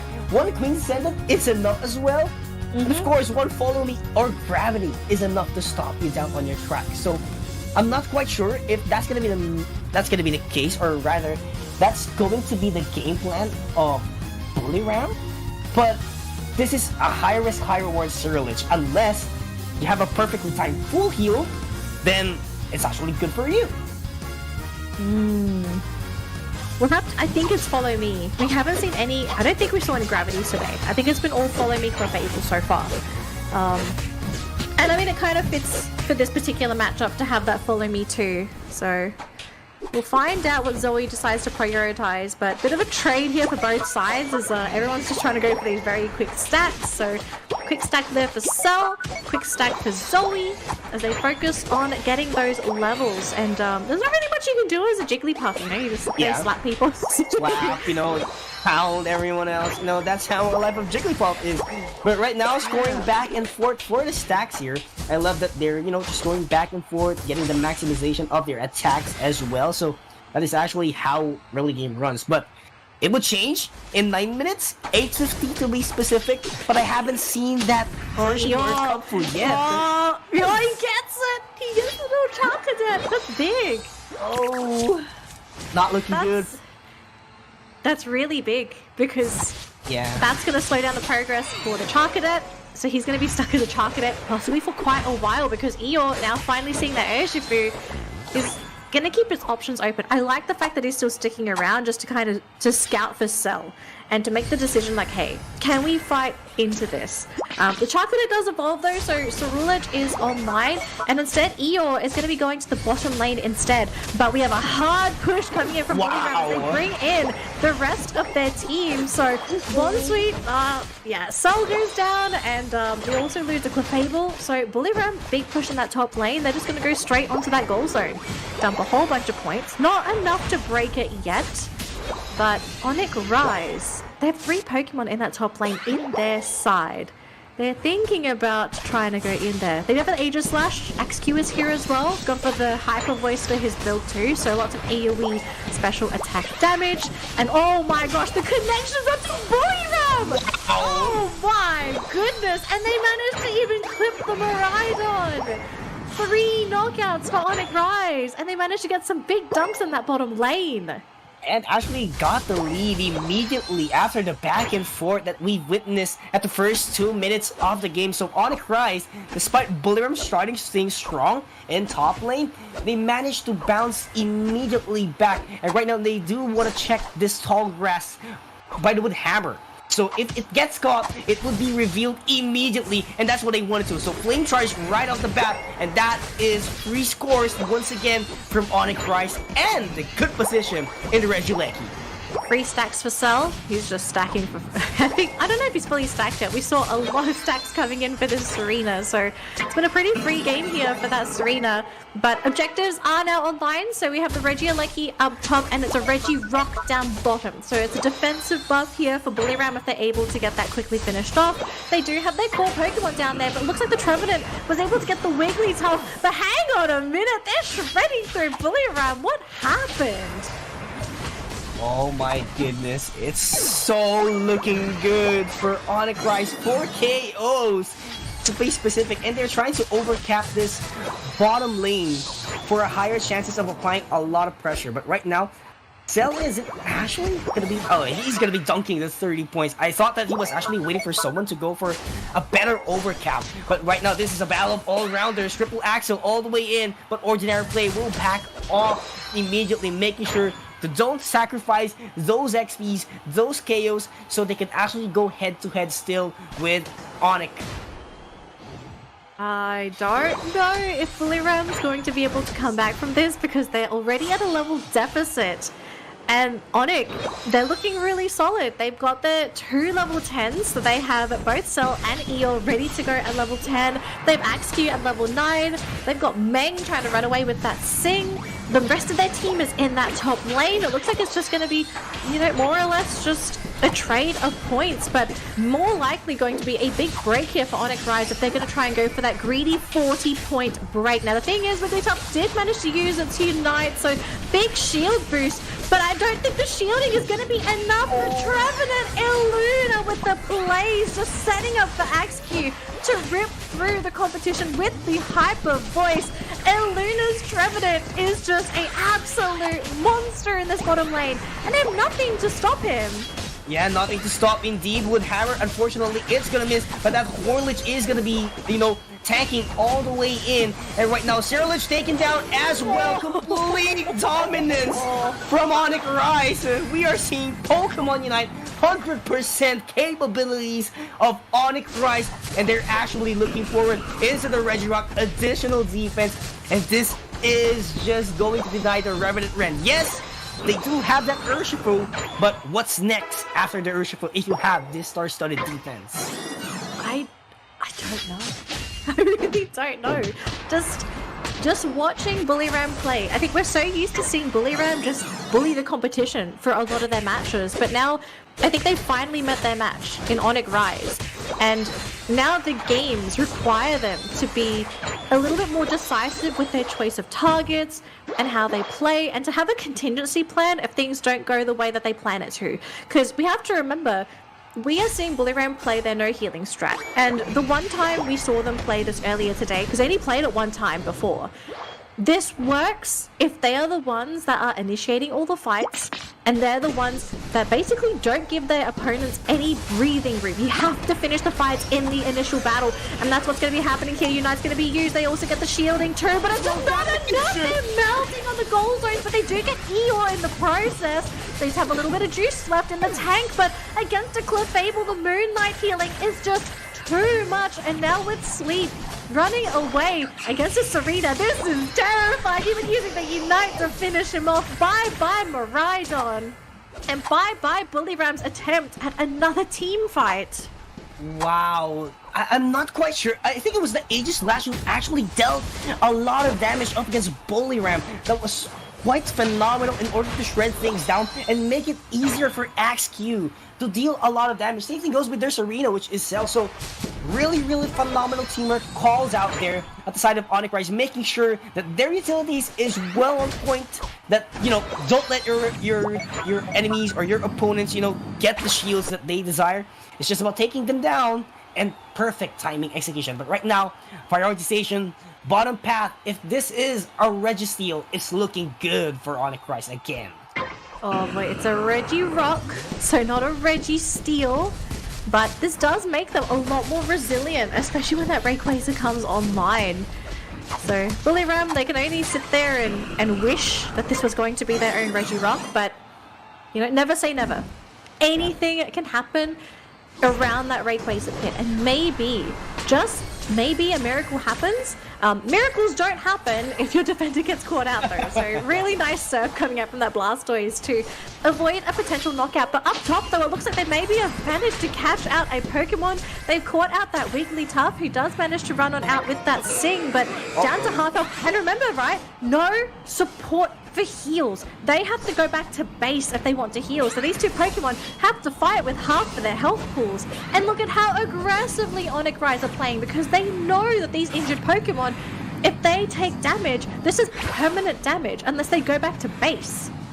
Yeah, and this is actually really looking tough for Bullyram, and the chances are getting dimmer and dimmer for their team, so they really have to go all out as quick as they can, because 30 seconds has already expended towards the final stretch, and right now it's looking good in terms of tornadoes, and Jack Bottomless Hydro Typhoon was infested by Bullyram, but Bright Future Meteor Storm is actually there as well, but not going to be quite enough to take down the KOs, as one member from Bullyram has fallen down immediately. But look at this, Tinza is still doing a lot of damage. Ebon Fist to lift up Cell, but look at the coup de grace as well coming in from Onic Rise, and they are just focusing their attention towards a lot of members of Bullyram. But on the other hand, that Wigglytuff is going to be sneaking 44 points, not going to be quite enough to get the lead for their team, and that is another KO coming in the side of Onic Rise, and gonna be two. So it's just the Cyrillich and the Rhydon that is online. Electro Dip inside, but he gets caught off guard at the trap of Onic Rise, and it is just a Revenant Ren that was there, able to use it, but not gonna be getting the last hit, and Onic Rise finally able to complete the reverse sweep and get this week up and going as they proceed to the grand finals of Winter Tournament APAC West. Fans of Onic waiting with bated breath, especially going into that Rayquaza fight, but they did it perfectly. They stood on the wall. They were literally physically keeping Bullyram on their side of the map, forcing Bullyram to fight into them. They finally did with the Blastoise, but the fact that they had to play so far back behind the Blastoise that they didn't get caught out, even though the Hydro Typhoon connection was there, they just didn't have enough Pokemon coming in with enough damage to burst down the necessary targets to give them that numbers advantage. I honestly, props to Onic Rise. I think they just did the best play possible in gatekeeping Bullyram and forcing them to make, I think in what a lot of us would probably say, a rash decision. Forcing them into a fight that they wanted to have happen, but it just never happened on their terms. It was always going to be on Onic Rise's term. Additionally, it also did not help that Clefable existed in this game. The fact that Bullyram was relying purely on the shields coming out from that Wigglytuff, I think things could have been a little bit more different if they had a support of their own, if they maybe had the Clefable themselves, but it was swiped up very quickly because they prioritized the Miraidon over anything else. And so, you know, I don't blame them for trying to go for the no healing strat, because it did catch out their previous opponents, but Onic Rise, they are an opponent on a completely different level. Yeah, the completely different level. They were actually, I wouldn't say they were holding back during game number 1. Oh, they did hold back. Yeah, they did got hold back surprised. for sure. They got surprised. They got shocked on what are the capabilities of Bullyram. And, you know, they had to make sure that we have to step up even more. We have to receive our 100%. And that is what happened during game number 2 and 3, making sure that there is not enough breathing room for Bullyram to, you know, check out their mistakes, check out everything else. And if you're going to be taking a look at that, it was almost a steal from Bullyram, but that Revenant Red was, you know, required to be popped up immediately for you to buy a couple of time, or seconds to be specific, from the team. But Onic did the job. Do not deploy your damage on the Rayquaza. Focus on the Surulege, and we're gonna be getting the KO and eventually the Rayquaza to close out the game. And there we have it. Grand Finals. It's gonna be Onic Rise, and we're still waiting on who's gonna be going head to head with them. Yes. So what's going to end up happening at this point is we are going to be going for a bit of an extended break, just so we can let the lower bracket matches finish up and we can figure out who's going to be in the lower bracket final, because we do need to have that game happen first before we jump into the grand finals. And don't worry, we are going to be showing the lower bracket finals on broadcast. We're just going to give the players a little bit of time. We actually have an update here. We have Evos making it through. So we'll give you guys an update after this break, but this is the best time to do anything. If you need to, have some dinner now. I think this is the best time to do it. Have some dinner, do whatever you need to do, but make sure you're back, because lower bracket finals are coming right up. See you after this.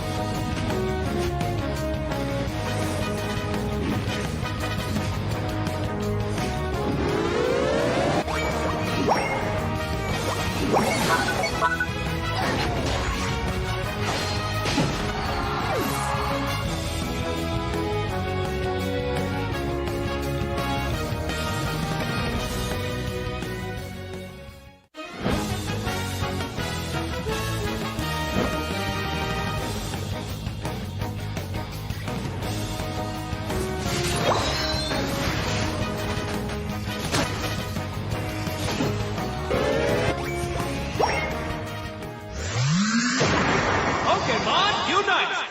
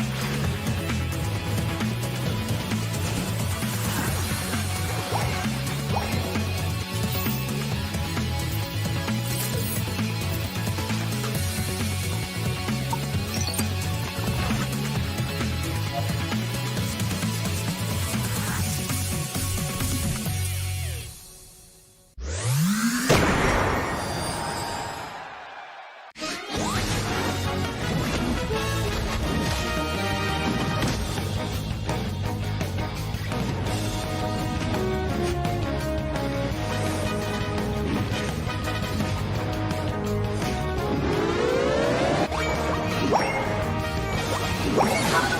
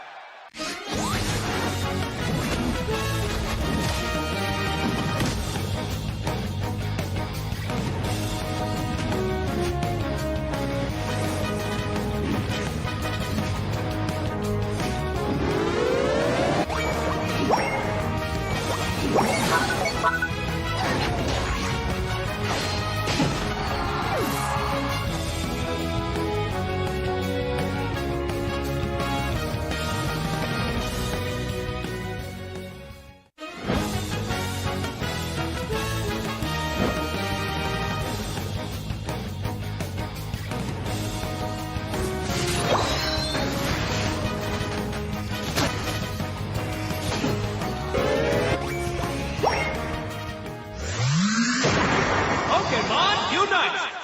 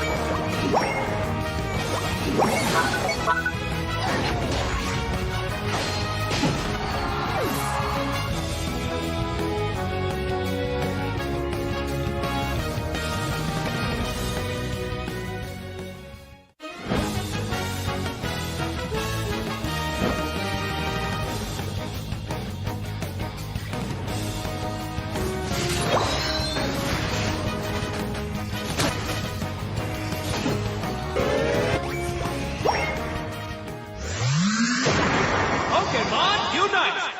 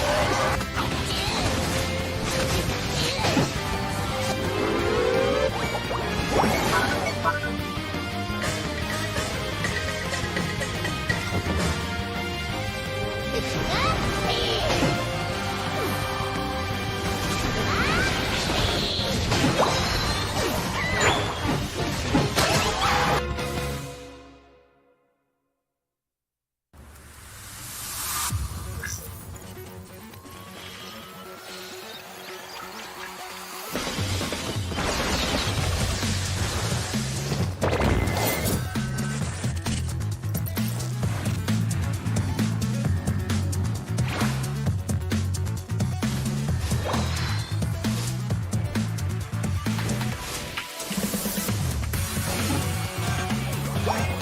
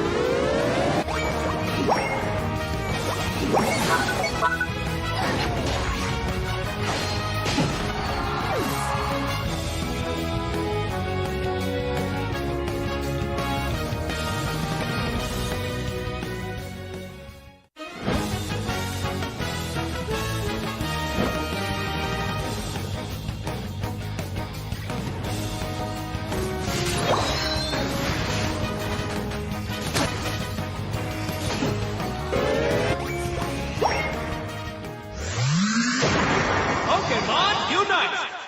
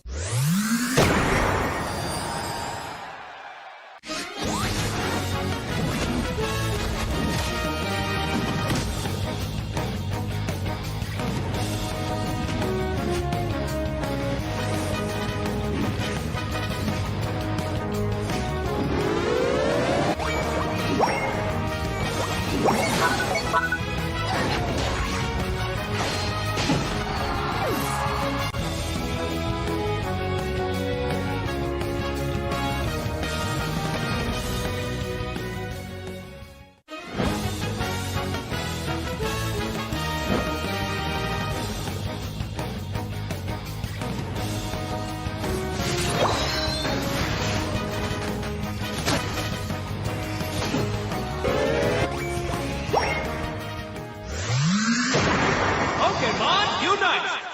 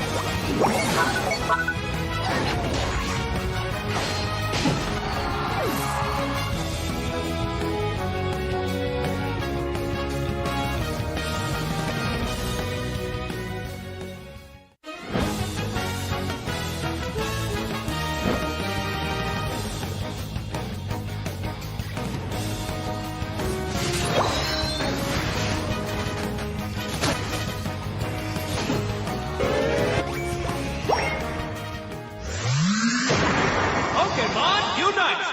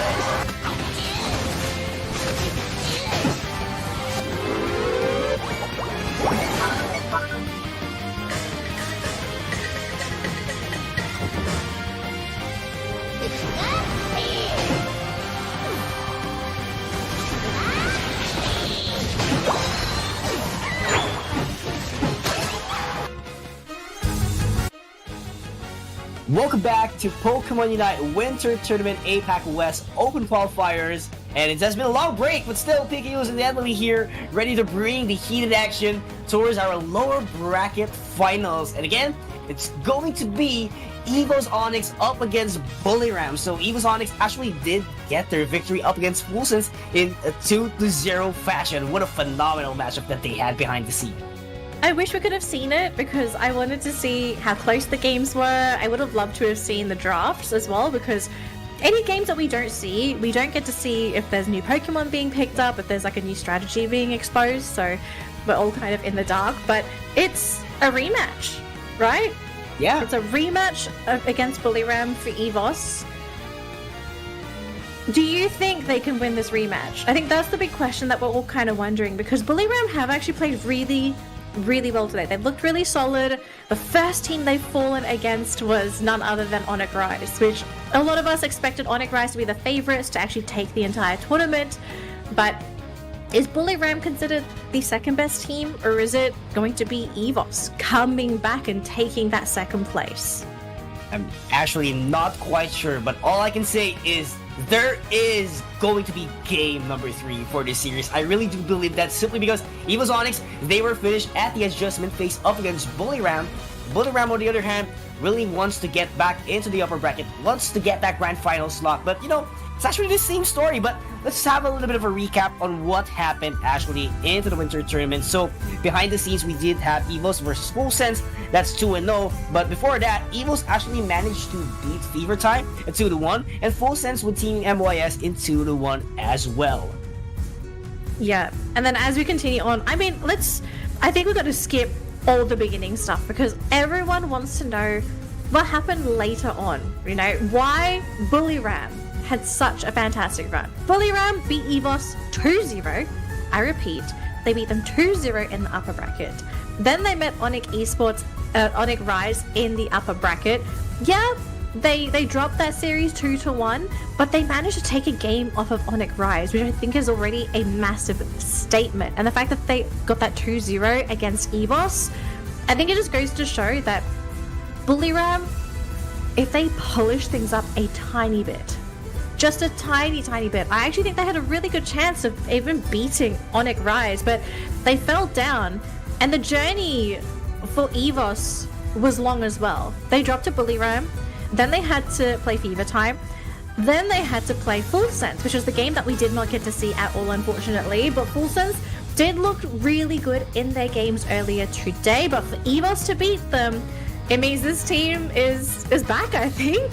And maybe this is the time that Evos exact their revenge to say, you sent us into the lower bracket, we're gonna eliminate you, bullies, from the tournament. I would love to see that happen as much as possible, because this is a total rematch. But the thing is, the catch is, there's no second chances already for their tournament run. Once they drop this game, once they drop the series, it's over. We'll have to see them once again into the local qualifiers for Worlds. And, you know, this is their last shot towards ACL. So, really excited what we're going to be seeing. But Bullyram, on the other hand, will set their prioritization things up with Sleep using still the right on. Yeah, so Bullyram just still doing Bullyram things. We don't know how much Evos Onyx were allowed to kind of look through the VODs of Bullyram, right? Because Miraidon, I think this has to have been a pretty obvious pick, because this also happened in Evos' match against Bullyram. But we're seeing a bit of a maybe a bit of a change up, okay? We did see a bit of a hover over that Gyarados. I don't know if that was intentional or not, but Meng is going to be looking in that Clefable. So Sustain's going to be there. But we get a Mammoth. Hello. Hello, good sir. Hello. Looking good so far for our guys from Bullyram, making sure that they have healings, they have the crowd control, and they have the damage on their first 3 picks. But they need probably 2 all-rounders to complete their setup, to have the sustain, to have the damage that they need. So probably could be Gyarados. Very viable, but you know, let's not take out of the picture. Tyranitar and Urshifu is available as well. And it looks like we could be seeing the Sizzle coming back into play here for ordinary play. He's been playing that for the majority of today. We only had that one-time pivot for him. So I guess he's feeling pretty confident with the Sizzle, right? Because Blastoise and Aegislash, they don't really have too many answers against that. And if the Metagross does end up being the pick here for ALR, that's another Pokemon that Sizzle can kind of just sit on top of. And that ends up being the last pick here. So no Tita, unfortunately. Would have loved to have seen it, but teams are going for the Urshifu instead. So getting that secure for those objectives, I feel like is much more important than just having a Tyranitar running around on the field. I think the X factor here for this matchup too, for Buliram, is going to be the Mamoswine. We don't see a lot of this Pokemon. I think we saw it once earlier today. Yep. Ice Fang Mamoswine loves those melee matchups, and the amount of crowd control you have access to when you have the Ice Fang, it is incredibly threatening, especially against the likes of a Metagross, such as an Aegislash, two Pokemon that want to get in your face, but you see a Mamoswine that's like, okay guys, wait a minute, wait a minute. Yeah, exactly. You can't just run into that Mamoswine. You have to be careful of where the Ice Fang's going to be coming from. So, thoughts on Evos' draft? Do you think this might be enough to take down Buliram's comp? Because Buliram are running Pokemon that they've been playing all day today and had so much success with. Yeah, it's really hard to tell as of the moment, since Buliram really has star-studded lineup. Again, they have damage, they have someone who can sustain, and of course go in close combat as well.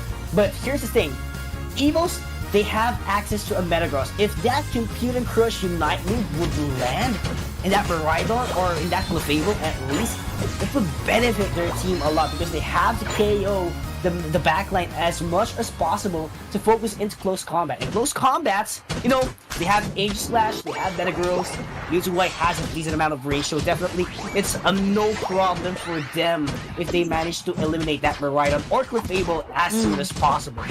But I think the question is, can you get either of these Pokemon low enough to be the target of that Compute and Crash, right? Because Compute and Crash, it wants to focus on the lowest health target. So you have to somehow bypass that front line and catch out either Sleepy or Meng, because like, these are the two targets that you want to be jumping on top of as that Metagross. So we'll have to see what happens. Mamoswine could even cause issues, like maybe the Metagross doesn't even get to play that kind of game because every time they try and jump onto the backline, Mamoswine's like, nope, go back to where you came from, just because of that Ice Fang. But so far, Evos being extremely aggressive, but we do have some movement coming in from Buliram, who's brought in the Miraidon themselves and actually gotten rid of that Hoopa on the side of Evos Onyx. And the push continues as they continue to also take those wild Pokemon away from Evos. So, you know, even though you've got some of those scores in, they are being threatened by the presence of this Miraidon. Yeah, very threatened indeed, but ALR actually advancing even further towards this matchup, and there are just two members from Evos Onyx, by the way, who's going to be going all out, at least in this picture. Hyperspace Hole setup, not going to be quite effective, but at least they got a KO out of that fight. So three members from Buliram has to back away a lot, knowing that Evos Onyx firepower is much more greater on its heights. Yeah, much greater at this point of time. And it looks like, right, Evos Onyx, they are looking to be incredibly aggressive with their movements. Even Dragon's looking to go for the poke there onto Sleepy, knowing that he has access to the Hyperspace Hole just to get himself out of there. But we do have a little Swinub coming in, wanting to go for a Seal on the Altaria. Just not enough damage there for Squeeze, unfortunately, as Dragon's gets a free score in. Not really much you can do with the Swinub unless you have someone that's going to be there for the follow-up setup. Now, Ordinary has gone for the Scizor, but I mean, if you're getting bullied by 3 players, I don't think you're going to be able to escape. So, the knockouts there, the experience is given, and the top lane goal zone has been dropped to 25 points. They were thinking about breaking it with the Aegislash, but they want to be a little more efficient with their points. So, Resorte going to be able to score his points in, and then they're going to decide what they want to do from here, because objectives are coming up in 10 seconds. And with the Hoopa, rotations are going to be super easy for Evos Onyx. Yeah, easy access, and right now, prioritization could be the bottom path, could be the, top path as well. That Hyperspace Hole elevator was already set up immediately, and it's gonna be the top path prioritization here for Evos Onyx. They do get it with a serve. Nice execution coming in from their team. That's 3 KOs to be specific for Evos Onyx, and they're gonna be dunking this point, and that Regieleki still marches forward all the way to tier 2, and there's no jump pad, so potentially they could land this if they want to, but right now Aegislash King is buying a lot of time here at the Regice. And it's just a Regice as well. It's not going to be an attack buff, so even if Onyx get it, You know, it's just a heal, but Bully Ram desperately need that experience. They keep pushing there with the Aegis Slash, though they do manage to get the catch, and they get that Miraidon, so the damage dealer is down. It's just the defensive duo. The freezes, though, are still quite deadly from that Pile of Swine from those basic attacks, but the reset is going to be there for Evos Onyx, and the health, well, it's back, and Bully Ram, they are back in playing defensive mode. This is so strange to see Bully Ram being the team that's on the defense, because we've seen them be the attackers for almost the entire day. It was just their encounter with Rise where things sort of went haywire, and now going up against Evos, you know, I think their strategy, it is finally unraveling. Oh wow, this is the execution that we have been wanting to see up against Evos Onyx, and look at that, there's just no space for Bully Ram, you know, to defend their tier 1 goals on all the way into the bottom path, and actually not going to be quite to take it down, but they are setting it up for a great overcap. But right now, Bully Ram is going to be running towards their tier 1 goal zones, and they do get the knockout out of the Hoopa, and still on the chase for maybe 2 or more. But, you know, not going to be making it on time because that tier 1 goal zone from Evos Onyx is still up, and, you know, they're just going to be slowed down, and, you know, there's just HP regenerated coming inside Evos Onyx, so you don't want to gamble that one out, and as much as possible take down wild Pokemons for you to be at equal footing, especially heading towards the Regieleki. And look at that knockout coming in from the Scissor. That's why it's already down, but the Rings Unbound was pop up as well for reinforcements at the side of Evos Onyx. But can they take another KO? Yes, they do. Scissor taken down out of the picture. Rishifa takes down the Aegis Slash as well, so that Miraidon will be falling back immediately, and 4 members down from Bully Ram is looking good for Evos Onyx to take down the objective immediately. Evos are exacting their revenge. They're not happy with what happened earlier today, and so they are successfully taking over this game. Bully Ram, no matter what they do, it doesn't seem like they're able to win these objectives, they're able to take goal zones, they have just been basically cornered, and are now really struggling to find their footing. They need one fight to go right, but if they lose Sleepy here, that's just going to be your Miraidon gone, and that's it. They've lost Sizzle, they've lost Miraidon, they lose their bottom tier 1 goal zone, there's Regieleki pushing in that top lane. Everything has gone wrong for Bully Ram. Yeah, it's working somewhat, but at this point, Bully Ram is trying to apply more pressure towards Evos Onyx. Oh, Evos Onyx, they don't want to gamble those knockouts coming beside Bully Ram. They want to make sure that their XP is only theirs, and it will not be stolen away by Bully Ram in terms of knockouts. So right now, they're just applying more pressure in terms of Regieleki, and later on, we might be seeing in a couple seconds, I do believe, the bottom path objective. So great positioning from the Metagross, already ready at the bottom path, making sure to apply some pressure and get the spacing that their team needs for their execution later on before the final stretch. The level gap between these two teams is huge. If we can get a key knockout on either the Aegis Slash or the Metagross or even the Mewtwo for Bully Ram, that might be enough experience to sort of bring them back onto equal terms in terms of levels, because they really are falling behind. And if you compare the two lineups, the late game is massively in favor of Evos Onyx. They have better scaling Pokemon than Bully Ram have. Bully Ram, they're definitely a team that wants to be more in your face earlier on, but let's see if they're able to get that KO that they're looking for, because it's going to be impossible with a Hoopa nearby. Reset is there for the Metagross, so back to full health and back again. And it was enough time to bring in reinforcements as well.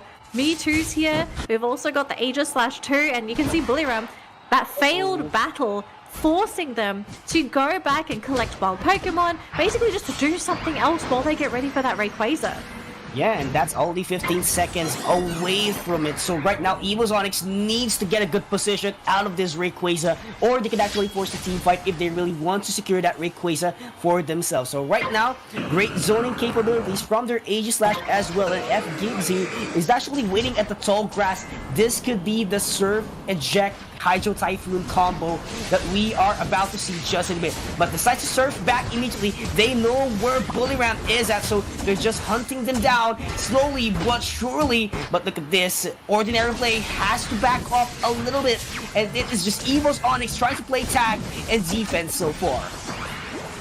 Oh boy, can Bullyram find that opening? Can they get a big KO and give them some of that experience back? Because the Mammothswine is struggling to try and get those Ice Fangs, but Unites are being used. Computer Crush as well. They've caught so many Bullyram Pokemon. 3 players down. Sizzle next to 4, and we only have the Urshifu left, who, with 4 Pokemon barreling down, there's nothing that Urshifu can do.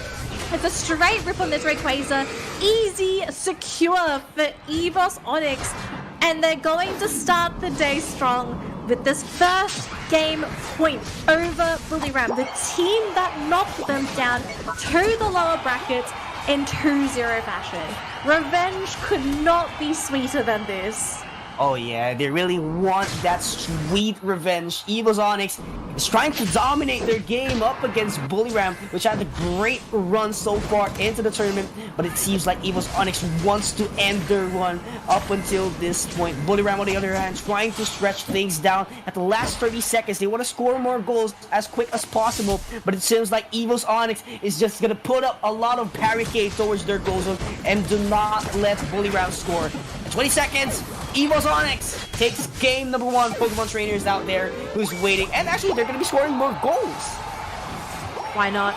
If there's ever a tiebreaker, just score more goals. You never know when you're going to need those extra points. But for Bullyram, I think this loss is going to be a pretty tough loss to swallow, because you've played almost all of your comfort picks today. The only change was the Mammothswine, and that was because they weren't able to get access to that Blastoise, right? They had the Mammothswine instead. So for Bullyram, game number 2, what happens next? What do you get rid of? Do you need to change your draft order? Because Bullyram, they've consistently, up until this point, taken that first pick Miraidon, but if they do that, and let's say Evos go for second pick, because I think there's a really good chance that it's going to be first pick for Bullyram, because they lost this game, they're going to pick first pick, or most teams generally pick that first pick. How are you going to guarantee that you get your dream lineup? Because I think the Blastoise played such a crucial role in this team's success. Yeah, absolutely. You know, Blastoise, the good thing about it is the Hydro Typhoon. But not just the Typhoon, the Surf. I feel like its Surf is probably the bigger move. Yeah, like, because here's the thing, like, Hydro Typhoon is for the setup, but the Surf could actually push down your opponents, or you can actually push them in, depending on the setup which you really do prefer. So that's actually a huge threat, but at the same time, if your moves don't hit, that's the biggest downside as well. And Evos Onyx managed to capitalize, managed to bring out the maximum potential of their Blastoise in this game number 1. And that is what they need as well if they decide to stick with their composition heading towards game number 2. Because what they did right now, it seems like Bullyram was actually being bullied. They weren't the Bullyram that we saw a while ago. It was a completely Evos Onyx that we are seeing right now. They have dominated their game in this game so far. Yeah, I'm just thinking, okay, what do we change? Are we going to be changing the draft? Do we change a Pokemon? Because I think if you're looking for something that is basically Blastoise, wouldn't you consider Trevenant as a potential Pokemon to pick up as your secondary defender? Because Trevenant kind of does the same thing. You've got Woodhammer as one form of initiation. You have Horn Leech that basically works as a Surf. You have Phantom Forest, which is a mini Hydro Typhoon with added benefits. I kind of feel like if you need that kind of defender that's there to disrupt, to shove, and also to be quite self-sustainable, I really think that Trevenant is a really great replacement if you're looking to find a replacement if Blastoise gets poached. We are in the draft. We'll see if the thought is there. We'll see if Bullyram are also on that same page, or if they decide to go completely off course, because they're now at risk of being eliminated from the tournament entirely. Yeah, I mean, that's going to be the toughest pressure that these guys are facing as of the moment. Bullyram, one step backward, and it's already the end of their tournament run so far for Winter Tournament. But right now, we get to see, there's actually not a second ban? No second ban? Oh, there we go. Psyduck. I thought it was already the picking phase because they were actually showing Psyduck. So, Psyduck is going to be the last ban. So, Tyranitar is still open.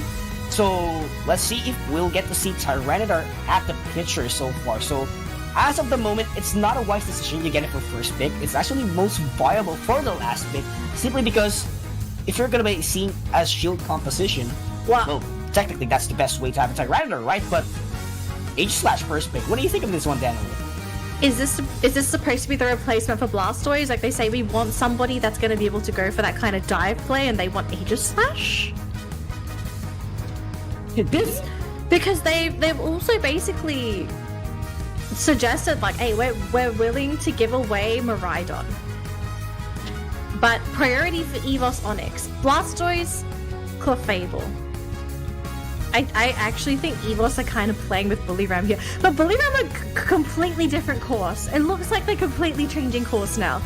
Eldegoss, because we don't have any Hooper, and Mamoswine's coming back again. Okay, Bullyram is going on a completely different course. I would love to analyze what is going on at the moment, but holy, this is actually crazy. Unless Sleep just goes from right on last pick, then okay. Or Tinkaton? Oh. Okay. Okay, interesting. I mean, it's still an option, you know, because we have been seeing Tinkaton, like, not at least on his leagues, but on other leagues. We get to see Tinkaton doing a lot of surprise attack on the tall grasses. So if they do manage to, you know, lift off someone with the Ice Fang, and there's just this hammer waiting for you, it's gonna be too hard to move. But that's not gonna happen, at least for this game. We have Blaziken by Ordinary playing Mighty Though. Blaziken is so quick to the point that it could just go in, target the attacker as soon as it wants to. And if you have a look at what Evos Onyx currently have, they do have some pretty good disable. Blastoise is still going to be a really great choice here. The Buzzwole is another great choice if you want to try and go for that single target isolation. But the Guardy pick, I like this. Firstly, we're seeing something a little bit different. Also synergizes incredibly well with Blastoise and Mewtwo. Why? Because both of these Pokemon benefit from having that Guardy around. Wow. I love the draft so far. I love the draft, at least for, you know, for Bullyram. I love what's happening so far. It's a complete close combat composition with proper sustain because of the Eldegoss. But here's the thing. They are lacking in terms of range. And Evos Onyx found a loophole on their composition. If you're gonna go with a close combat, we have the Fairy Singularity Unite move from the Gardevoir, which could actually set up a huge radius for them to be pinched down in a single location. And what happens next? There has to be a Blastoise setup, there has to be a Mewtwo just trying to, you know, snowball at the back lane, and with that Side Strike being an AoE, it's gonna be huge for them. This Gardevoir will play a lot of role in Evos Onyx in terms of their team fights. I'm also keen to see what build we're going to be seeing from the Guardy, because one of the main benefits of Guardy is not just the Fairy Singularity, the amazing Unite move, but this Pokemon is an amazing partner with special attackers because it reduces special defense, meaning that your special attackers are doing much more damage than they normally would, and this could potentially catch them off guard. I don't think Bullyram is going to be ready for this. The fact that they have to deal with so much range because they've gone for a predominantly melee composition, but also the fact that their Pokemon might just blow up before they can even touch Evos Onyx.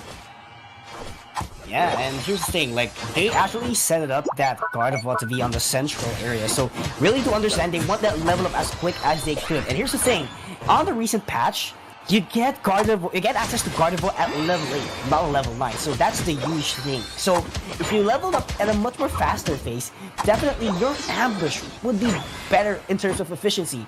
But, it's actually an Aegislash, which is actually a Dowblade now, who you're up against. So Dowblade is much more quicker compared to a Kirlia in terms of execution. So we might be seeing Bullyram get their objectives and prioritization so far at the first phase of the game, but not gonna quite happen here. But look at that side shots landing even further, and Tinza is gonna get eliminated. Not just him, but 3 members, I do believe, coming from Bullyram. Despite not a powerful ambush attacker, they made it work because of the distance. They made it work because of the distance, and also, because of the fact that Bullyram, they are a little bit weak in this early game, torching at level 4 does absolutely nothing for your team. You need to get it up to the combustion, then at least it can somewhat contribute to the team. There's only so much Urshifu can do, but when you have 4 Pokemon barreling down that top lane and Mewtwo Y ends up being one of them, there's really not a lot that you're going to be able to do up against so much ranged damage. So for Bullyram to make this comeback happen, they've got to get these levels, they've got to get the experience. If they can get a pick, that would be a nice bonus as well. But they need to get their main Pokemon online. They need Urshifu online, and they need Blaziken. These are their 2 key Pokemon. And if Aegislash could get to Aegislash ASAP, that would be perfect because you've got your Diver that's going to set up for that Blaziken.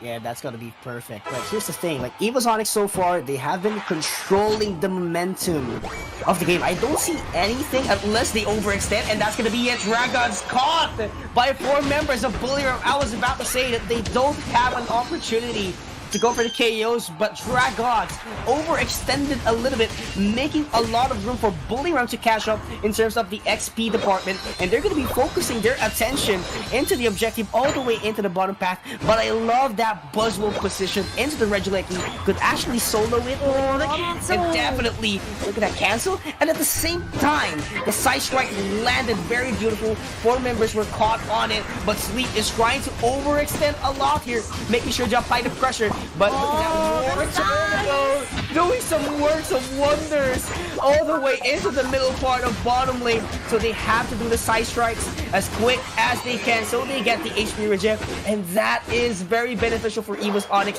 They could actually convert a lot of scores here in the bottom path. And that surf is just going to make things so much more difficult. Even a zoning very singularity just to try to catch out any of these Bullyram players if they decided to get a bit too close to that goal zone. Evos Onyx looking fantastic in game number 2, looking to wrap things up in a 2-0 fashion. And against the team that set them into that lower bracket, we have a level 7 Blaziken trying to go for the finish onto Regieleki. Thankfully, he used the overheat and did not get stunned there by the Mewtwo Unite. But, I mean, he unfortunately will be knocked out in the process. Although, can we see Aegislash go for a knockout? There's 3 Pokemon there. It was a bit too difficult, a bit too much for him to chew. But this level gap is getting quite concerning now, especially with the fact that the 2 key Pokemon needed for Bullyram to really play this game, they're a little under-leveled.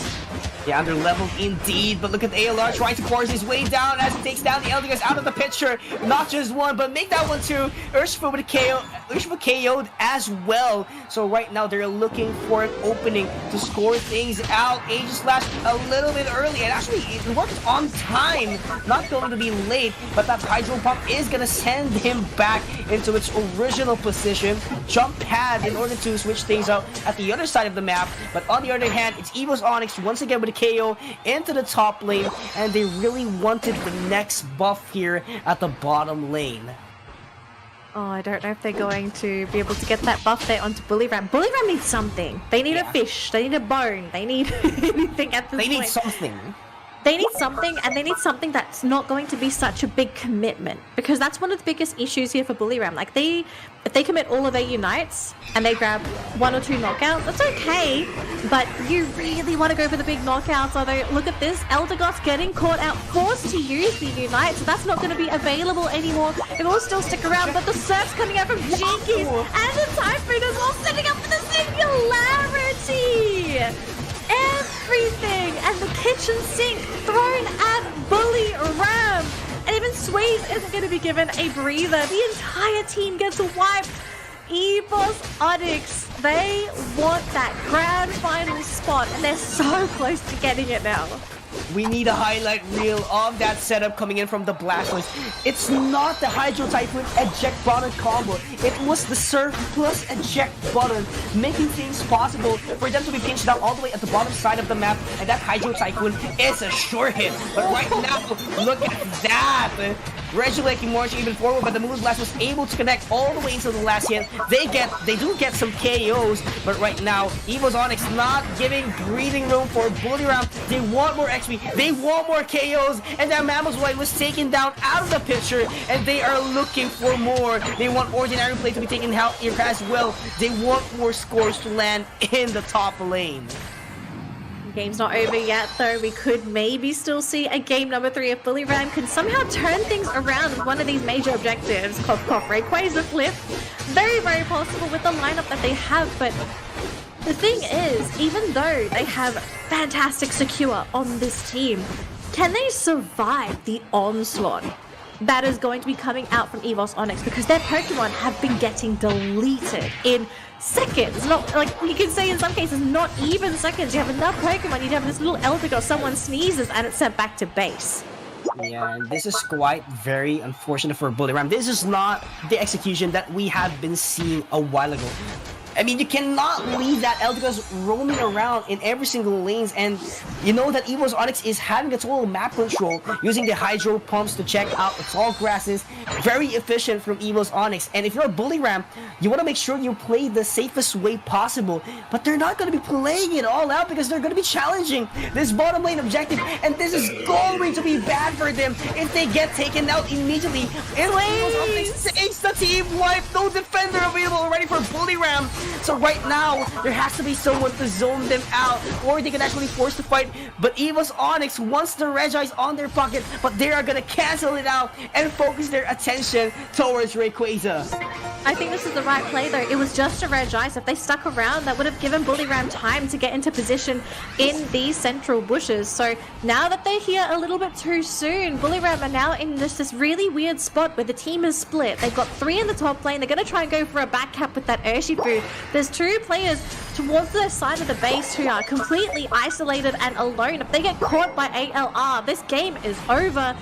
This is a really interesting sandwich. This Bully Ram sandwich. This must be the most delicious sandwich in the world if they want to try to turn things around. But they caught the Blaziken and he's stuck and thrown in the air. They've lost the Blaziken. They're going to lose the Eldegoss as well. 2 Pokemon down. Mamoswine is here, but I don't think it matters. They just don't have the damage to finish off Evos Onyx. The Mamoswine, I mean, sure, he's got 3 Pokemon on him, but with just the Urshifu, with just the Aegislash, between the 2 of these Pokemon, they just don't have enough gas in the tank to knock these Pokemon out.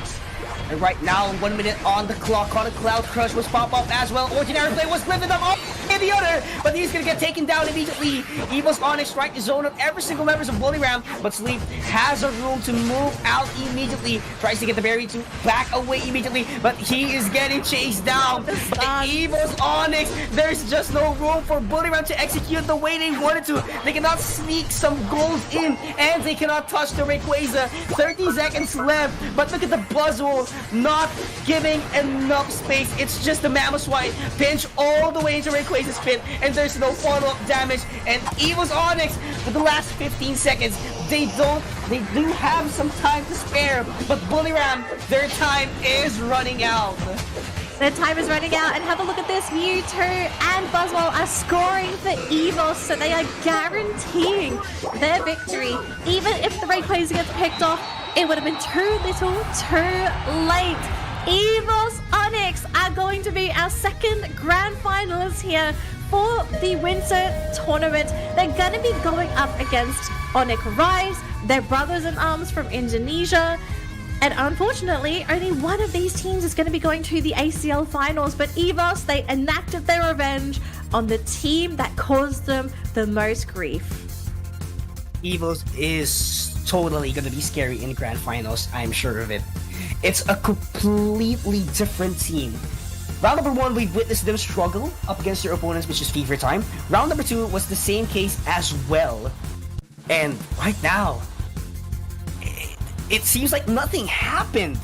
It is a completely different team that we are seeing in our lower bracket finals. And it was a return 2-0. Because remember, right? Bully Ram 2-0 to Evos Onyx. But Evos Onyx have now returned the 2-0 in kindness. So here, guys, you forgot to take this back.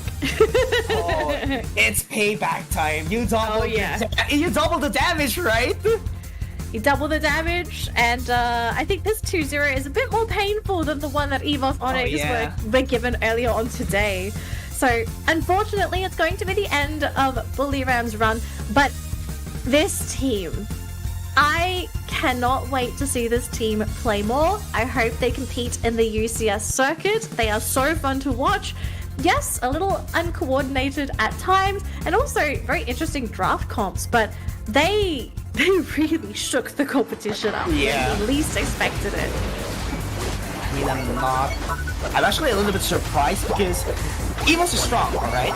But not to the extent that they could actually dominate their game up against Bully Ram. Not just Bully Ram, also Full Sense. They 2-0 Full Sense off live. So it's really surprising that they were able to extend, or they were able to evolve even further as their tournament run goes deeper.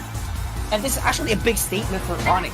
Onic, they have been defeating, they have been, dominating their region so far. They were able to, take down Evos Onyx multiple times. But here's the thing, can they do it right now? Because it's actually an ACL spot we're talking about. And neither of these teams, or actually both of the teams, would want to get their spot as of the moment. Yeah.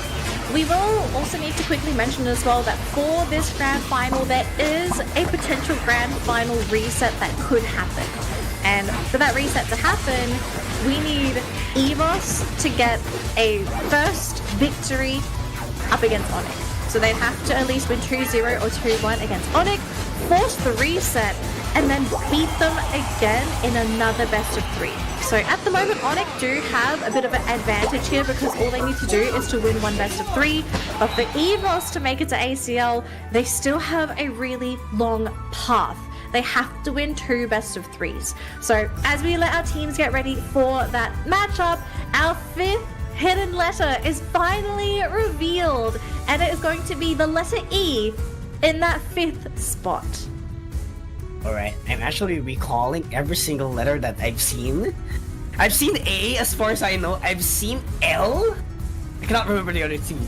So E. So have to, take down notes, make sure to find the hidden word for a chance to win the grand prize, which is a ticket to ACL finals in Japan. That's 2 tickets. So make sure, register for the giveaway as soon as possible. And you also have a chance to win, 9 prizes for every match day. We have 5 Pikachu original keychains, 2 official jerseys, and of course, our 3rd anniversary puzzle from Pokémon Unite. So, guys, make sure to join the giveaway because we have more to give away into our fans who's watching our live stream as of the moment. We still have next week. That's going to be the last live for the giveaway, at least for this one. But for sure, we're going to be having more at March. Yeah, but make sure you take notes of the letters because tickets, guys. ACL tickets. That's clearly the best. For all you know, sir, you're probably going to ACL. We don't know what's happening with ACL, but for all you know, you're going to be flying to Japan and you're going to be there and you will have a great time. Maybe. I don't know yet.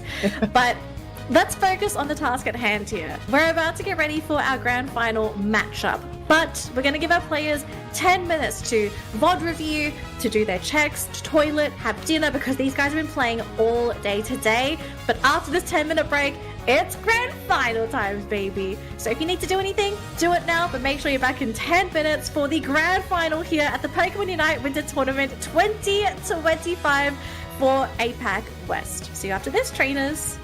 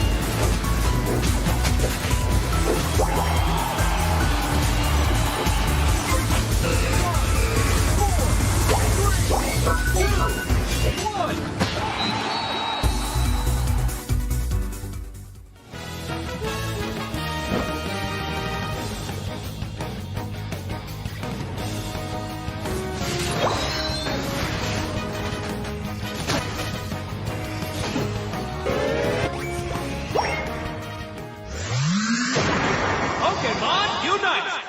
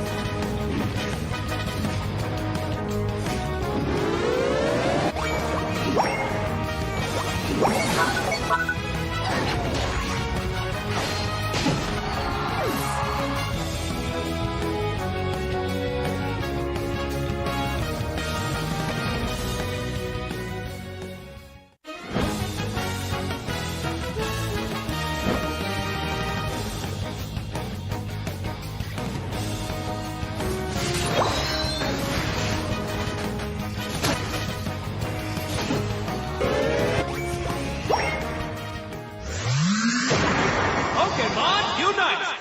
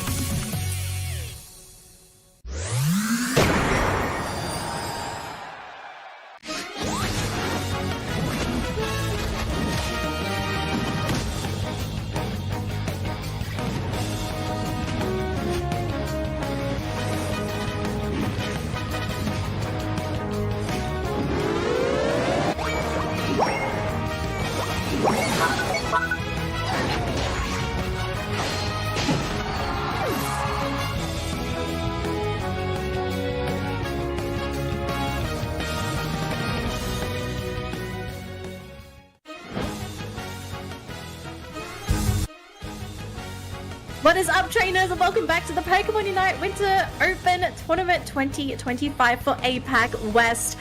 It is grand finals time. Our last two teams remaining in the tournament, they are rearing to go.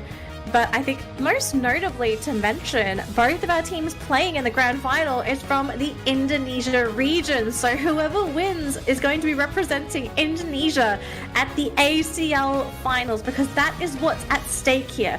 Both of these teams, they have guaranteed themselves at least $1,000 in prize money, but the winner of this best of three, or in one of the teams' case, in two best of threes, they will be getting themselves tickets and qualifying for the Asia Champions League 2025 that's going to be held in Japan at the end of March.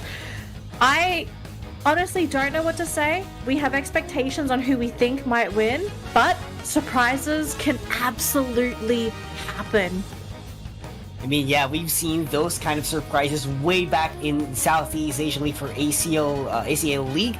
To be specific, Miran Sejong did a lower bracket run during that one. No one expected that one. So who knows what might happen, at least for Winter Tournament APAC West. It could be Evos doing a lower bracket run, or Onic will try to dominate and finish things off into the 0, into the 1. We never know what's going to happen up until this match commences. But for the record, ladies and gentlemen, Onyx by far has been dominating their region in terms of local qualifiers. So we're not sure if this could be the possible case as well for tonight. But all thing is for sure, Onyx, they have been proving a lot of wonders already. But Evos Onyx is no different from that spot. Yeah, and a very likely candidate that both of these teams are scrim partners, just because they're both from the same region as well. So I don't think it would be that much of a surprise to think that these teams are very familiar with each other as well. Familiar with their favorite types of picks and how these teams generally play. And so I think this is going to be a very interesting matchup, because we're going to be seeing two teams that are very well versed in each other. It's going to be a very complicated tango, seeing who targets who's going to get the upper hand, and who decides to be in the driver's seat. Because generally speaking, Onic is the team on the purple side, Onic generally likes being in the driver's seat. They like being the ones to dictate the pace of the game. But going up against Evos, I don't think Evos is going to let Onic do that easily. Oh yeah, I highly do agree on what you've said a while ago, but yeah, let's take a look at the draft on what's gonna happen next.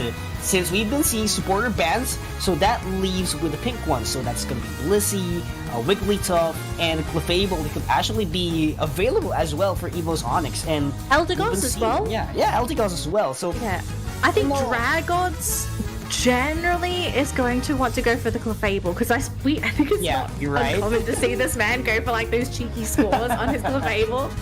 So if they're going to preserve Clefable, non-surprising for this team. Oh yeah, I mean, everyone is not going to be surprised, right? Because they have been running it over and over again. That has been one of their trademarks so far, at least for the whole duration of the tournament. But Zashen is open here for Cell. Quite surprised it wasn't the Serena, at least for this game. Yeah, Cell has played a fantastic Serena all day today. And so for them to make the pivot, I actually think this is just an adaptation coming in from Onic Rise, because, again, not uncommon to say that Onic and Onyx screw each other a lot. So I'm pretty sure they're familiar with how Cell plays at Serena, and so they're preparing for a nightmare matchup in that top lane. I think that's that's what's happening here. It looks like Miraidon is being highlighted here by XQ, and it's going to be the Miraidon. And Luna, they're not going for traditional defender, actually going for that Wigglytuff. So, interesting choice here, going for the shielding. We do not have a classic attacker on the side of Evos Onyx, so what's this last pick going to be for Kane? Could be a speedster, could be an all-rounder, and it's an Absol. Oh, alright, okay. I mean, they do have a lot of shields. They do have a lot of healing if they would run the soft boiled by Zoe, but it will take a lot of time for Kane to dish out the damage that he wants to. Yes, could be, target prioritization all the way to XQ, but I mean, it would rely really at the special ability Lucky, the RNG to be specific. So sometimes it could be good, sometimes it might be, you know, not the best luck that you could get, but with the X attack as a health item, maybe it could change. It could change things around, honestly, for Evos Onyx. I think it's that first rotation, right? For Kane to have that successful first rotation on the Absol, if you can get, we've seen this before with Bully Ram themselves, if you get a couple of those very early knockouts and you get that level advantage as the Absol, especially with multiple evolving Pokemon that have 2-stage evolutions, Absol punishes those kinds of Pokemon until they're fully evolved. So maybe the plan for Evos is just to play hard, play it fast from the laning stage, and just try to run away with the game with Kane. Maybe that's the plan here. Really leverage Kane's early game power up against what Onic Rise had, because Eeyore's playing a Metagross, and Metagross takes a little bit of time to really ramp up, so he's not going to be causing too many issues for this Absol. So this Absol could be the key to Evos Onyx forcing that first reset. Yeah, I mean, they really have to, you know, take advantage of the early game, just like what you said, as much as possible. But Onic Rise actually is the ones controlling the early game. 2 KOs in just 40 seconds to be specific. That's actually very huge. And at the same time, they could gather a lot of wild Pokemons already at the side of Evos Onyx. So great start for Onic Rise so far. But Kane really has to step up even more in order to dominate the early phase of the game. They really want a Luna, but this Wigglytuff was super tanky. They do finally finish him off, and we're going to be seeing a score there from Resorte, who now, they've actually managed to find Axew all on his own, but with just a Squirtle and a Charcadet together. These two, not really a threatening duo, but you know what they are doing? They're zoning this Miraidon away, so Sleepy missed out on a big chunk of experience in that bottom lane. Yeah, and that is what we really want to, you know, don't let that Miraidon hit those charge moves as much as possible. But look at that damage coming in from Onic Rise, and they're actually getting their resources already from Evos Onyx's forest, so that's actually not looking good, at least on their side, because Onic Rise, once they get that lead up and going, it would be hard to stop them. Especially with the fact that they have so many Pokemon that are going to be coming online. Especially with the Aegis Slash in particular. Now, ALR, oh yeah, that's not looking too good there for him. I have to say though, Cell doing a fantastic job on the Zacian so far. It's a 1-to-1, right? The Cerulege going, the Cerulege trade for that Blissey. They're going to try and turn onto Jinkies, who is unfortunately hard stuck as that Squirtle. A hard game for this Squirtle, I have to say. Yeah, it will be really difficult once Onic Rise actually managed to do the setup. But Axew, on the other hand, really did go for the Electro Drift. I thought it was actually the Charge Beam, but it was actually just a Thunder Shock a while ago. So right now they're going to be going in for the aggressive plays. They're not going to be relying in terms of range, but their firepower is just too phenomenal as of now. So they really, Evos Onyx really has to be very cautious up until this point. But Kane is having a hard time dealing the damage that they do desire as of the moment.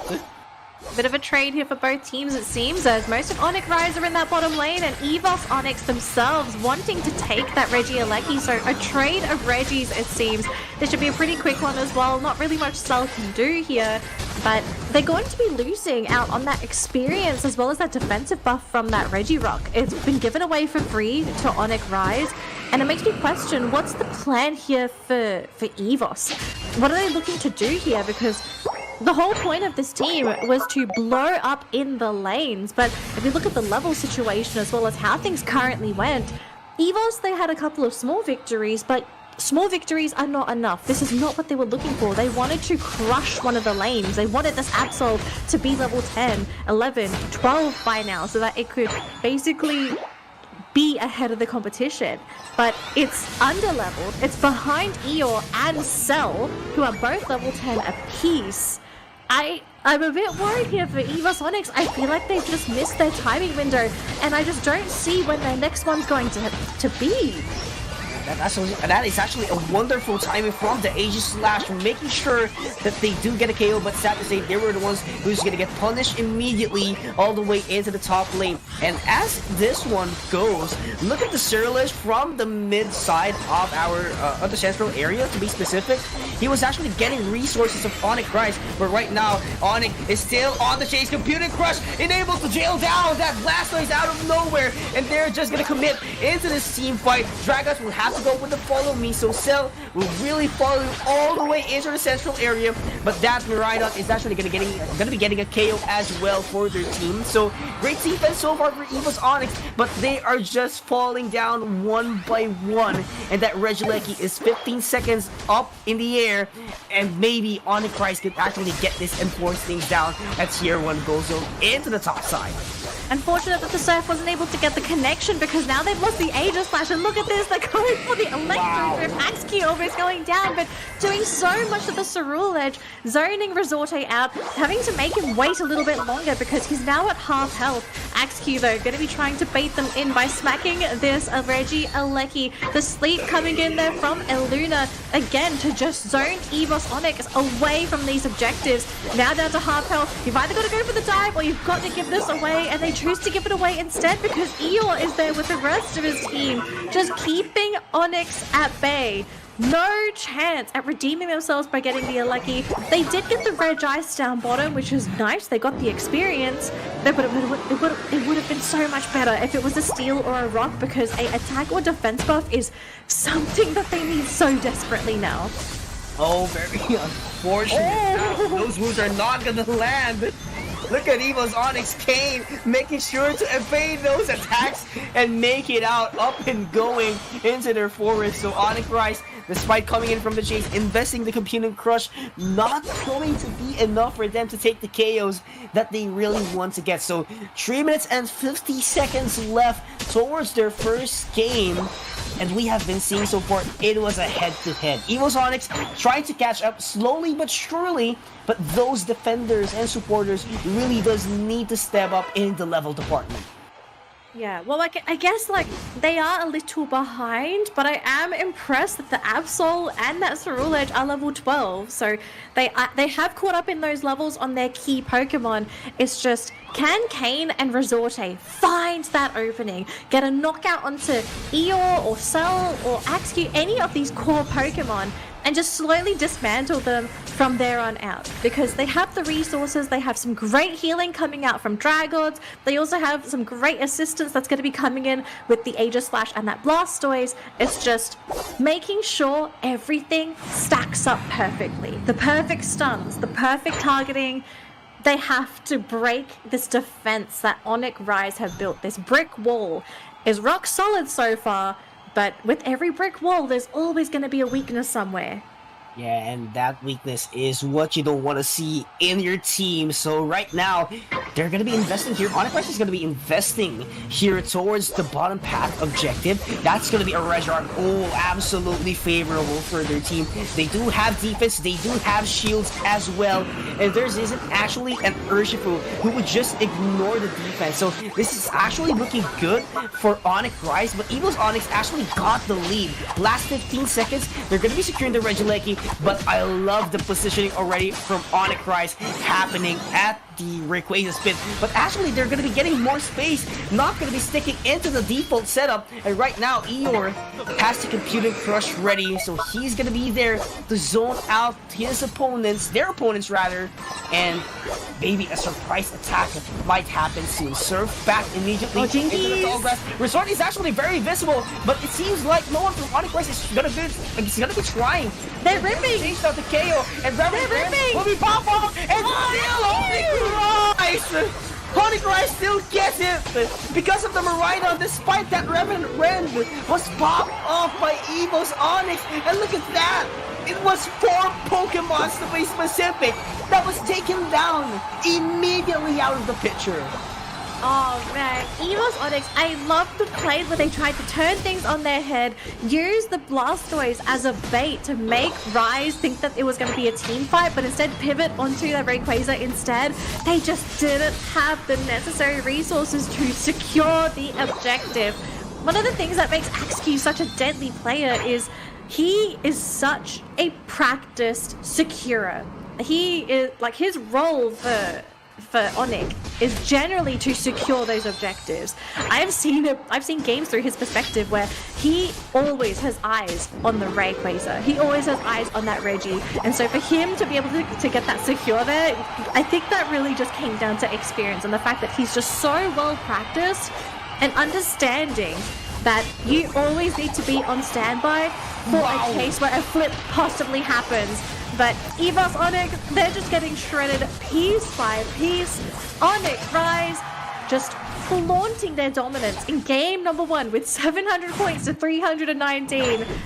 Evos Onyx, they're not out of it yet in this grand final, but they need to do a 2-game reverse sweep now if they want to force that reset. It's going to be a tough time right now for Evos Onyx, and Onyx Rise still has that kind of composure that they had during the very Onyx has to start play of the one tournament. game. Yeah. One win is all Onyx Rise needs. One. They are so close to locking in their flight ticket to Japan. They are so close. So close. I expect them to be so disciplined in this second game, and I'd be terrified if I'm Evos Onyx, because for Onyx to start playing discipline, it's almost over. It's almost over. Well, I mean, for Evos Onyx, I mean, they were doing quite a phenomenal job, actually, during the first 8 minutes, but seems like there was a fellow, actually, ALR, not the most efficient player I've seen on that matchup a while ago. If you saw the stat sheet, yes, was doing a lot of damage, but the overall impact, I cannot see the conversion as of now, making it a setback actually for their team. Yes, you do contribute into the damage, but how about the results? The results wasn't really visible, at least for ALR, so that's I think one thing that they have to do. H-Slash is fine, alright? It's fine, but the execution has to be better, because this is already Onyx Rise that they're going up against. It's a completely different team from Bullywrap and Full Sense. I think we also need to consider, because we also don't get insight into these teams, I'm kind of wondering if this Aegis Slash pick, it wasn't for ALR, but it was more so to deny this from Eeyore. Because I think almost all of today, if Eeyore was allowed to, he was playing Aegis Slash. Yeah. And they've had a lot of success with it. So I kind of feel like this pick was actually supposed to be some kind of ban/deny pick. And maybe ALR himself, maybe he didn't want to play the Aegis Slash, but was forced to do so because they were forced to pick ban this Pokemon and prevent Onyx from having this, for having the Aegis Slash himself. So if you're in a position where you're forced to have to steal a Pokemon away that you kind of don't want to play, how do you play around this? Because whether they do or don't decide to pick ban this Pokemon, I don't know what to call it. Deny pick. There we go. That's the word I was looking for. If they want to go for this deny pick, they need to somehow integrate this Aegis Slash into their draft. Because I feel like I really didn't feel a lot of the effects of ALR. He kind of just was there. Yeah, I'm really glad you brought that up. Yeah. Yeah, I mean, he was just there, doing the damage, doing the works of wonders, but conversion wasn't really that available. So I do feel like Evos Onyx must really do invest on their comfort picks, on their comfort composition, and just, ban out every single, Pokemon that you don't want to see at the Sky Ruins at least. But here's the thing, here's the catch. You can only ban 2 Pokemons, and that is not going to be enough to, give Onyx a slight disadvantage and for you to get an upper hand, right? So what's the plan? That's kind of what if I was on Evos, I'd be like, guys, what's the plan? What do we do? Right? Like, is there an answer that solves all of our problems? Because that's the dream.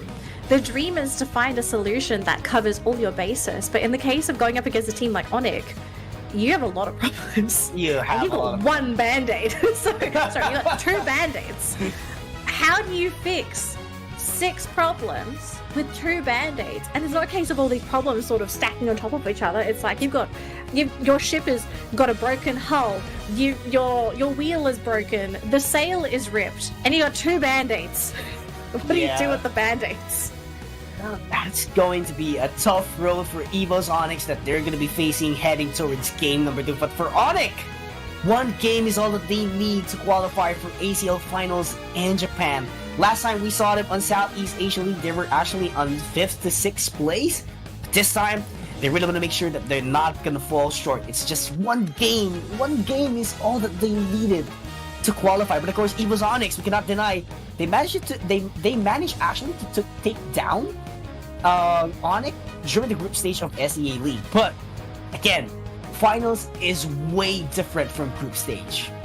Finals are different from group stage, and I guess we also need to consider the fact that there have been multiple patches. So a lot of Pokemon are being adjusted, and personally, I haven't had this discussion with any of the teams, but I suspect certain players have been buffed and nerfed just because of certain Pokemon being adjusted upwards or downwards.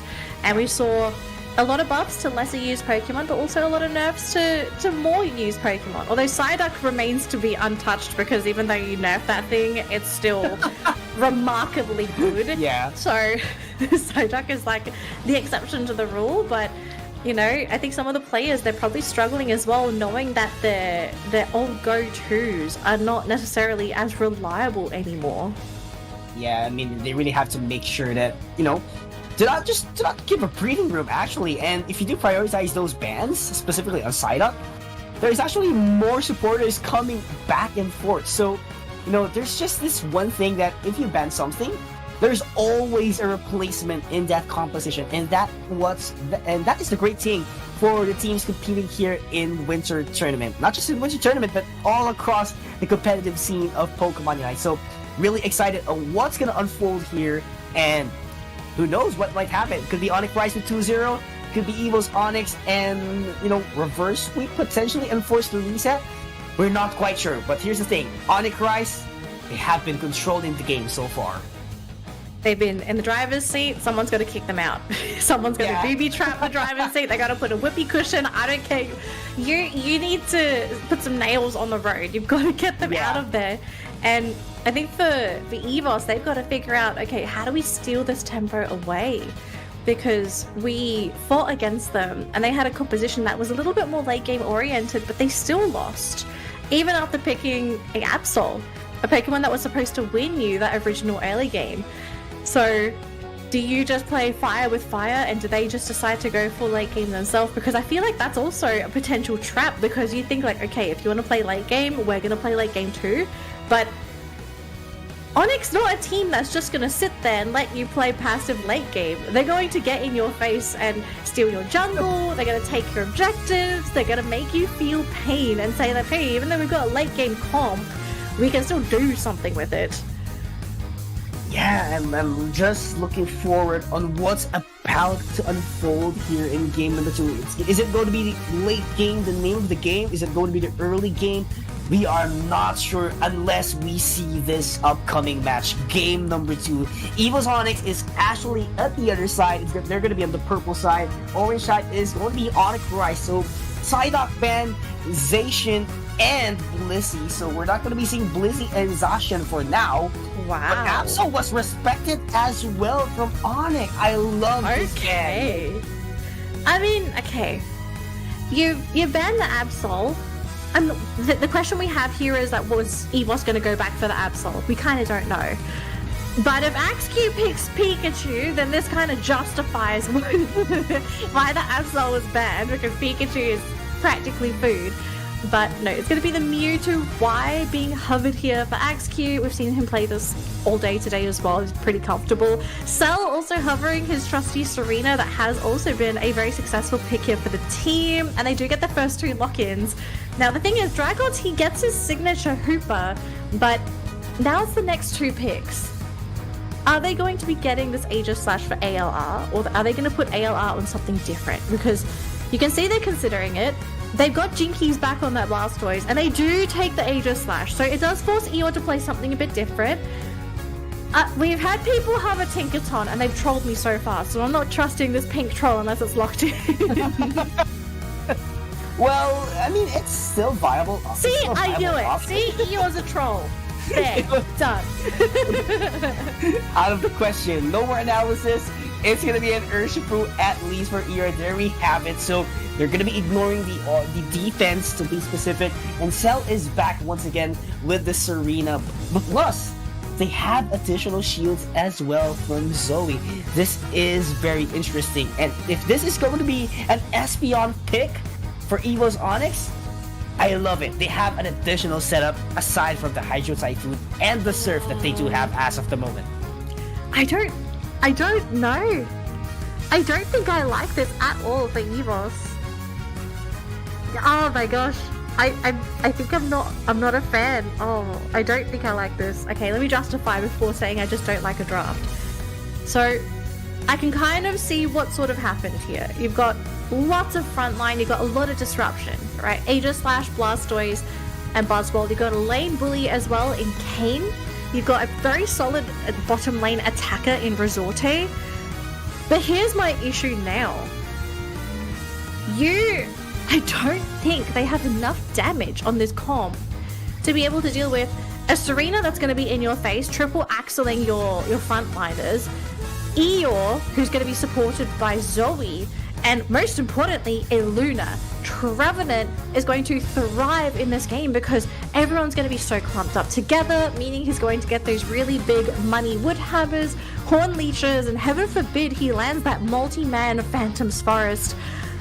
Evos, I'm not sure what else is supposed to sort of happen with this comp. Was it just to basically try and get rid of Onic Rise through the excessive amount of disables? Because you can have all the stuns in the world, but if you're up against a tanky lineup, if you can't finish them off, it doesn't matter how many stuns you have. And I just don't see an Espeon being able to pull this off by itself. Yeah, absolutely. Since they do have the setup, right? But yeah, Espeon was actually where's the follow-up, right? Espeon was a good pick, but the Buzzwole, I'm not quite sure. I think it could have been better if they do have someone like maybe a Cyrilage, but it's not actually available right now. Or it could have been, let's say, somewhat of a Garchomp that could actually deal out the damage. That would have liked the Garchomp. Yeah, right. Oh man, it's Onyx, prove me wrong. I want them to prove me wrong because I'm not confident in the draft. But obviously, if you've drafted these Pokemon, they have faith in what they have picked. So I'm only going off of what I currently know, but I trust Evos to have a plan with this, to know what they want to do and on who to target. So at the moment, we can currently see that we do have the Doublade heading up top as well as that Espeon, but look at Onic Rise, they're doing the same thing. Illuna and Axew are heading up into that top lane, so if Evos show themselves, I think they're about to lose Kane. Okay, right now it's actually visible, but look at that Astonish coming from Dragons, being able to buy a couple of times. Whoa, there it goes, Evos Onyx trying to be on the driver's seat right now. They actually took down a couple of knockouts and converted a lot of score, 44 points, and they're going to be stacking up those attack weights in order for that Buzzwole to get a lot of damage in the damage department at the early stages of the game. I like this, okay? I like the direction that they're going, but they gotta keep it up. You've gotta keep the pressure up in those lanes. Do not let Onic breathe. Because the Buzzwole being able to come online at that top lane and also pressure whoever wants to try and get experience up there, that's great. Because now Onic are going to have to focus their attention on either an alternative lane or waste resources having to deal with this Buzzwole. They do have these Swableys and Altaria coming in, and unfortunately for Drago, it's getting a little bit too close there to Onic Rise, but thankfully not enough damage coming out from the orange side to get the elimination, so Dragods gets a reset, but for Evos, they get the majority of that experience. So, experience, level advantage, this is the name of the game here for Evos Onyx. Look, do whatever it takes, grab those levels, crush Onyx now, because you need every advantage you can get, especially when that 2-minute last final stretch kicks in. Yeah, and actually, right now is the proper timing. And look at that! Oh, what a beautiful play from Evos Onyx, but they weren't able to finish things off at an earlier time, and Onic Rise managed to flip things around after the beautiful flank made by the Aegis Slash. It seems like Onic Rise really does have a better strategy up on their pocket. Those goals would be denied immediately, but still the Wicked Blow connects, and that's a lot of damage that Evos Onyx cannot handle as of the moment. So Onic Rise has to back away a little bit because they are so low in terms of HP, but what a turnaround that they just did. And I think that's just an example of what I kind of feared for the Evos Onyx lineup. Not the fact that they got attacked by a full 5-man team, but the setup by the Aegis Slash was great. It was just Resorte playing on this Espeon by himself just doesn't do enough consistent damage to get those pickoffs. If we saw a different kind of attacker, maybe they could have picked up 2 knockouts, they could have gotten some really big experience. Sure, maybe they still lose the Regieleki, but you would have gotten something in return. The fact that Onic Rise basically got away with those free, with the free objectives, the game is equalized again. It's no longer more so in favor of Evos. Onic are clawing their way back into this game, and if it continues to be like this, I fear it's just going to be a 2-0 victory here for Onic. Yeah, and Onic does really want that kind of opportunity, but the Wood Hammer connects. What a beautiful Horn Leech, actually. Descended all the way into his teammates. Perfectly executed by Onic Rise, but it looks like it's not going to be over yet. Evos Onyx trying to defend things down all the way into their bottom tier 1 goal zone, but not going to be quite enough as that triple axle would connect a lot of times, but that Blastoise would try to defend things down. Infinite Cyber was deployed actually to do a little bit of crowd control. Oh, they're losing and that Bow's Wall is just there. Has to back away because they knew that the tier 1 Gozo would fall down at the hands of Onic Rise that moment on. Oh my gosh, I think Evos Onyx may have lost the plot with this game because they have now lost to two full team fights for Onic Rise. Onic Rise I've just grouped up as 5, they're fighting together, and Evos are not doing that. They're trying to go for these small little skirmishes, and the fact that they were trying to defend that tier 1 bottom goal zone, they were slowly floating in one by one, just feeding away experience as well as their lives. And basically just giving the game right back to Onic Rise and saying, here you go, it was fun while it lasted for the first 2 minutes. So now with Onic Rise in the lead for this mid-game, with experience and points, Evos Onyx, they do manage to grab a little bit of a lead here, but like, I think the levels tell a better story of what the status of this game is. Oh yeah, that's totally the name of the game. I'd have to say that in a good way. But right now, Onic Rise, they have themselves positioned for the Regirock positional defense, and Dragon doing the setup with the hypers, rather the Rings and Bound. But right now, Onic Rise is so looking good into this team fight. There's just no room for them to bounce back even further. Hydro Typhoon was deployed, but it's just the Aegis Slash dealing the damage. But the Queen's Ascendant will seal it off and take him down. But still, Regirock is up and online. Evos Onyx trying to catch up, but it seems like they're going to be giving it away for free, because they don't have enough time to be there and challenge the objective itself. So right now, Onic Rise trying to be the aggressors here as far as they can. Hits what a combo! Psychic Slayer to buy some time, but they get taken down immediately by Onic Rise once again. Onyx, I mean, they're trying to do whatever they can, but it's like they stick their head out, even just for a fraction of a second, and it's like, oh, I'm going back to base, guys. Sorry, I've lost all my health points. But Onic Rise, on such a dominant streak in this game, yes, okay, sure, they're behind on points, but I don't think it's going to be that difficult for them to potentially overrun either the top tier 2 or bottom tier 2 just to get that slight level lead over Evos Onyx, because the level difference is outstanding. The supports are 11 on Onic Rise, and their cores are all level 13, whereas, Evos, they're a mix of 10 to 13. They've only got 1 level 13 Pokemon. I think Espeon just hit level 12. 14 now on Cell. These Pokemon are getting outrageously powerful. We've got 30 seconds left to go here for this Rayquaza, but I really fear if Evos Onyx do not land the perfect Wombo combo of their entire life, that is it.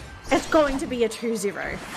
Oh yeah, absolutely. But right now, Onyx is just checking every single corner of the tall grasses, making sure that they have a lot of advantage in terms of position before Rayquaza appears. I'm so scared. This is gonna be an all-out. Look how spread apart Evos are. If a fight happens anywhere, I don't think they're gonna make it in time to protect their teammates. Oh boy, Espeon is so far back as well. How could you do the setup with a Psychic Solaire if you're that far back from behind? So this is actually not looking good for Evos Onyx, but right now they're grouping up immediately. Able to hit! ALR was actually paged down immediately, but the Quincy Ascendant is going to take him down. But King, on the other hand, is just paged down into the wall itself. Tries to go for the coup de grace, but he cannot back away on time. And it is just the Hoopa that's left alone. Dragons can actually go for the rings and bound later on, but do they have enough time to execute things out? No, they don't! Antichrist gets the last hit for the Rayquaza, and they're gonna be marching in all the way to the gold dust of Evos Onyx, and this is a job well done! Antichrist will take them down, get the victory, and go to the ACL Finals in Japan! Onic Rise have done it. They have dismantled Evos Onyx from start to finish in game number 2. Also dominated game 1 in a fantastic fashion as well.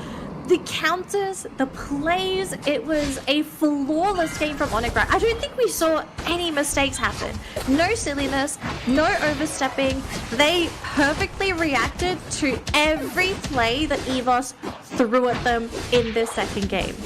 And I feel for Evos Onyx because they survived up until this point. That almost complete lower bracket run. They had to beat the team that pushed them into the lower bracket. They managed to do so in a 2-0 fashion. But to be paired up against probably one of their most scariest scrim partners, their brothers in arms, you know, it's kind of sad, but at the same time I think they're just probably, if they could, they would physically handshake each other and say, do us proud at ACL.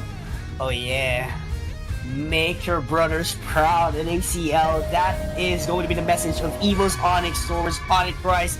They made them fought each other out in our grand finals, but at the end of the day, they're going to be representing Indonesia. They're going to be representing APAC West for ACL finals in Japan. And Onic Rise, despite having a slow start, despite not, being an eye popper a while ago, they made sure to get the job done, and that is by winning the grand finals here at the winter tournament. They get their full accommodations, they get their flight tickets, and then they get their tickets into the tournament that they really want to come back and forth. I think it's also a bit of a sigh of relief because for Onyx to begin with, to not be an ACL, right? Like, this was their lifeline to make it into those finals. So they can breathe a sigh of relief. They can celebrate today. I'm not sure what's going to happen. Maybe they go straight to bed. Who knows? But they have to celebrate. And now this is just the first step of that journey to the actual finals that's going to be happening in Japan. They now have to start researching teams from other regions. They're also going to probably end up watching some of the other winter tournament regions because India and Japan, I don't believe they have played their games. So they're probably going to have to tune into those broadcasts and kind of see who's going to be our competition, what do we need to watch out for, what is the meta over there, and I kind of wonder, is there going to be another update before the finals at ACL? I don't think so, right? There's no way they do another patch before the offline finals.